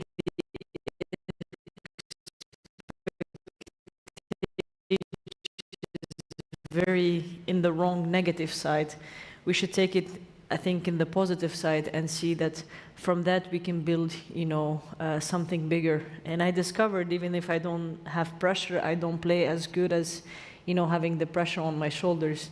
A lot of fans, they tell me like, just play for yourself, don't play for anyone else. And I'm like, I can't, it doesn't feel the same way, So for me, it is a great responsibility, a great honor to represent, my country, the Arab continent, Africa, I truly want to inspire more and more players. I see we have a lot of talents, but sometimes they're a bit lost. They don't know how to make it to a professional career. And we're missing also role models from our region to see that, okay, I'm a woman. I also got married very young, and I can make it, very far. So nothing is really impossible. It doesn't matter where you come from, you can make it. Oh, yeah. That's a lovely snippet, lovely snippet. And being seen, as this symbol for the Arab world that we've touched upon, how does that affect you, on a human level, and not just as a personal athlete, as a professional athlete? Sorry, when I'm... So more of a human level, so meaning when you step back away from the lights and the glory, do you feel like this symbol and you are constantly should be on show for all the small children, for everybody here today? Or, you're quite a big deal in this Arab world. I truly do, because I love it. I don't see it as a job or as as something that I need to do, but I love meeting kids, love listening to their crazy questions that sometimes I don't know how to answer. But that's the thing also about being an athlete. Sometimes a lot of people, they forget we are human beings. And that's the part we kind of fight, on the tour. Like, we need you to treat us as human beings. So, we know it's the tennis world could be very difficult. And you talked about how being lonely and the dark, times that you go through, it leads because, there is a lot of tournament going on. I don't think a proper, media training, like Paula, for someone, a 17-year-old, like putting a label on her as Maria Sharapova, and all of that, you're not prepared. You just go. For me, as a kid, I started playing tennis just to hit a forehand and backhand. I didn't know we had to do all of that with it, But you learn with the time, and I believe, and I think Paula could say, we forget that we are human beings, most of the days, unfortunately. I think most professional athletes are sort of labelled superhero, so it's really refreshing to almost debunk that and get sort of raw and deep with you both, so thank you again. And Paula, you've been incredibly open and brave and raw, about the psychological toll of expectations, after rapid success. And how do you think the sporting world can normalise the idea of clinical depression, within the sporting world? Well, I think it's very important to speak up, and that was something I had very clear on my mind when it happened to me. I was like, okay, if one day I have a voice, I want to speak up, and I want to normalize something that it's normal. And for me, going through that and speaking with so many athletes, you just see that we all face the same things. And I think that the difference of making it or succeeding is going and overcoming all these situations, So yeah, for me, normalizing this situation that I went through depression when I was in a very young age, 18, 19 years old, and yeah, and going with my emotions, and as you say, I think tennis, it's very mental also, so it takes you to the limit in that sense, So before Alessandro Del Piero was speaking, and he mentioned a great example that I always also use, that it was about the iceberg, that what you see. Yeah, at the end, the people just sees when it's a sunny day, and they see like the trophy we just won, but the things that are behind that, the pain, the suffering, going through anxiety, depression, the emotions. So for me, it's very important that the athlete can express themselves, and that you can get to know them in this kind of way. And that's a little bit what I want to show, and also through my social media and through my life also, because I think they just forget sometimes we're human beings, and we're not robots, or superheroes. So for me, that was very important since the beginning of my career. is there one practice that either of you actually can think that may, you know, reduce that pressure and therefore relieve some psychological strain of, you know, these huge moments that you go through as professional athletes? For me, I believe investing in yourself is one of the great things you can do. And the more discovering why these things affect you, the more you can handle them better. So I think with the age, I discovered to care more about myself, to love myself more, to, you know, allow myself to deal with a lot of situations. I can tell you, like, do a meditation, go to breathe, but there is a lot of deep things that you need to figure out where it's coming from. And some things affect others more than other people. So for me, I discovered that learning new things about myself, healing things about myself, helped me deal with much better situations. It got me in a better stage, and there's a lot of work that I'm still doing in that area, and hopefully I can, you know, handle, you know, the pressure more and handle everything around it much better. Yeah, I think what she just said, it's exactly the way. But also, of course, why not sometimes adding some tools? I think there's tools like meditation or yoga and all these kind of things that help you a little bit to go in your inner self, you know. So for me, that's very important. And as a lonely sport and as an athlete, sometimes you're very lonely also. So for me, it's very important also conversations with your people, surrounding yourself with the best people possible that loves you in the personal side and of course the professional. But for me, it's very important to have that kind of conversations and speaking up. And I think it also helps you not to have everything inside yourself.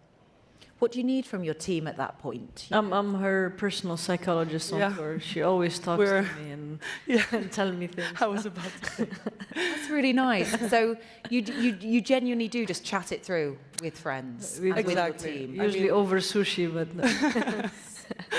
well, we're lucky enough to say that we're competitors, but we're also friends. And I think that's a beautiful side of it also, that even though that we're fighting for the same dream, there's nobody that can understand you better as an athlete that goes through the same. So yeah, we have some deep talks sometimes, and it's a beautiful part of that tennis gave us. That's really good. And do you actually think that you know, we're laughing about it, but does that help grow your game as well? Definitely. 100%. I mean, not against she said we are friends because she beats me most of the time. That's why she's happy with that relationship. But turns, we will see, you know. And talking about being beaten, you've been very open about the emotional toll of coming so close, you know, in some of those greatest moments. You know, how do you just wake up the next day and, you know, pick up a racket again, or do you need to wait until the dust settles and then? You know, it's funny because when I entered here, they were showing the video of me crying. I'm like, what? It doesn't help me. And with being pregnant with all the hormones, you know, I started crying again. I'm trying to forget that moment. But, you know, life continues. It doesn't stop because I lost a final or 3 finals, unfortunately. But, you know, I always try to look at the other side. If you ask another player, would you take 3 Grand Slam finals? They will tell you yes right away. So to be able to get there, and I'm still not giving up. I know one day I can do it, and I will do it, you know. Hopefully everything will go smoothly with giving birth. But one of the things I want to do is come back and compete in front of my boy, and hopefully he will be my motivation and maybe the one thing missing of not winning that Grand Slam, you know. So I just moved on, maybe moved on, not 100%. You still feel, you know, the pain because I'm still looking at the video and crying again, but it is part of the sports and the beauty of the sport, you know, as well. You're sad, you're happy, a lot of emotion going on, and I embrace every emotion that I felt on the court. Tennis made me so much happy, but also sad at the same time. I cannot just take, you know, the good part and leave the bad one. But yeah, I mean, the dream still continues, and I hope I can be there one day. And I'm sure that he will be there to see it, and he'll be your lucky charm. So you've both touched upon this very, very briefly, and we do live in 2025. unfortunately, social media is extremely prevalent. I mean, I've had trolls, and who the heck am I? You know, I can't even imagine what your Twitter accounts look like after you've played, you know, a game. How do you cope with such, I imagine, hateful, negative comments that you get from these vile trolls? Yeah, it's so tough, honestly, because we carry with so many things and pressure, and then at the end we have also this extra one, you know, added. So yeah, every time, even sometimes if you win a match, it doesn't matter because you maybe lost a set and you won in the third set, and they're not happy because, of course, they're betting or whatever, you know. So it's very tough because you receive, even my family receives threats after a match. So going through that, I think social media is an amazing tool, but also I think for the athletes it's negative also. It's a negative thing because you have to handle so many things, and you're so exposed right now on social media. So it's something that I really don't miss if I don't have it. But yeah, after a match, I try not to look much. Honestly, sometimes you just cannot help yourself. But I try to like stay with my team, stay in my own bubble, and not read much of what's happening there.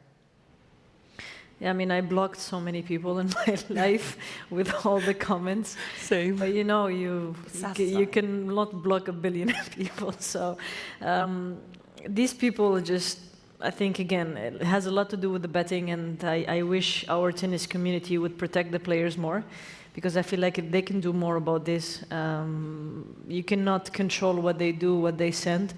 But it's part of the game. For me, I'm really more concerned about the new generation coming up because, you know, all the social media, they're super into, you know, the comments, this and that, but it doesn't reflect who I am. It doesn't show who I am. These people, they don't know how much we suffer outside the court. We train and everything, and they think just putting, you know, some money on our game, that would change everything. And they're just behind the computer and just writing, you know. I never met anyone coming to my face and saying this, so I wish they could, so we can, you know, maybe discuss this. If you don't like how I game, don't watch my game anymore, you know. So I like conversations. So. Absolutely, bullies don't come to your face.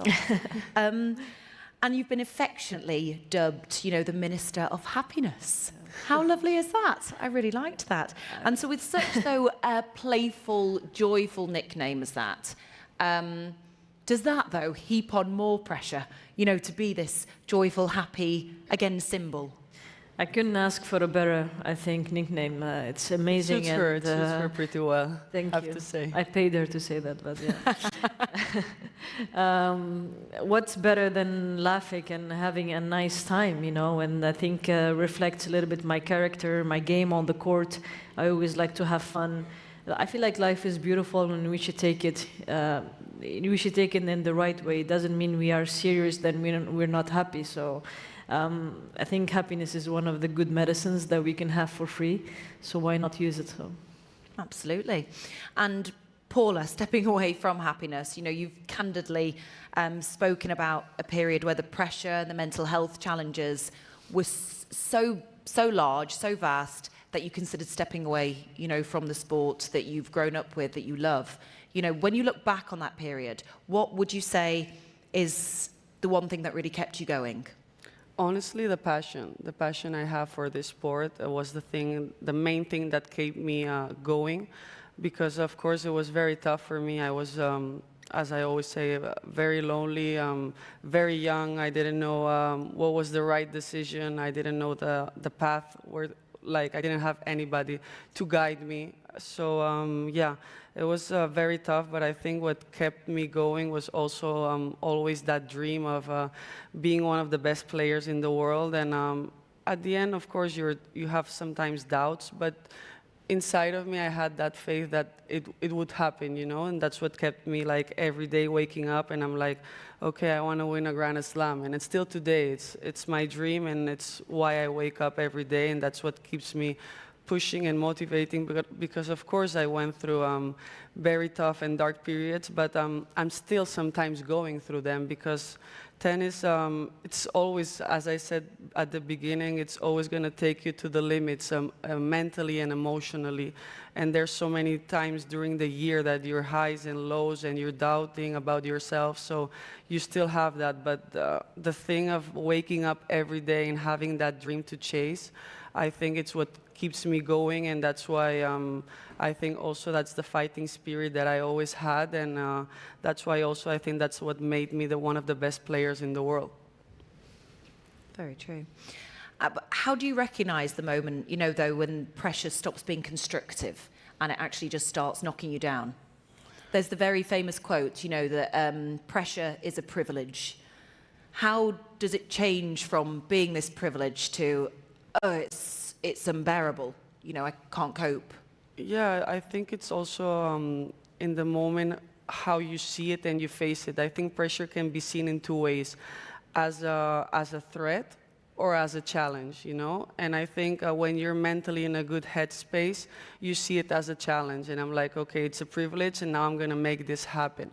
But there's sometimes that it's too much, and especially in our sport, that you're starting the year in January and you're finishing it in November non-stop, and you're competing week by week. I think there's some moments where you start to see it as a threat, but also because you're playing against an opponent also, and they want to win you, and you go in maybe sometimes through people doesn't see it, but through a personal thing, or professionally you're not feeling the way you should feel, or through injuries. I've been through a lot of injuries lately, so yeah, it depends how you face it in that moment. But for me, it's very important to see the pressure and the challenge, that moments as a challenge.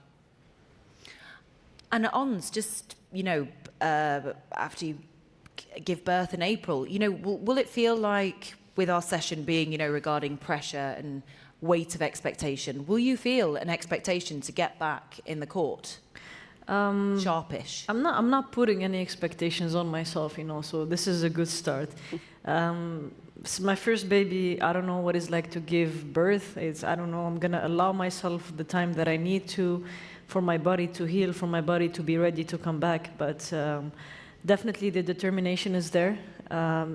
It was always my dream to play with when having a kid, so I hope I will be able to do it. I have an amazing team behind me. My husband is also my fitness coach, so he will always push me to do better and to come back better. And I'm hoping for the best, but I will stay positive and send the positive energy for, you know, everything that goes smoothly. Do you use the visualization technique? I do visualize a lot. I don't purposely do it, but sometimes when I go to sleep and I'm just sitting down, I just imagine myself giving speech at Wimbledon, French Open. I do that a lot since I was young, so I have a very good imagination, and I can imagine with the pictures and the sound and everything around it, and the joke that I will make at a certain time. It's crazy, I know, but a lot of happening here. So yeah. Manifestation. Yeah, right, a lot. I like it. Now, Paula, you've spoken about believing, and we've touched upon this, that honesty makes athletes, you know, real and stronger, and you've emphasised that vulnerability is actually a strength. However, is there a fear that being so open, you know, and vulnerable gives your rivals, you know, maybe a competitive edge? I never felt this way, honestly. For me, it's a sign of strength, and I always felt like that. And that's the way I want to show myself to the world. And I consider myself a person that's went through a lot, but I consider myself a very strong woman. So I don't feel that way, and I think I will never stop being this way, because it's just me, and it's showing the real me, the real side of it. So I never felt, I think it's very powerful to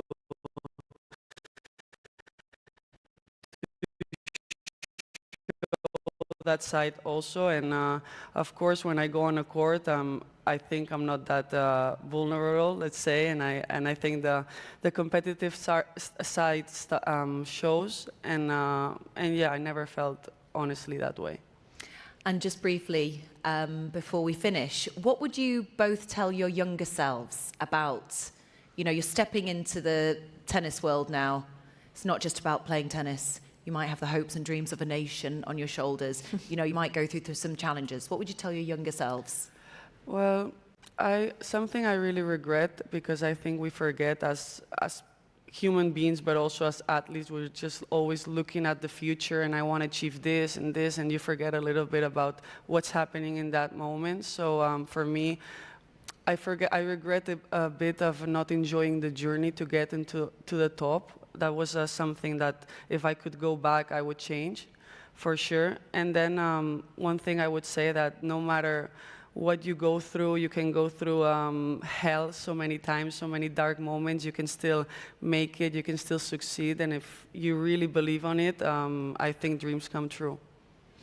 Don't let anyone define like who you are or tell you cannot do it. Just believe in what you can achieve, and definitely, you know, work a lot on your emotions, because that would help you, you know, become a great human being, but also a great player.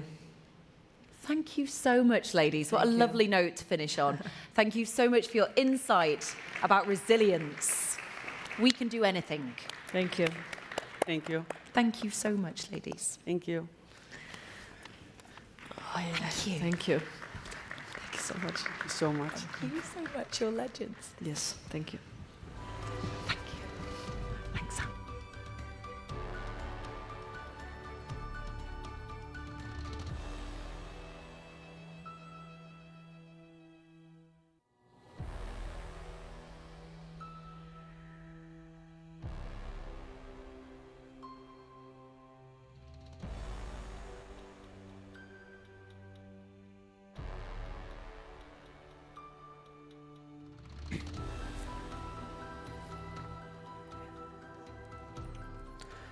Thank you, Sarah. As we all know, sports provides opportunity, and much closer to home, right here in Dubai, sports are providing a new frontier for opportunity. To tell us more about this, it's my absolute privilege to be joined on the stage by the UAE Minister of Sports, His Excellency Ahmed Belhoul Al-Falasi.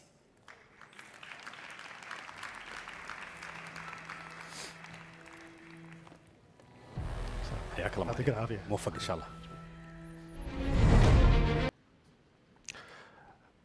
أصحاب المعالي والسعادة الحضور الكريم السلام عليكم ورحمة الله وبركاته. Ladies and gentlemen, dear sports athletes and legends, welcome to Dubai.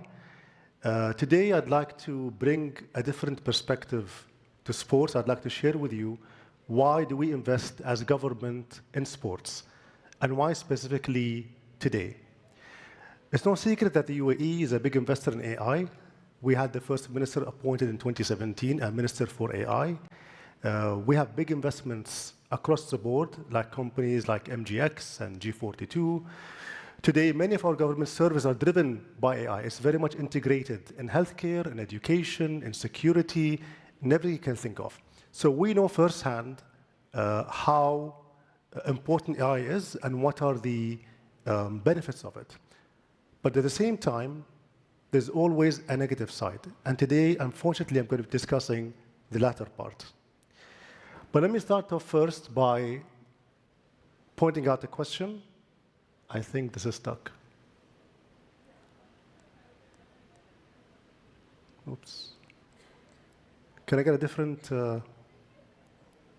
We spoke about AI, but the screen won't work, so we have to go back to the basics. Okay, do you mind just switching it from your end? I can give you an instruction. There you go. Take care. So until he gets his the different remote, as I said before, technology is a blessing. We know firsthand in the UAE. We're a very young country. We're a little over 50 years old. My own father used to walk barefoot to school. And today, we're one of the most advanced countries globally. So we know exactly how AI can transform a country. We're a small country with 10 million. So can I get the remote, please, before you ruin the peak moment for me? So let me try and play it by ear. So now I have an example here where I've chosen an athlete. And my question to you is, given that most of you here are either athletes or in the sport industry, what sport do you think this athlete plays? So I can't hear you, but I've asked a couple of friends. Some people said Ironman, some people said triathlon. But in reality, next slide. This is an average Emirati 100 years ago. Actually, I was personally more impressed with the older gentleman next to him. During that time, can you go back, please? During that time, exercise was a byproduct of our life. Today, if any of us want to achieve that form, today, especially for the older gentlemen, you would think that they're taking hormone replacement therapy or even taking peptides, probably even both. But for them, they did nothing except just live a healthy life. And you can always take this and compare to your own country. If you go back 100 years, you'll notice that everybody, almost everybody was fit across the board, men and women. Why? Next slide. Because we lived a very active life. Our life demanded that we moved around. As mentioned in earlier sessions, we had a lot of stress in our life. We had an active lifestyle. So what has changed? Next slide. Today, we have to schedule in time to do sports. We have to pay for it. Today, technology has taken out our active lifestyle, and we're struggling to take that back in through structured memberships and through structured sessions in school. Next slide. So what has changed? Slide after. So with the revolution that happened from the 1800s till today, every revolution added a layer of comfort, a layer of convenience, a layer of practicality that made all our lives easier. But at the same time, if you map up our lifestyle, it became more sedentary as we went through. So from 1800 till 1970, we lived a healthy life, and then it became much, much more slower. 2000, digital revolution came in, and it was no longer only about physical attributes. Our mental and emotional health was also drained. Kids today no longer play with each other. They're on screens. Next slide. And here I'm showing just a small example, and I've chosen specifically children and teenagers, because that's the age where you're at your peak.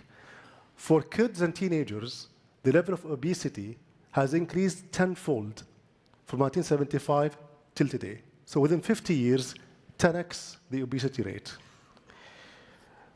Next slide. So if we just try and go back and remember, I was in a generation that was in the black and white area. We used to go out and play. After school, from 3 p.m. till 7 p.m., go back in the neighborhood, play, fight, explore, be creative.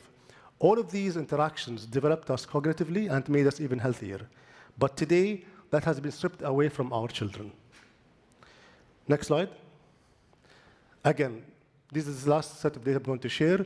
Diabetes doubled from 7% to 14%. And this is only from 1990. At the same time, cardiovascular disease increased by 50%. So as modern life became faster, we became slower and less healthy.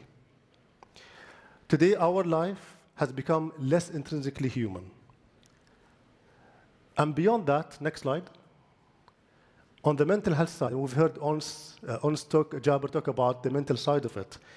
The World Health Organization has estimated the cost relative to mental health issues costed the global economy $1 trillion. In 2019, and this is before COVID, 15% of all working age adults suffered from mental well-being disorder. So as you can see, it was no longer only physical impact, but also mental and well-being. Next slide. So there has to be a bright side. I can't just talk about the negative side. So on the bright side, life expectancy has been increased by 27 years. That's phenomenal. From 1950 till 2025, the average age increased by 27 years. So we're living longer, but is that life worth living? We're having more obesity, we're having more cardiovascular issues, we're suffering more mental health. And this is why, next slide, sports become more important.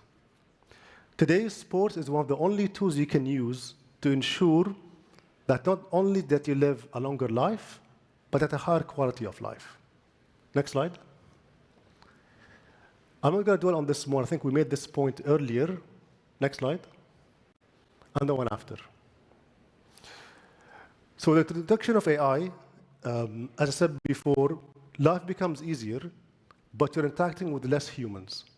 Today, I would assume more than 30% of all call centers use a form of AI assistant or a chatbot online. If you go today to many government services in Dubai, you will be interacting with an AI-assisted customer service desk. And this will also increase. So human interaction is becoming limited, and therefore, sports becomes the only venue where you can truly develop the skill set of a child from a young age. And how do we do that? Next slide. The one after. There are 5 key areas that I'd like to focus on.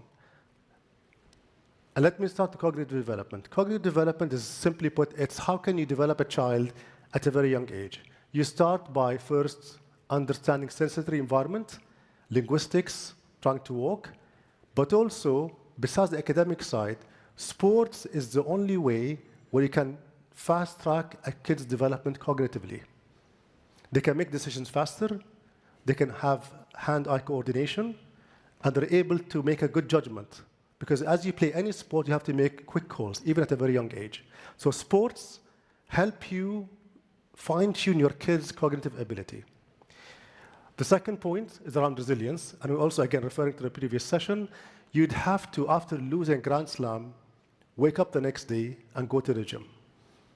Sports is the only venue where you have a structured path for your child to fail, but more importantly, know exactly how to come back.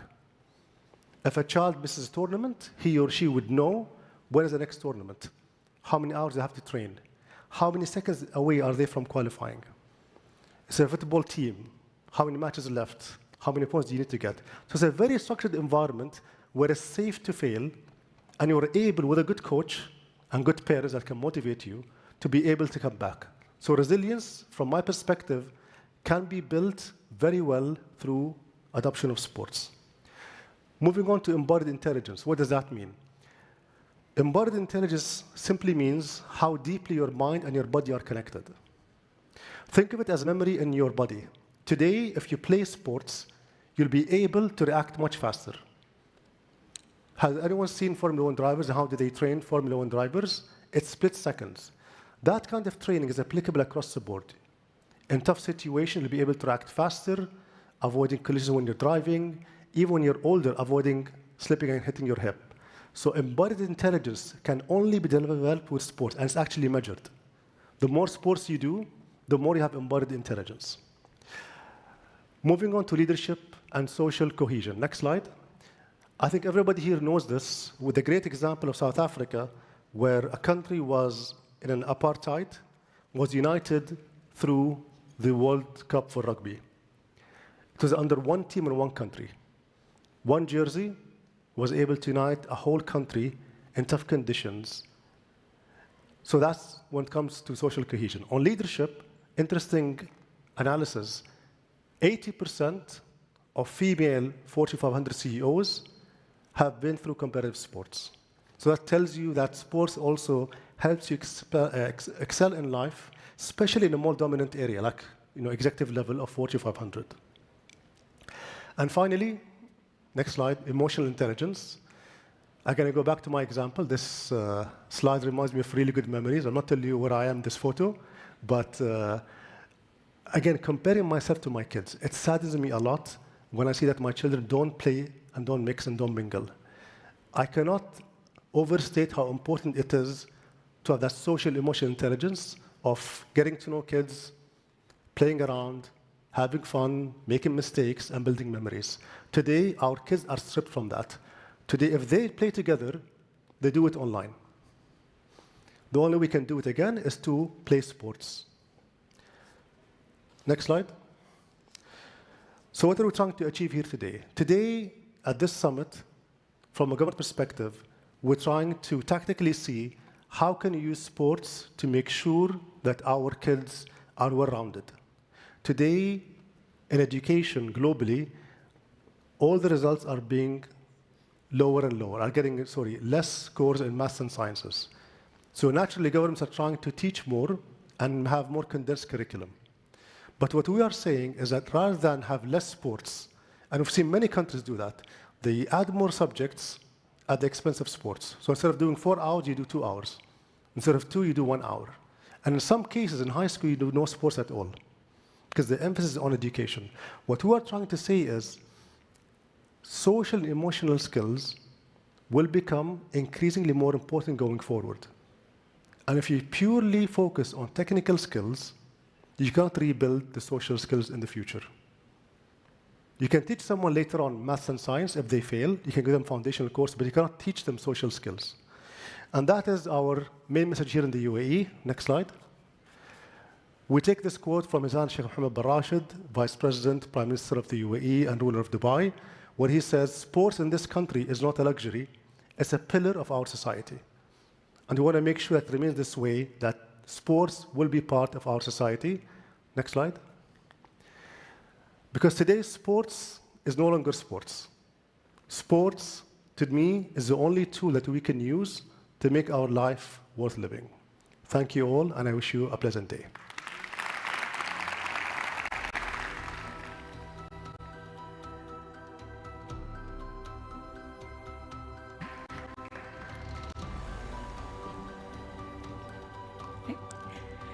Thank you so much, Your Excellency, for your presentation. We really appreciate you doing this.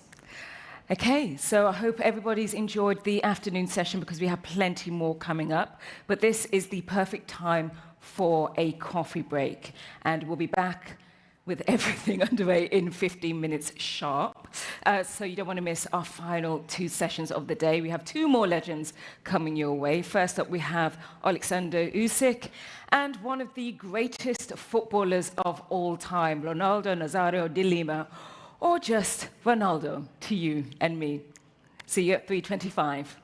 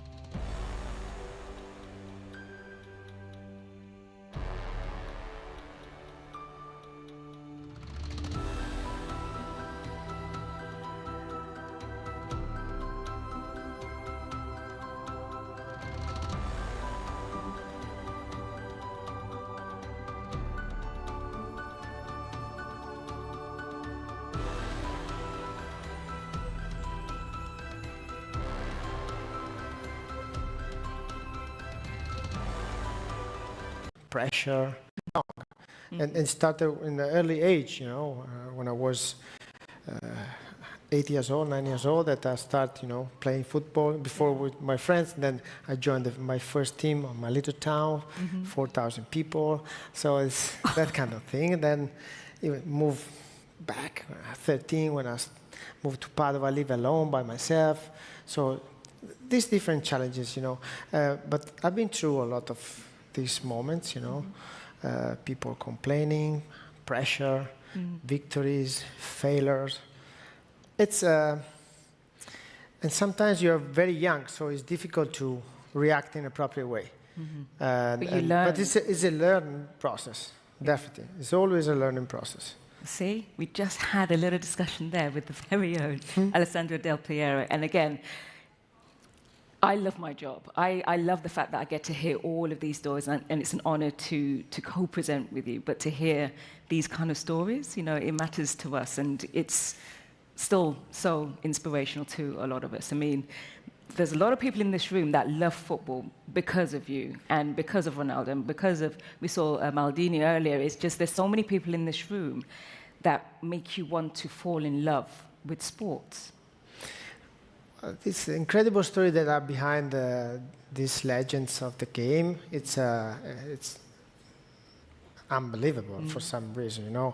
Some of them achieve so much, and they have a different personality, character. They pose in different ways, but they're always accepting challenges, and that's one of the keys. You need to accept the challenge, and then you need to be able to face also the failure sometimes.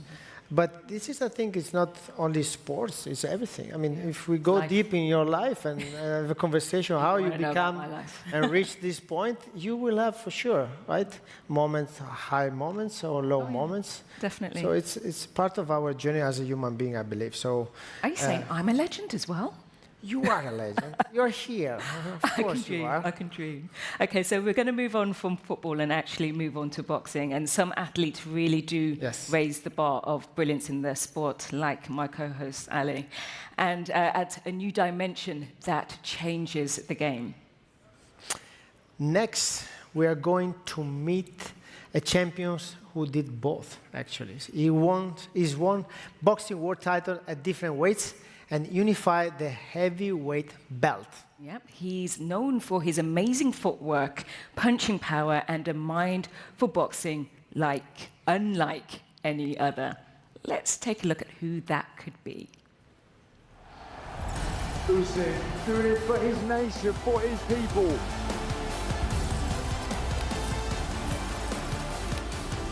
Alexander Usyk, the master.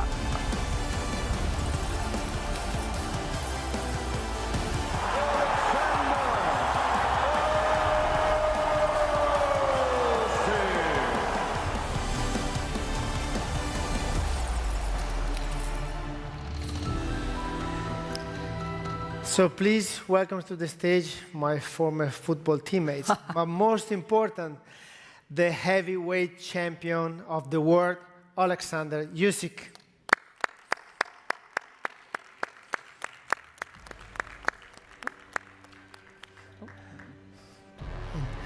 And to moderate this session, as you can see, one of the most inspirational men you will ever come across.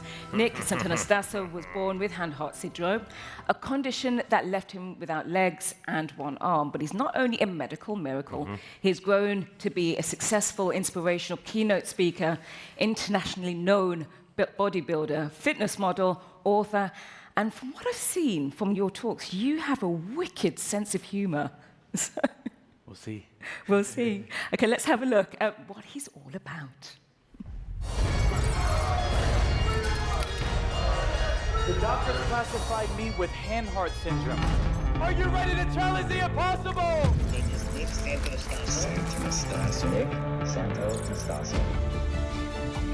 My pain was the catalyst to change.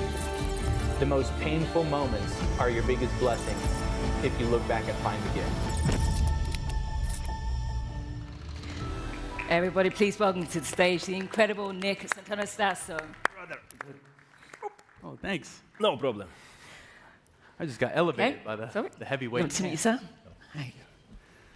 Thank you. Okay, over to you, boys. I'm excited. I've gotten to travel all over the world and talk to some of the most brilliant minds, and backstage I can tell that this man is not only a large man, but he has a large heart, a large soul, and a large mind, and we're going to dive into the mind of that. But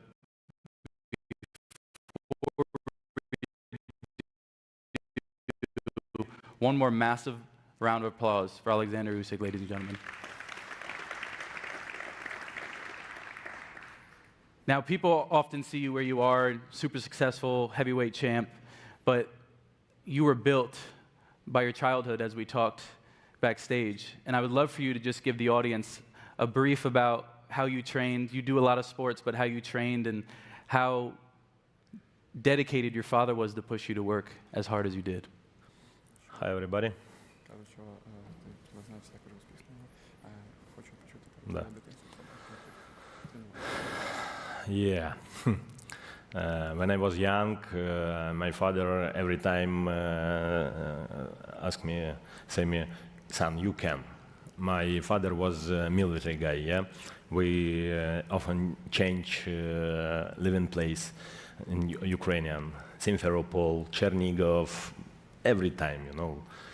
But I trained judo, karate, wrestling, football, boxing, more sports. But when I have 15 years, I back home, my father say me, Alex, I know you like football, you like sport, but we don't have money what paying training. We don't have money buy shoes, form, competition. I say, maybe I go work? No, you must go to school, study. Maybe you try boxing. I say, boxing? It's dangerous sport. Yes. Okay. I go boxing. First my training, I back home, my face red color, my nose blowed. I beg my father, hey Alex, how are you? I said, bad. Why? Because it's boxing, it's dangerous. My face pain. Alex, if you training every day, hard training, 1 week, 2 weeks, months, 2 months, you grow. I said, okay, I try. My first job, I like a fishing, go to the market and продавать. Sell fish, you know. I take money, back home, hey, I have money. Every time work. But when I was young, I'm sick, you know, like a heart sick, my pain. One priest, I don't know, this is priest, say, hey, listen, Alex, if you pray and work, God give you a chance. I say, okay, but I cannot pray. Okay, give me a book, little book, read like this молитва. Like this Praying, yeah, like this praying. Okay, I pray, training, pray. I know, for me, God, first time. Then it's my family, my work, my team, all work. But first is God for me. Brilliant. I know your father was such a massive role in you training and how hard he pushed you. And I know there was a special moment after the gold medal. Would you be able to share a little bit about that moment, how meaningful it was for you? Yeah, my father was, you know, very strict, but my father not say me, I love you, son, you're great, yeah, you can, you must, you can. Okay, after my Olympic Games, when I take gold medal in London, I back my room, sit on the sofa, I called my father, hey son, congratulations, I love you. Oh my God, for me it's, I love you, I cry. Oh, you love me? Yes, son, I love you. Oh my God, I love you too.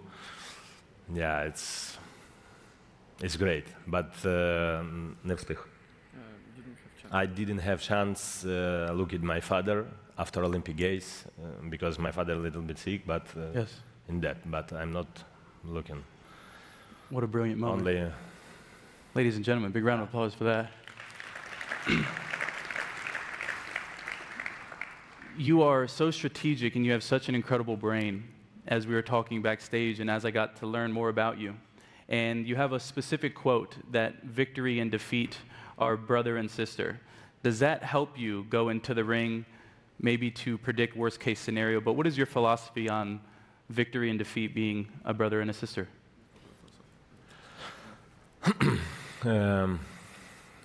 For me, mistake, it's not bad. For me, mistake, it's a chance change my work and grow. A lot of people, when they mistake, oh, okay, I'm stop, it's not possible. For me, no. For me, it's a new chance, because when I take mistake, I say, okay, tomorrow I do great. But I read, I look my training, yeah, I do analyze my team. I love my team because it's my power. Yes. Yeah.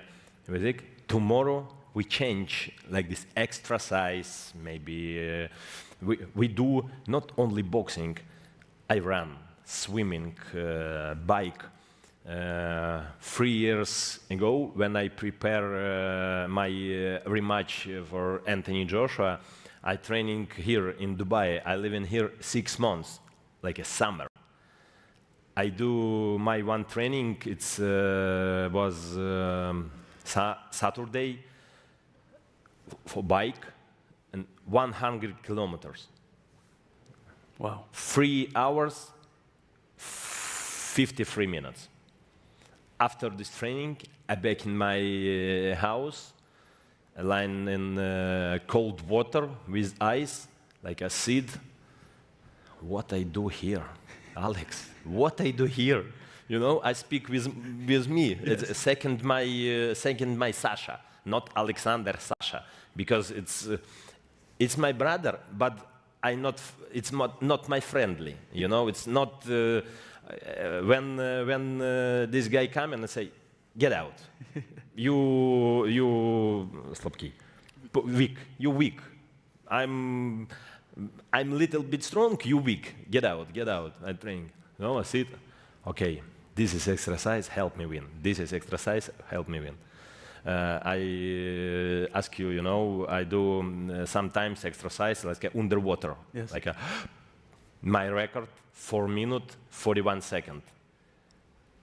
When after this training I back like, oh my god, oh my god, oxygen. It's great. But this is exercise help me grow and help me win. It's brilliant because even at this level, you still push yourself, you still do incredible things, and you're multi-dimensional. You're not just a fighter, you're theatrical, you're funny, you're humble, you have great humor. And so I was just curious, when you walk into the ring and you dress as a Cossack hetman, right, you're essentially wearing history of resistance. My question to you is this: do you think your opponents know the message you're trying to send to them, or do they think it's just show business, flashy? Yeah. Okay. It's message not my opponent. It's message for me and my people in Ukrainian, because Ukrainian Cossack, it's 17th century, you know, it's like a Ukrainian warrior, it's like a start. It's helped me, but I wanna look for Ukrainian people, not old world, but old world too, because it's my history, you know, it's my ancients. This is ancients, yeah. But I remember my ancients, grandfather, grandmother. You know, it's only for me and my people. But it's helped me. It's helped me because I know long time. This is warrior, protect my country, protect people. But now we have a lot of information, TV, you know, like friends, more mind, yeah. But this is history. Yes. Yeah. We actually have a video. If we can cue to the video of your outfit, of you walking out. If we can cue to that one.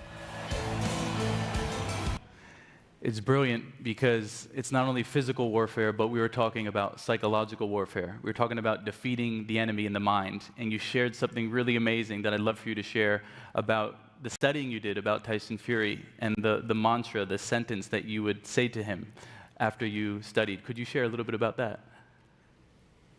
Sorry, could you repeat? When he studied Tyson on what he feared when he was a kid.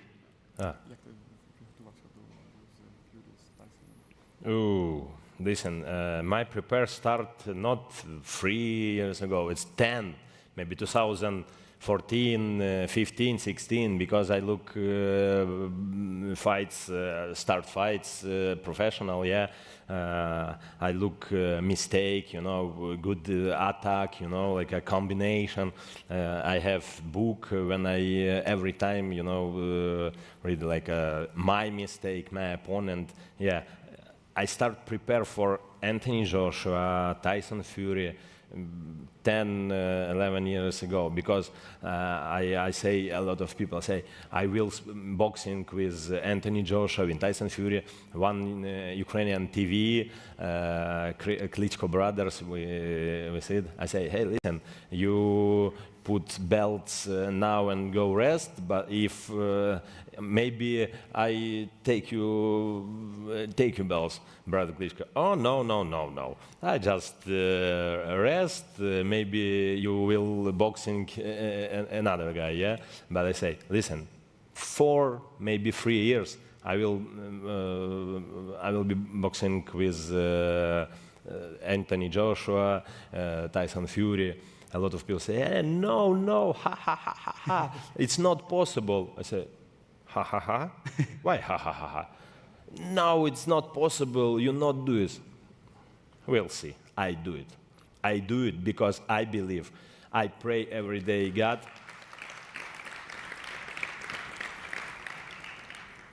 everyone people have choice. God give you, this is good gift, but hard word, yeah? This is 2 gift, but very easy. This is my choice, hard. Because I know when I hard work, God give me a chance. And when I go to walk, it's my opinion. Maybe anything have another, but it's my opinion. I know, pray, work, and help people. It's brilliant. Do you realize this man trained for a battle 10 years before the battle was even there? Can we give him another massive round of applause for that? Incredible. And you're not only physically scary, but you're also funny. And so I have a question. You sent Tyson Fury a signed photo of you punching him in the face. Yeah. What was that about? Listen, you know, when I prepare this, this is, rematch. You know, I prepare for my everyday training, yeah? I stand in my house, I think, good idea. Maybe I do my look at like a brave and hitman. I think, great. I go in my room and I go down, my team. Alex, what happened? Wait. We prepare go to press conference, yeah? I buy jacket, like a red color, like a, and case. Yeah, briefcase. No? Yeah. I збираю. Yeah, збираю. Prepare. I prepare like a football T-shirt, like a gloves, like a signed famous athletes. Yeah, I have 2 pictures, but one picture it's for me, it's my collection. Second picture I buy in auction and help Ukrainian people, yeah.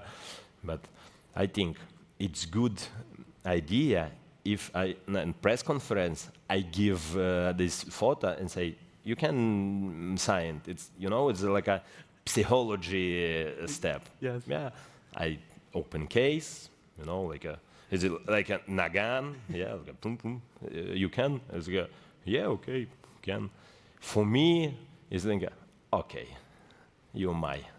You're mine. You're mine. Brilliant. We actually have a video of you and Tyson Fury. I'd love to cue that video. Let's play that one. Big round of applause for that lady. I know you're going, as we wrap up, I know you're going into acting. You really love acting. The Smashing Machine, congratulations on the role. My question to you is, what's harder, getting punched by Anthony Joshua or remembering your lines in English? Oof.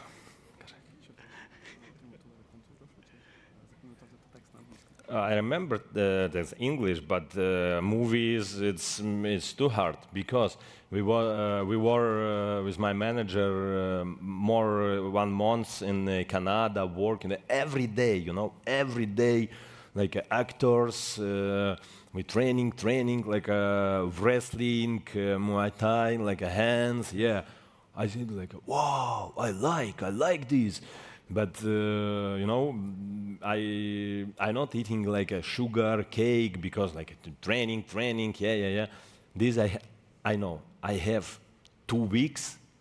I can eating cake. Yes.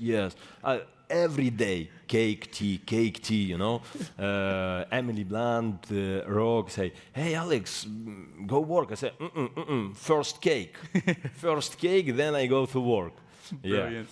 Yeah. Listen, a movie for me, it's my dream. When I was young, I think, yeah, when I grow, I go to work movie, theater. Yeah, like I win first Ukrainian champion junior. My coach say me, hey, go study in sport university. I say, no, please, I'm actor. And no, you are crazy. Go. So, but now it's possible because boxing helped me. Sports helped me. I like movie. I like boxing, sport. I like live. It's beautiful. I have two final questions for you. The first one is, what's your next battle? What's your next fight? Do we know this? My team now work. We wanna do fight next year's maybe summer. Like I think next year's we have fight. Who wants to see him back in the ring, ladies and gentlemen? And my final request, my final question: are you ready to face off?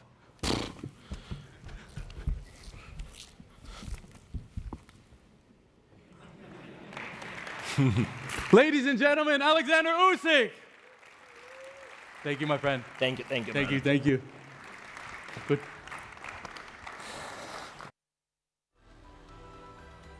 Brilliant chat, guys. Really enjoyed that. Okay, I hope you all enjoyed that.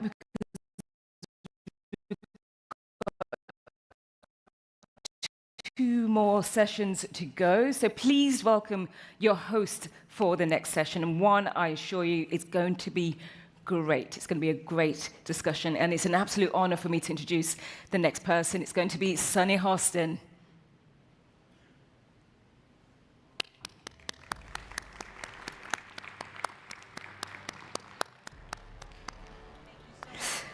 The stage is yours, my love. Do we have the mic for Sun? Can you hear me? Yes, thank you. So for decades, the business of sports was very simple. Men negotiating with men about the careers of men. But times have changed. Today, sometimes the most powerful people at the negotiating table, representing both the owners, management, and the athletes, labor, are women. So let's conduct a tiny experiment. Can the women in the audience involved in the business of sports please stand?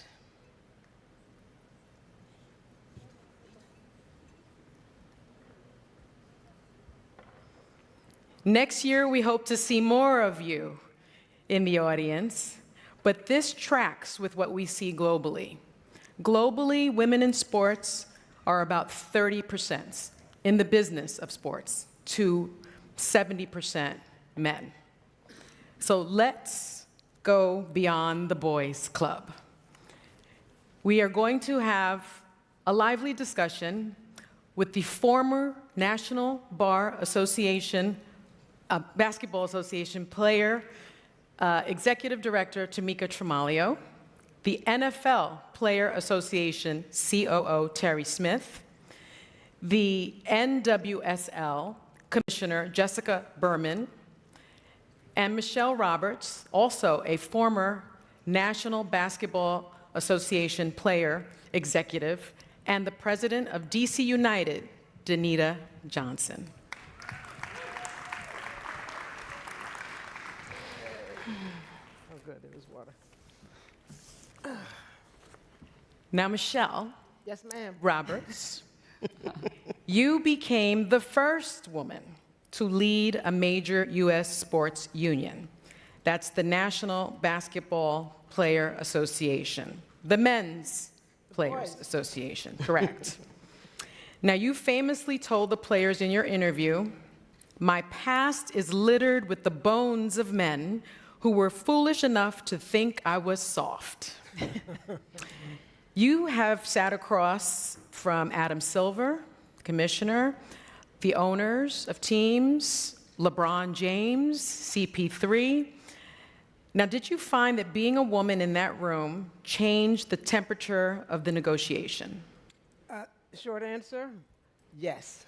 But it was not something that was shocking or surprising to me. Before I got to the NBPA, I'd been practicing law for several decades. I was a litigator representing, at that time, Fortune 100 companies. So my professional life on a day-to-day basis had me being either the only or one of two women in a conference room, in a courtroom as part of a team. And so no surprise when I got to the league that was the same experience that I had been accustomed to for so many years. And because, unfortunately, I was the first, I think it took some getting used to from their perspective. I was used to being around the boys. I don't think that they were quite used to being around a girl who was in charge. But having said that, I'm going to try to be fair. I was surprised at how, after some back and forth, they were able to, in ways that many of my opponents in my previous life, they were able to appreciate that she does work hard.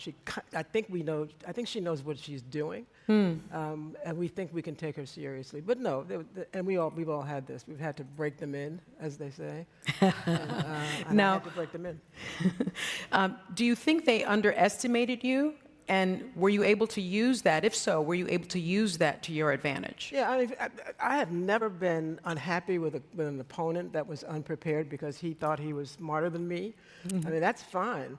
I will eventually disabuse you of that notion because you'll see that that verdict is going to be mine.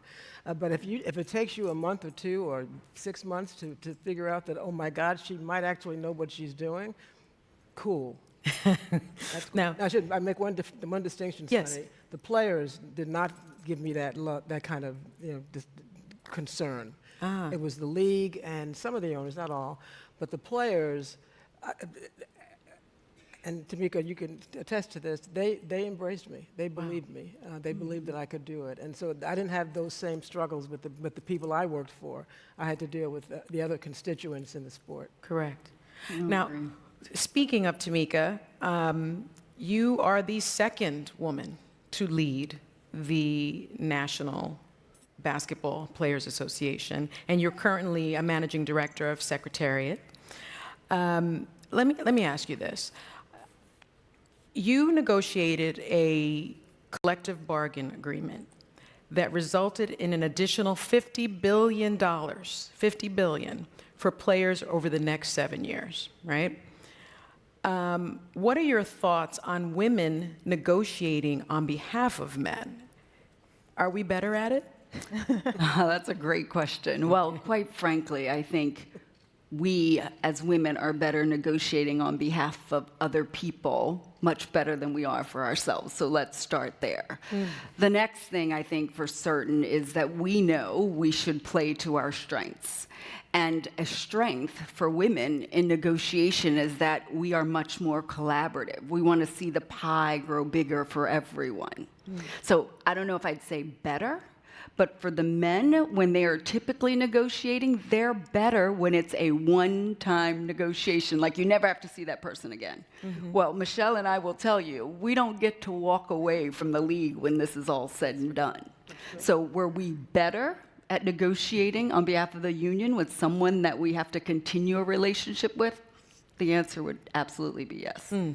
Now, if I recall, in that same deal, you were also able to get the opportunity for players to buy into private equity that can buy into teams, right? So how has the role, in your view, of the union changed from just fighting for salaries to managing business empires? Because these athletes have become, in and of themselves, I think in many ways, business empires. Yeah, and Sunny, I love that you said that, because that's precisely it. They are business empires. It is no longer the days of the 1960s when you're fighting for health insurance and, you know, how you're going to be compensated, right? Our players now were in a position where they could also be owners of teams. And quite frankly, many of them have become that.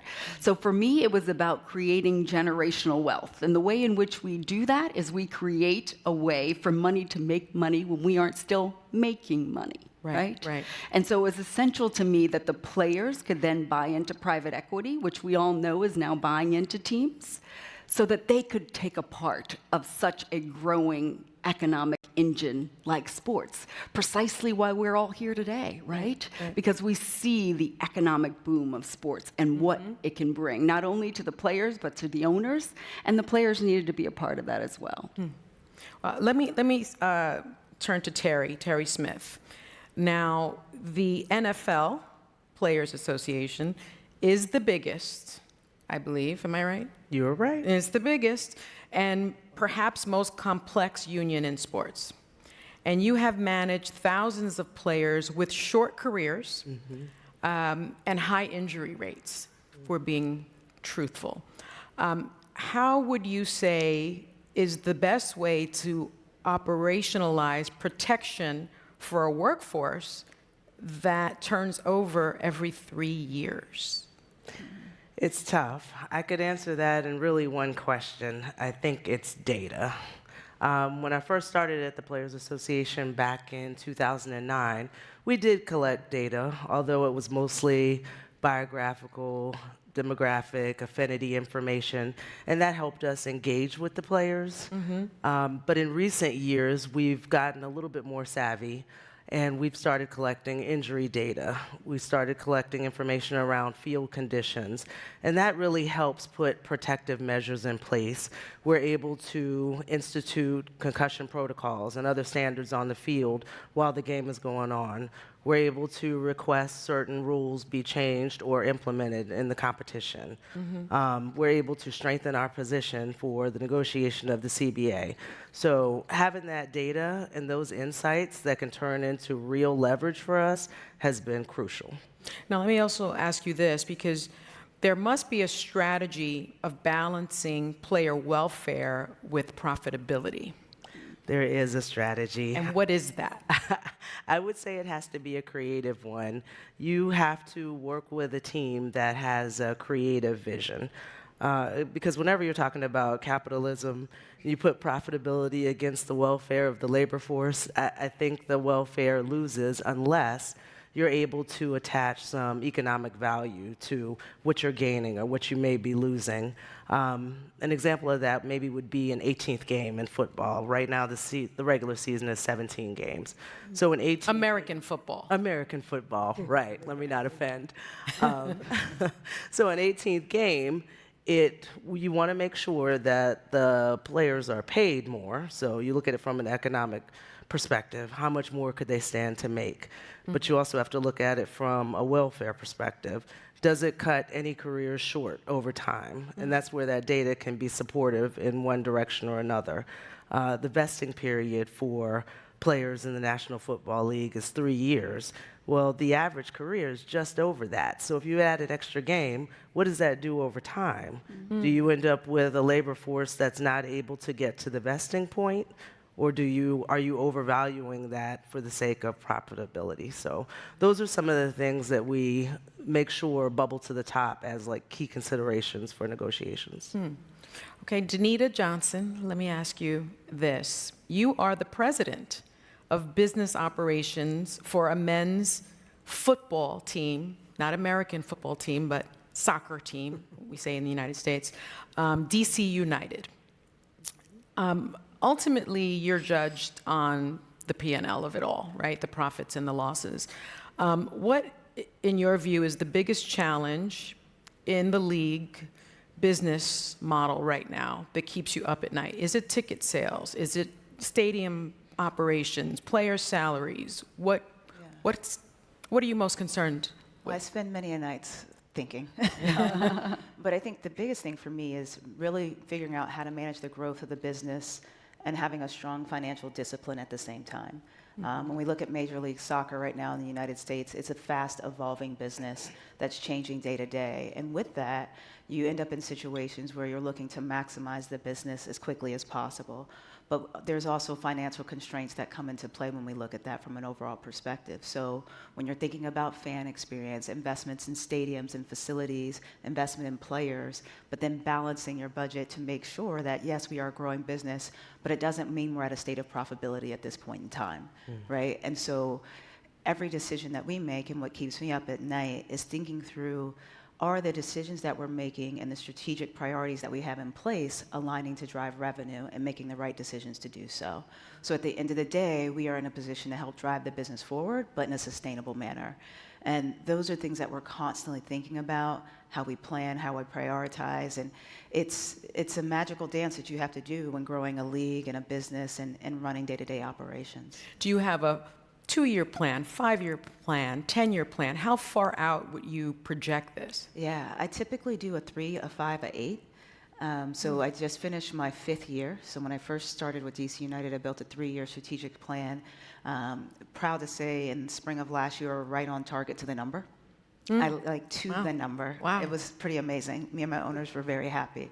And now we're looking at this next 5-year window and what that looks like, specifically with World Cup coming to the U.S. in 2026. Correct. We know the infusion that's going to happen from a fandom perspective in the United States. And for us, we look to grow our fan bases by about 40% from an overall perspective in about a year and a half time as we look at this. And I think those are the types of moments that we're trying to use to elevate our brand and our business that I think can create long-term sustainable growth. Now, what's always been interesting to me is, as an American, we seem to think that football, American football, is the biggest sport there is out there. Or we think basketball is just the biggest sport there is out there. But if you leave the United States, everyone knows that football, as what we call soccer, is actually the most watched, it's just the largest sport with the largest fan base. With American soccer, how do you grow it to match what we are seeing globally? Yeah. I think one of the best examples, I spent many years in women's sports, so I will go to the history of me. One of the best examples is the infusion of talent.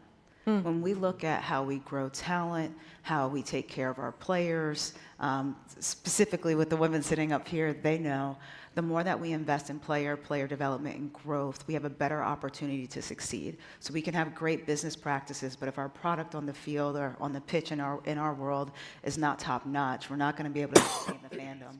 So I think it's really important right now, as we think about World Cup and we think about sports as a whole, is the investment and opportunity to create access for youth to play, to develop talent, and create pathways to the pros.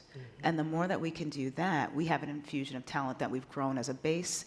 We can also develop some stars actually outside of the US, but even around the world. And I think that is where you will see the infusion happen on the American side of soccer in the US. Now, we're 5 women talking about men in sports, but we have a woman here involved in women's sports. So let's go to you, Jessica Berman. You took over the National Women's Soccer League, and under your leadership, the league, the teams have grown to valuations over $100 million.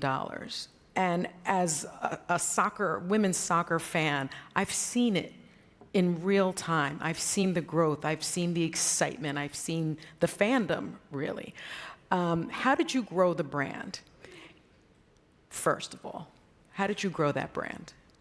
Well, I like to say that, first of all, it's a pleasure to be here with you all, and thank you for having me. And I love hearing the discussion about the perspective of women coming from men's sports, because I spent most of my career working on behalf of men in the National Hockey League, in the NFL, in the NBA, and it was only since 2022 that I've been working in women's soccer or women's football.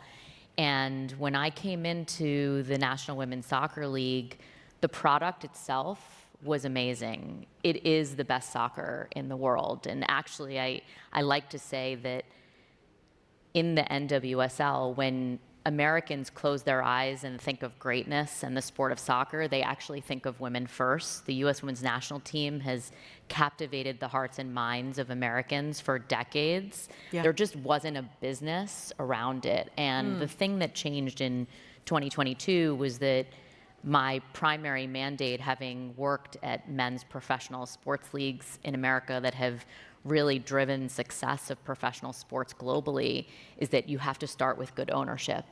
And so we went on a very intentional mission to really drive the sales of clubs all around the country and to engage in expansion. And with that, we were able to really drive the interest and the demand around the valuation for a very limited commodity.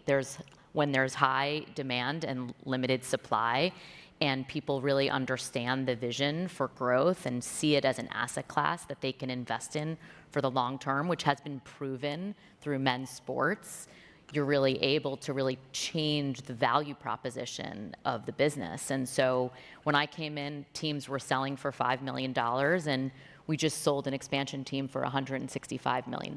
Wow. Yeah. In 3 years.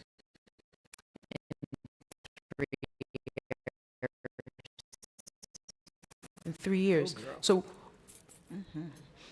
I was going to ask you, make the business case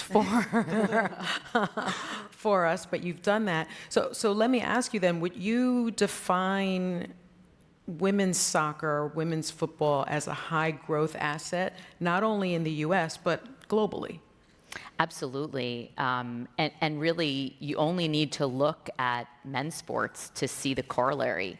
And in business, in sports business today, sports is the highest growth asset class as compared to any other investment strategy. It's the reason you see institutional capital coming into sports today, because when you compare it to stock market or real estate or other investment classes, sports over time performs as long as you can hold it for multiple decades. And so women's sports has never really been invested in the way men's sports has. And historically, it wasn't in the places and spaces where people consume content. It wasn't on TV.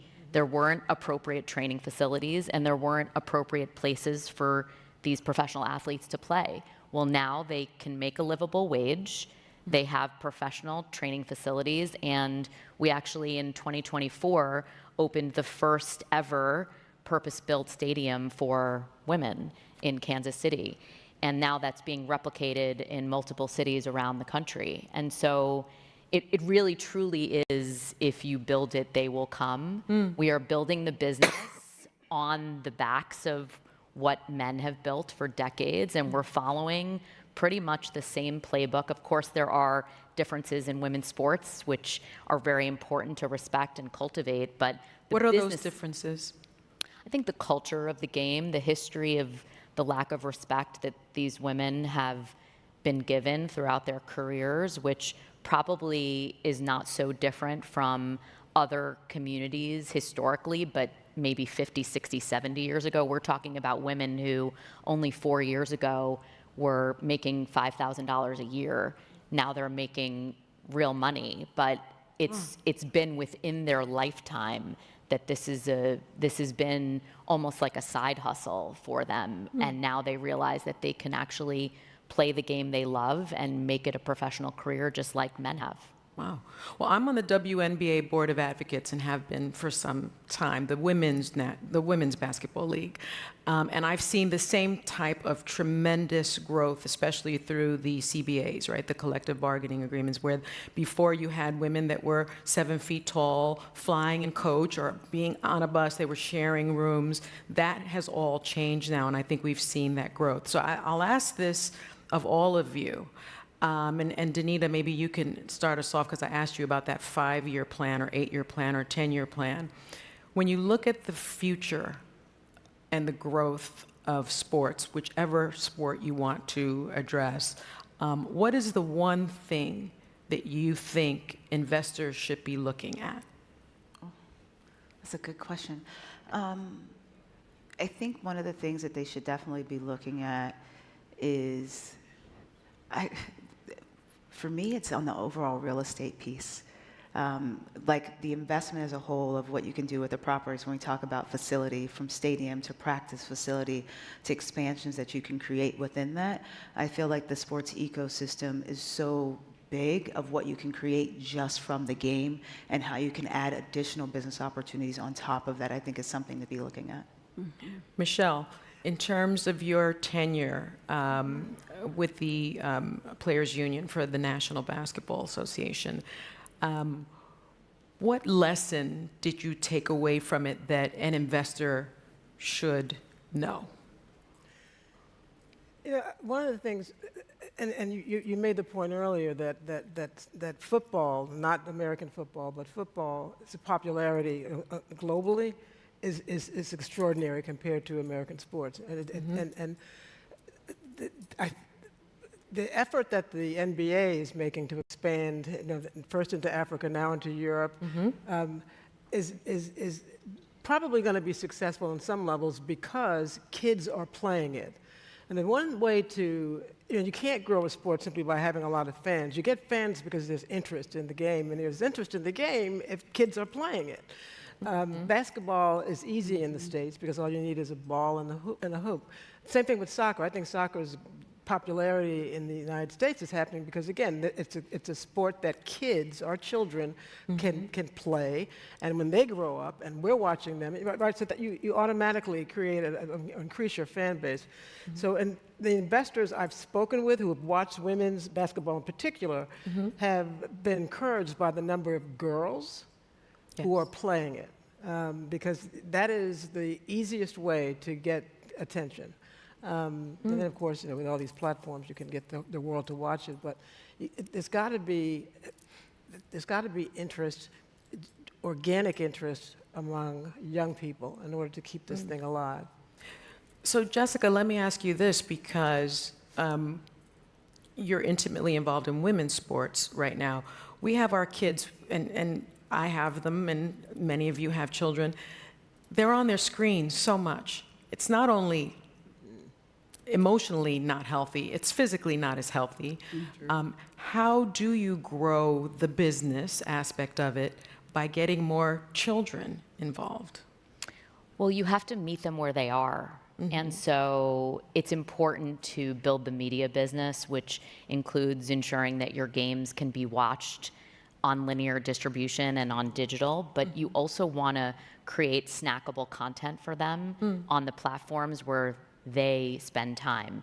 Those are platforms like TikTok and YouTube and Instagram, and you need to get the people who they care about to become interested in your product. That's what they pay attention to. That's how they model their time spent. That's how they dress. That's how they define what is cool in life, is by the osmosis that they get from consuming content on these platforms that are targeting the next generation of fans. And so most of the business is actually built on very antiquated systems through Nielsen and other ratings that are really for our generation.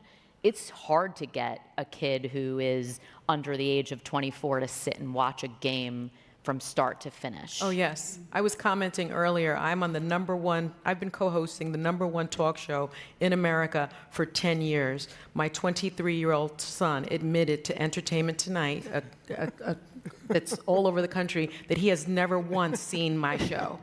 Not once. So they just don't consume linear television in the same way, I think, that other generations But I think have. you're going to see sports leagues innovate around the connectivity with fans, whether that's through daily fantasy or through betting or other predictive gaming, because we have to find a way to make the fan an active participant in the product. If they are passive, they will not be able to consume the content and get the emotional connection that our generation had through sport. Yeah, and I think Jessica's right. You're already seeing it. So in the NBA, for example, you will see the game going on at the same time a commercial is going on, or at the same time that you could bet on something, because that's the way to keep them engaged. So it's going to change all of the dynamics based on how they consume it. But I think that also adds to why the facility is also important, because they have to experience it once they get there too. And what's that facility look like? How are we investing in the in-match and the stadium experiences?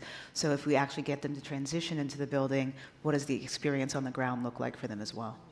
And Terry Lehman, you've been nodding your head, yes, yes, yes. In terms of connecting and growing the business, the NFL is, I mean, the biggest union and the biggest business, sports business, let's say, in the United States at least. How do you convey that growth? Do you and grow it in the future? Well, I think a couple of things have to happen. I think the NFL is very focused on the growth, and I want the players to be recognized as a partner in driving that growth. That includes small things like making sure that they're not flying coach and that they're able to get some of the advances that other sports have enjoyed, particularly lately, especially on these very long international flights, but also a partner in that growth from an equity standpoint.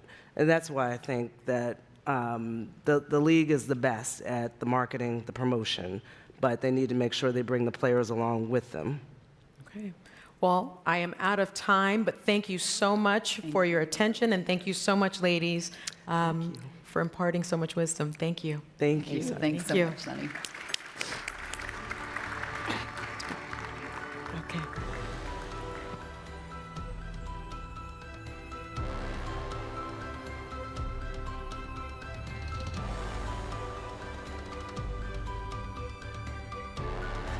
Here we go. Well done. Again. Thank you, Sunny.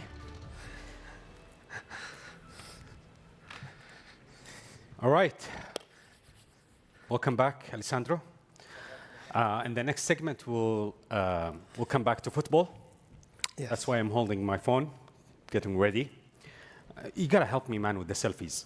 Yeah, selfie. I mean, you didn't even take a selfie with me. You took a selfie with everybody in the room. To my colleague, I can't take. Yeah, okay, you're right. Somebody record this. Okay, okay. Here is my colleague. Sounds good. All right. After 6 o'clock, we can do it. Yeah, of course. No, but anyways, the next one, I want to take a selfie, a special selfie, with you two for our next guest. That's why we want to speak about then our next guest. Our next guest is special, is someone who has invested time and money into building his brand and post-career business, is one of the greatest footballers that ever lived. And since we're going to introduce him in a few minutes, I want to speak to you or talk to you about him and about Ronaldo Nazario, the phenomenon. You played against him. That era, everyone was watching the Italian league. Everyone. It was something else. We here in the region, we call it the heaven of football. We used to call the Italian league the heaven of football. Tell me about that period of time. Tell me, how was your face-off with Ronaldo? Well, Italy was always that period the best league, you know, to play. Every big players, especially foreign players, come to play and challenge themselves in the best league. But when Ronnie came, give a little different flavor. I mean, he was already a phenomenon, and everybody we were looking at him, you know, we're gonna face him. Let's see how he looks, how big is it, how fast is it, you know, our technical skills. He show off amazing stuff. I mean, he brought a different level our league, by far, definitely, and it was a very interesting challenge because it inspired everybody to do more.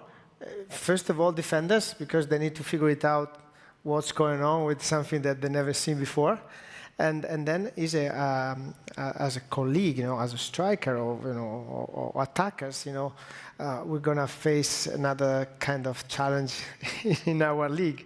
So that's the beauty of this, and he always did with a big smile on his face. Who were the defenders in your team on UV by that time? I can't remember. We have different. We have Montero, we have Ferrara, we have. So did they have a special meeting before facing Ronaldo? Did they have special instructions about Ronaldo? Well, of course, we were watching the game sometimes together and say, "Wow, guys, this is unbelievable." We were watching what he did in Barcelona the years before. It was already something out of control, and we tried to say, and I tried to say to them, "Oh yeah, you know, but in Spain they don't defend like us. You're gonna make it, guys." But between me and our, you're gonna be in trouble, my friend. Yeah, it was a huge rivalry, amazing rivalry. I'm happy that I shared many games against him with only a dream that it didn't come true. Played together. Let me remind everyone of who we are talking about. Ronaldo the phenomenon. Para Ronaldo, tiro gol! The best football player I have ever seen on the pitch.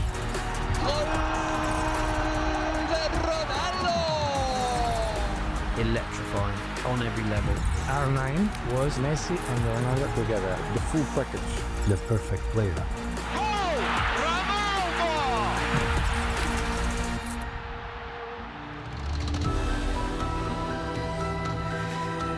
And here we go.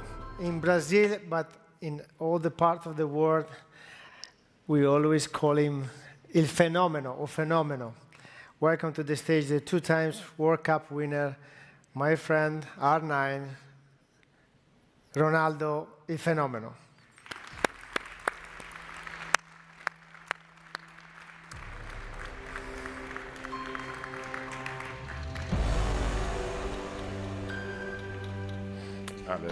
Ciao. Hi, Ronaldo. Now I want to take that selfie with you too. Okay. Nobody has that selfie except me. So can I take it? Should I? No.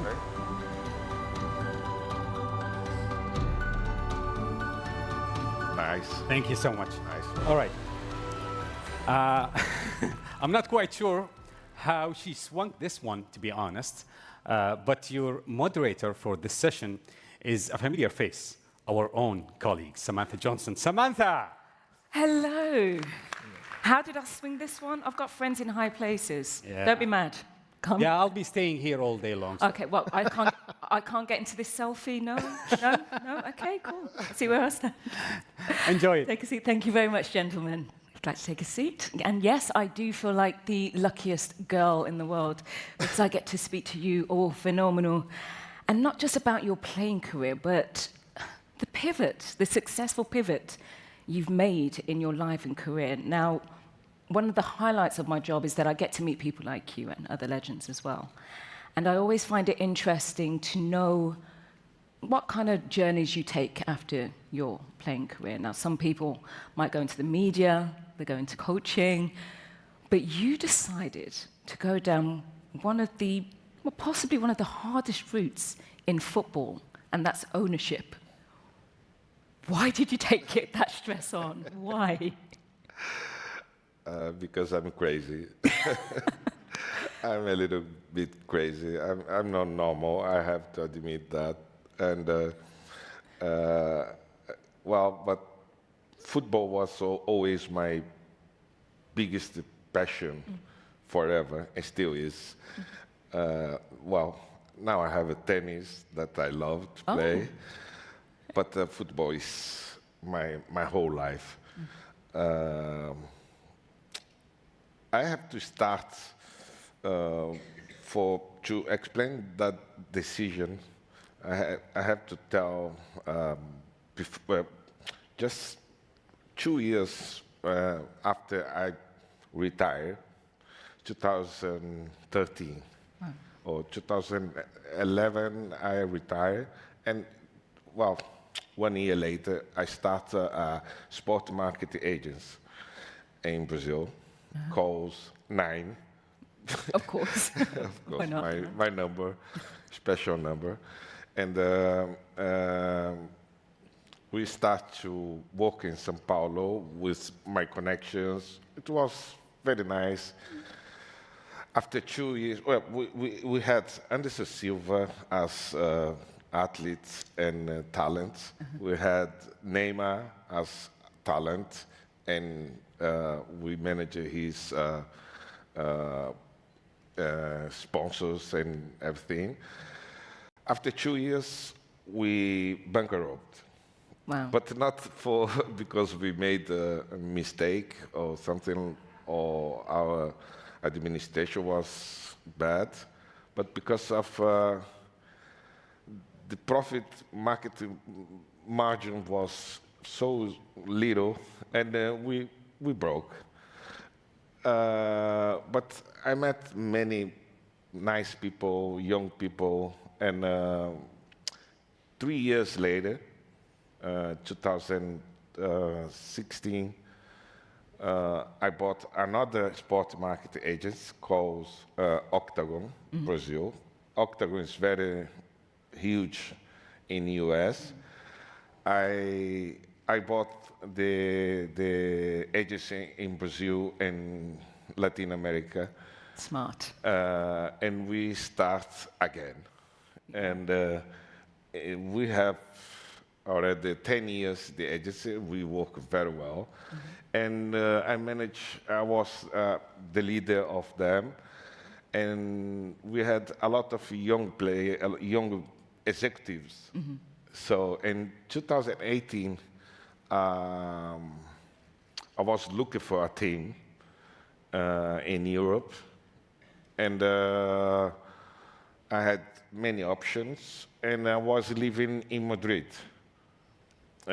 So Valladolid was one option to me.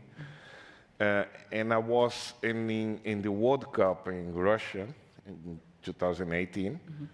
During the World Cup, I made an offer to the team to have Valladolid.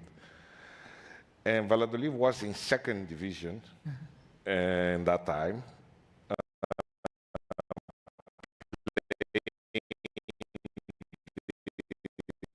Playoff of 6, just one to go up in first division. I say, well, it's very difficult, but it's okay. Second division is fine to start. Build Our dream. I made the offer. The old owner accepted the offer, and we made the deal. We finished the World Cup, and Valladolid won the playoff. Did they know? Did they know that you were coming on board? I bought a second division team. I got first division team. That was my first luck deal but it was not easy because we start managing the club, and then for the first time managed the club, and I have to say that La Liga and Premier League, all the leagues that we have in Europe, they are very well organized. The governance is absolutely amazing. So they help the owner so much, because you receive everything that you have to do to be in order with La Liga. So, but for the first time, I see the difference of our budget and the rest of the 19 teams was huge, huge, huge. So with all my teams, I bring all my guys from Brazil, and I keep a lot of good people from Spain in the administration. And we start work on the first year. So how to compete with the budget 3 times bigger than us, and sometimes 10 times bigger than us. Yeah. Real Madrid, Barcelona, and Atletico Madrid was like 10 times bigger than us. We had to be very creative, find good players, cheap players, and talented players. Yes, and of course respect the players who won the playoff. Also, it was a very challenging moment for us. But well, we stayed for 3 consecutive years, and the first league and the first division was amazing challenge to me, and it was amazing for the next club that we will talk about soon. Oh yeah, definitely. I mean, I know you said it wasn't easy, but you made it sound so easy. I'm just wondering, what did you learn about yourself during this ownership period? I mean, you also mentioned a bit earlier that you were in bankruptcy. So how do you bounce back from that? And yeah, what did you learn about yourself as a president, as an owner, in this period of your career? Well, I learned a lot. That was a huge experience to me. I learned especially that football is not only passion to the people, it's their life. Even for Valladolid, people are 300,000 city, so it was their life. So I learned that, yeah, we have to listen more the community, put the support together, make a truly community together, involve them with the administration, and make the transparency have to be 100% every time. That was what I did. Maybe the expectation was too high for them. Was the expectation high because of you? Yes, because they thought that I was They thought you were going to come back and play. Brazilian sheikh. And I come from nothing, and I made my own money, and I'm invested, but yeah, with responsibility, and yeah, but I think we did a great job there, and we put Valladolid in the radar of the world. We play in 8 years, we play 5 years in the first division, so that was amazing.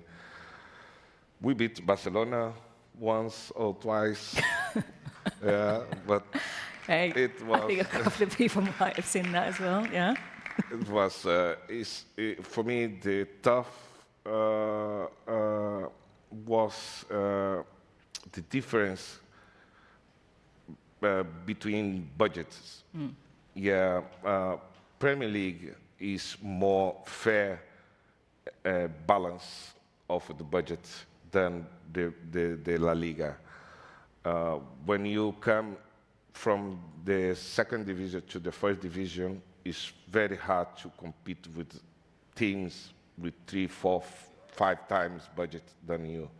And how did you get around that? I know you said that, okay, you had to look for good players and be careful of the budgets as well, but was there any other, I don't know, I mean, I'm not the most business savvy person, but can you just tell us how you got around that? How did you compete with the likes of Real Madrid, Barcelona when it came to the budgeting? Well, Barcelona, Real Madrid, we not compete against them. We have to compete. We had to think about the competitors that we have to survive in the first division. Mm-hmm. So we were the best price season ticket for our community. We remodeled, we make it almost new stadium. Was the stadium I saw for the first time was 4 or 5 division stadium, and we make a stadium that look like first division stadium, comfortable, clean, beautiful for our fans. So the experience start to be nice for them. The price was very fair for them, and bringing it back to the community, like yes, you said I think before. the community was very strong, and then they helped us a lot to survive for 3 years. Then became the COVID situation, and then without them, we first time we went down for the second division. Yeah. COVID really did hit everyone. I think we all remember where we were. Yes, an unprecedented time, but you managed to get, or everybody managed to get through that period. I'm really impressed by your business savvy. I really, really admire it. Now, you've said that it was the Real Madrid dressing room that taught you more about business and leadership than any MBA. What was the lesson that you learned from that Galacticos era that you could tell us about? That was amazing. I have to say, I did not the university. I did not have the time to be on university because I was 17 years old. I was already in Holland playing for PSV Eindhoven. So I didn't went to university. So my MBA was playing around the world, learn from the presidents, the director of marketing, the financial directors. Every team went, I learned something. Well, but in Real Madrid was so special because for the first time I saw one president change the history of football. Florentino Perez is not only the best president for me, but he changed the world of football in any way and every way, because all the money we see now in football is because of him, because of he changed the world of football. Real Madrid was in the crisis, in the 300 million euro debt, and he sold his our training facility in Castellana, is the main way in Madrid to cut the whole city, and the training facility was a huge, almost in the middle of the city, and he sold for 300 million euro. He bought another place near the airport. It's also very close to the city, and he started to invest in players, and huge players. He first signed Zidane, Figo from Barcelona, and I was the third Galacticos. And he bring Beckham from Manchester United, so the 4 Galacticos. He changed the way people see football. All the brands was looking to us to invest in us. That was a shift in time. Yes. Yeah, when Yes. it comes to the branding and the marketing with you guys, with the Galacticos, it was a beautiful period. We all remember that. Yeah, I think was the main change of the world of our industry. Football world changed because of that move of Florentino Perez. And I was there watching and talked to him. And So what were your conversations like? I mean, were they one-on-one? Was it over dinner? Was it in his office? Like, could you just give us an idea? Like, everything. He is like a father to me, and he's still very closer to me and very good friendship. But everything I remember me and David Beckham was the biggest. Well, the all Galacticos has the same salary, but me and David was the two that made more money with the brands, and we share with Real Madrid. So I can say that we play for free to Real Madrid because we made so much money with the brands. Yeah. We made so many income for Real Madrid that we almost play for free. So I think they miss you. Well, we do have a little bit of a surprise. We've got one of your famous moments in a Real Madrid shirt. If you'd just all like to take a look.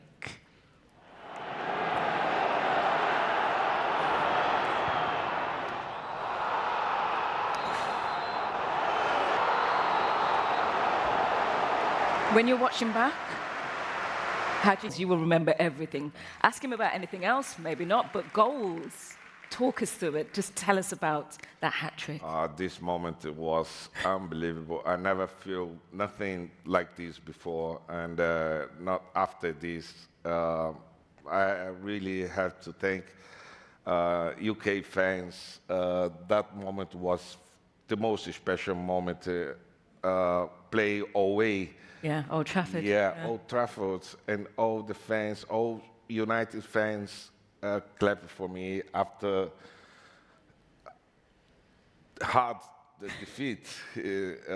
But that's the respect, though. I mean, yeah, it doesn't. They show so many respect to me in that moment that, well, I have to say that UK fans are, like in Brazil, the best in the world. Fanatics. Yeah, fanatics. Yeah. Yeah, very fanatic. My gosh. Well, also, as a player, you were famously not a fan of pre-season training, were you? Now that you are on the other side and discipline comes into it, do you ever hear any of your former coaches, you know, when you're speaking to players or, you know, you're in the meeting board or anything, do you hear any of your former coaches coming through? Like, because I know you were under Capello, Sir Bobby Robson as well. Do you ever hear yourself like, oh my gosh, they said that to me years ago when I started out? I mean, anything like that? Well, there is a misunderstanding about that because well, I was talking to Novak Djokovic before about the way we training 30 years ago, 20 years ago, and the way they train now. The physical way to train the players is 100 times better than my time. I was not happy doing preseason because they put me run with Roberto Carlos, with Cafu, and they are crazy about to run 10 kilometers, 15 kilometers.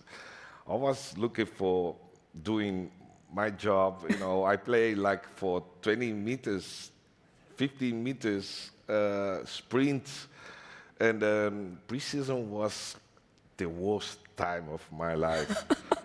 But you every say it with a smile, so you must have had some good memories. Yeah, every year Or maybe was not. like, I tried to came very late because of that. Yeah, And they didn't let you get away with it. That's no. the thing. No. But as a president, well, now they train much better and they suffer less than we suffered before because the training now is 100 times more effective than before. They don't. If you strike, you don't need to run like 10 kilometers. You do that one time, and after that you train a specific training for you. Training smarter. It's smarter. Just for you, not for the whole group, you know. Well, I explain that to my players as well, and they understand. But you know, sometimes they are not the same. They're different players, and everyone is tailor-made different. to Yeah. Okay, I do want to go back to, again, your ownership, and we're going to talk about Cruzeiro now. And this one is very close to your heart. So I would love to know how you managed to separate, you know, Ronaldo the fan and Ronaldo the businessman, the owner, when it came to Cruzeiro. If you can go into that. Yeah, it's difficult. Well, that's happened with Cruzeiro. 3 years ago was Christmas time, and a friend called me and said, there is an opportunity to get Cruzeiro. And what? How? Yeah, it's a very bad situation, and you only want who can save the team. And now, give me 1 day, 2 days, let me think about this. And I start to call my friends and my executives and my team, and hey, look, I have that situation, but the debt of Cruzeiro is like $200 million, and we don't have that money. And but I have an idea. I tell them, but I didn't have any idea about this. But I truly believe that in football, with so many passion, with a huge community, we can win any challenge.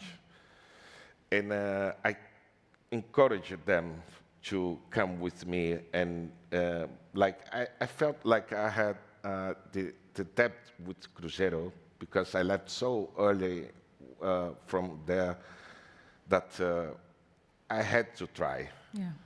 And we did. And after the first Cruzeiro was for 3 consecutive years playing in second division in Brazil. Mm-hmm. Our first year, we won the second division 5 weeks before the end. Oh. And was amazing. And we start to see the light.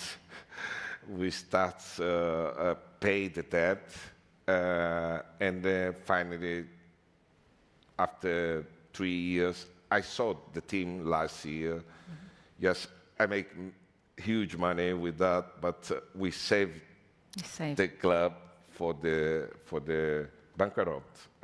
So this wasn't just a business decision. This was from the soul. This was family. This is your heart. Yes, it was. It was because Cruzeiro is one of top 5 clubs in Brazil, and where I start to play as professional. So I was in debt with the club, and I had to try this, and luck, everything went to good way to me and to the club. It's more than luck. Yeah. It was more than luck. Ronaldo, I could really listen to you all day and all evening. Thank you so much for joining us. Everybody, can you just imagine that you are in Old Trafford right now, and everyone, please be standing and just give Ronaldo a huge round of applause. Thank you. Thank you very much. Thank you so much. Thank you. Yeah. Thank you all. Thank you.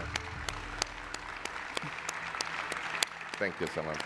No, thank you so much. Should I go? Oh, no, you can stay with us. Stay. Okay. I don't want you to go just yet because I'm going to be joined by Alessandro and Hamid. Where are my gentlemen? Is Alessandro going to put it? I lost Alessandro. I don't know where he is. He's right behind you now. But I was Yeah. right around the corner. So thank you, Samantha. Maybe he's going to make another selfie, so I'm already... I'm going to take another selfie now. I didn't see him. It's okay. Let me go on this side. That was a very interesting conversation with Ronaldo, Samantha. And I was telling Samantha a story about why everybody loves Ronaldo. Right after Maradona retired, the whole world was looking forward for something to get them interested and love football again. And then in the mid-90s to the late 90s, Sir Bobby Robson, may he rest in peace, discovered the gym, the one and only Ronaldo that made us fell in love with football. No matter how many championships he won, no matter how many goals he scored, no matter how many assists he provided, it's just the way he played football is the way it is what made us love football. So thank you for that. Thank you for saving football for us. Thank you. Thank you. Thank you very much.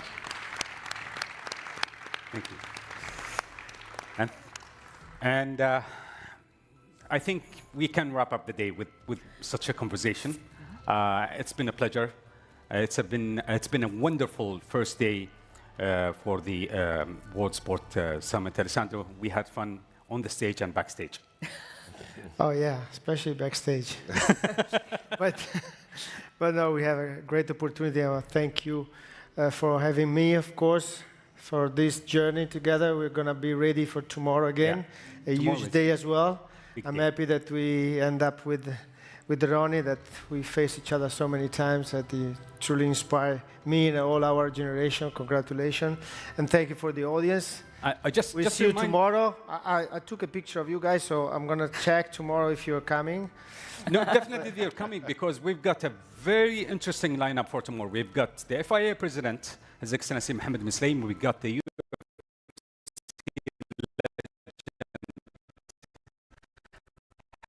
Habib Noor Mohammadov. We've got the Hall of Fame, the NBA Hall of Famer Tony Parker. And also we've got Dede Deshan. And we're going to wrap up the day tomorrow with a very, very, very special roundtable. It's called the Table of Champions, correct? Am I correct? Correct. Table of Champions. We're going to get the winners of each World Cup in the past 6 World Cups on one table to discuss the next World Cup 2026. So stay tuned. Thank you for coming. We'll see you tomorrow. Thank you.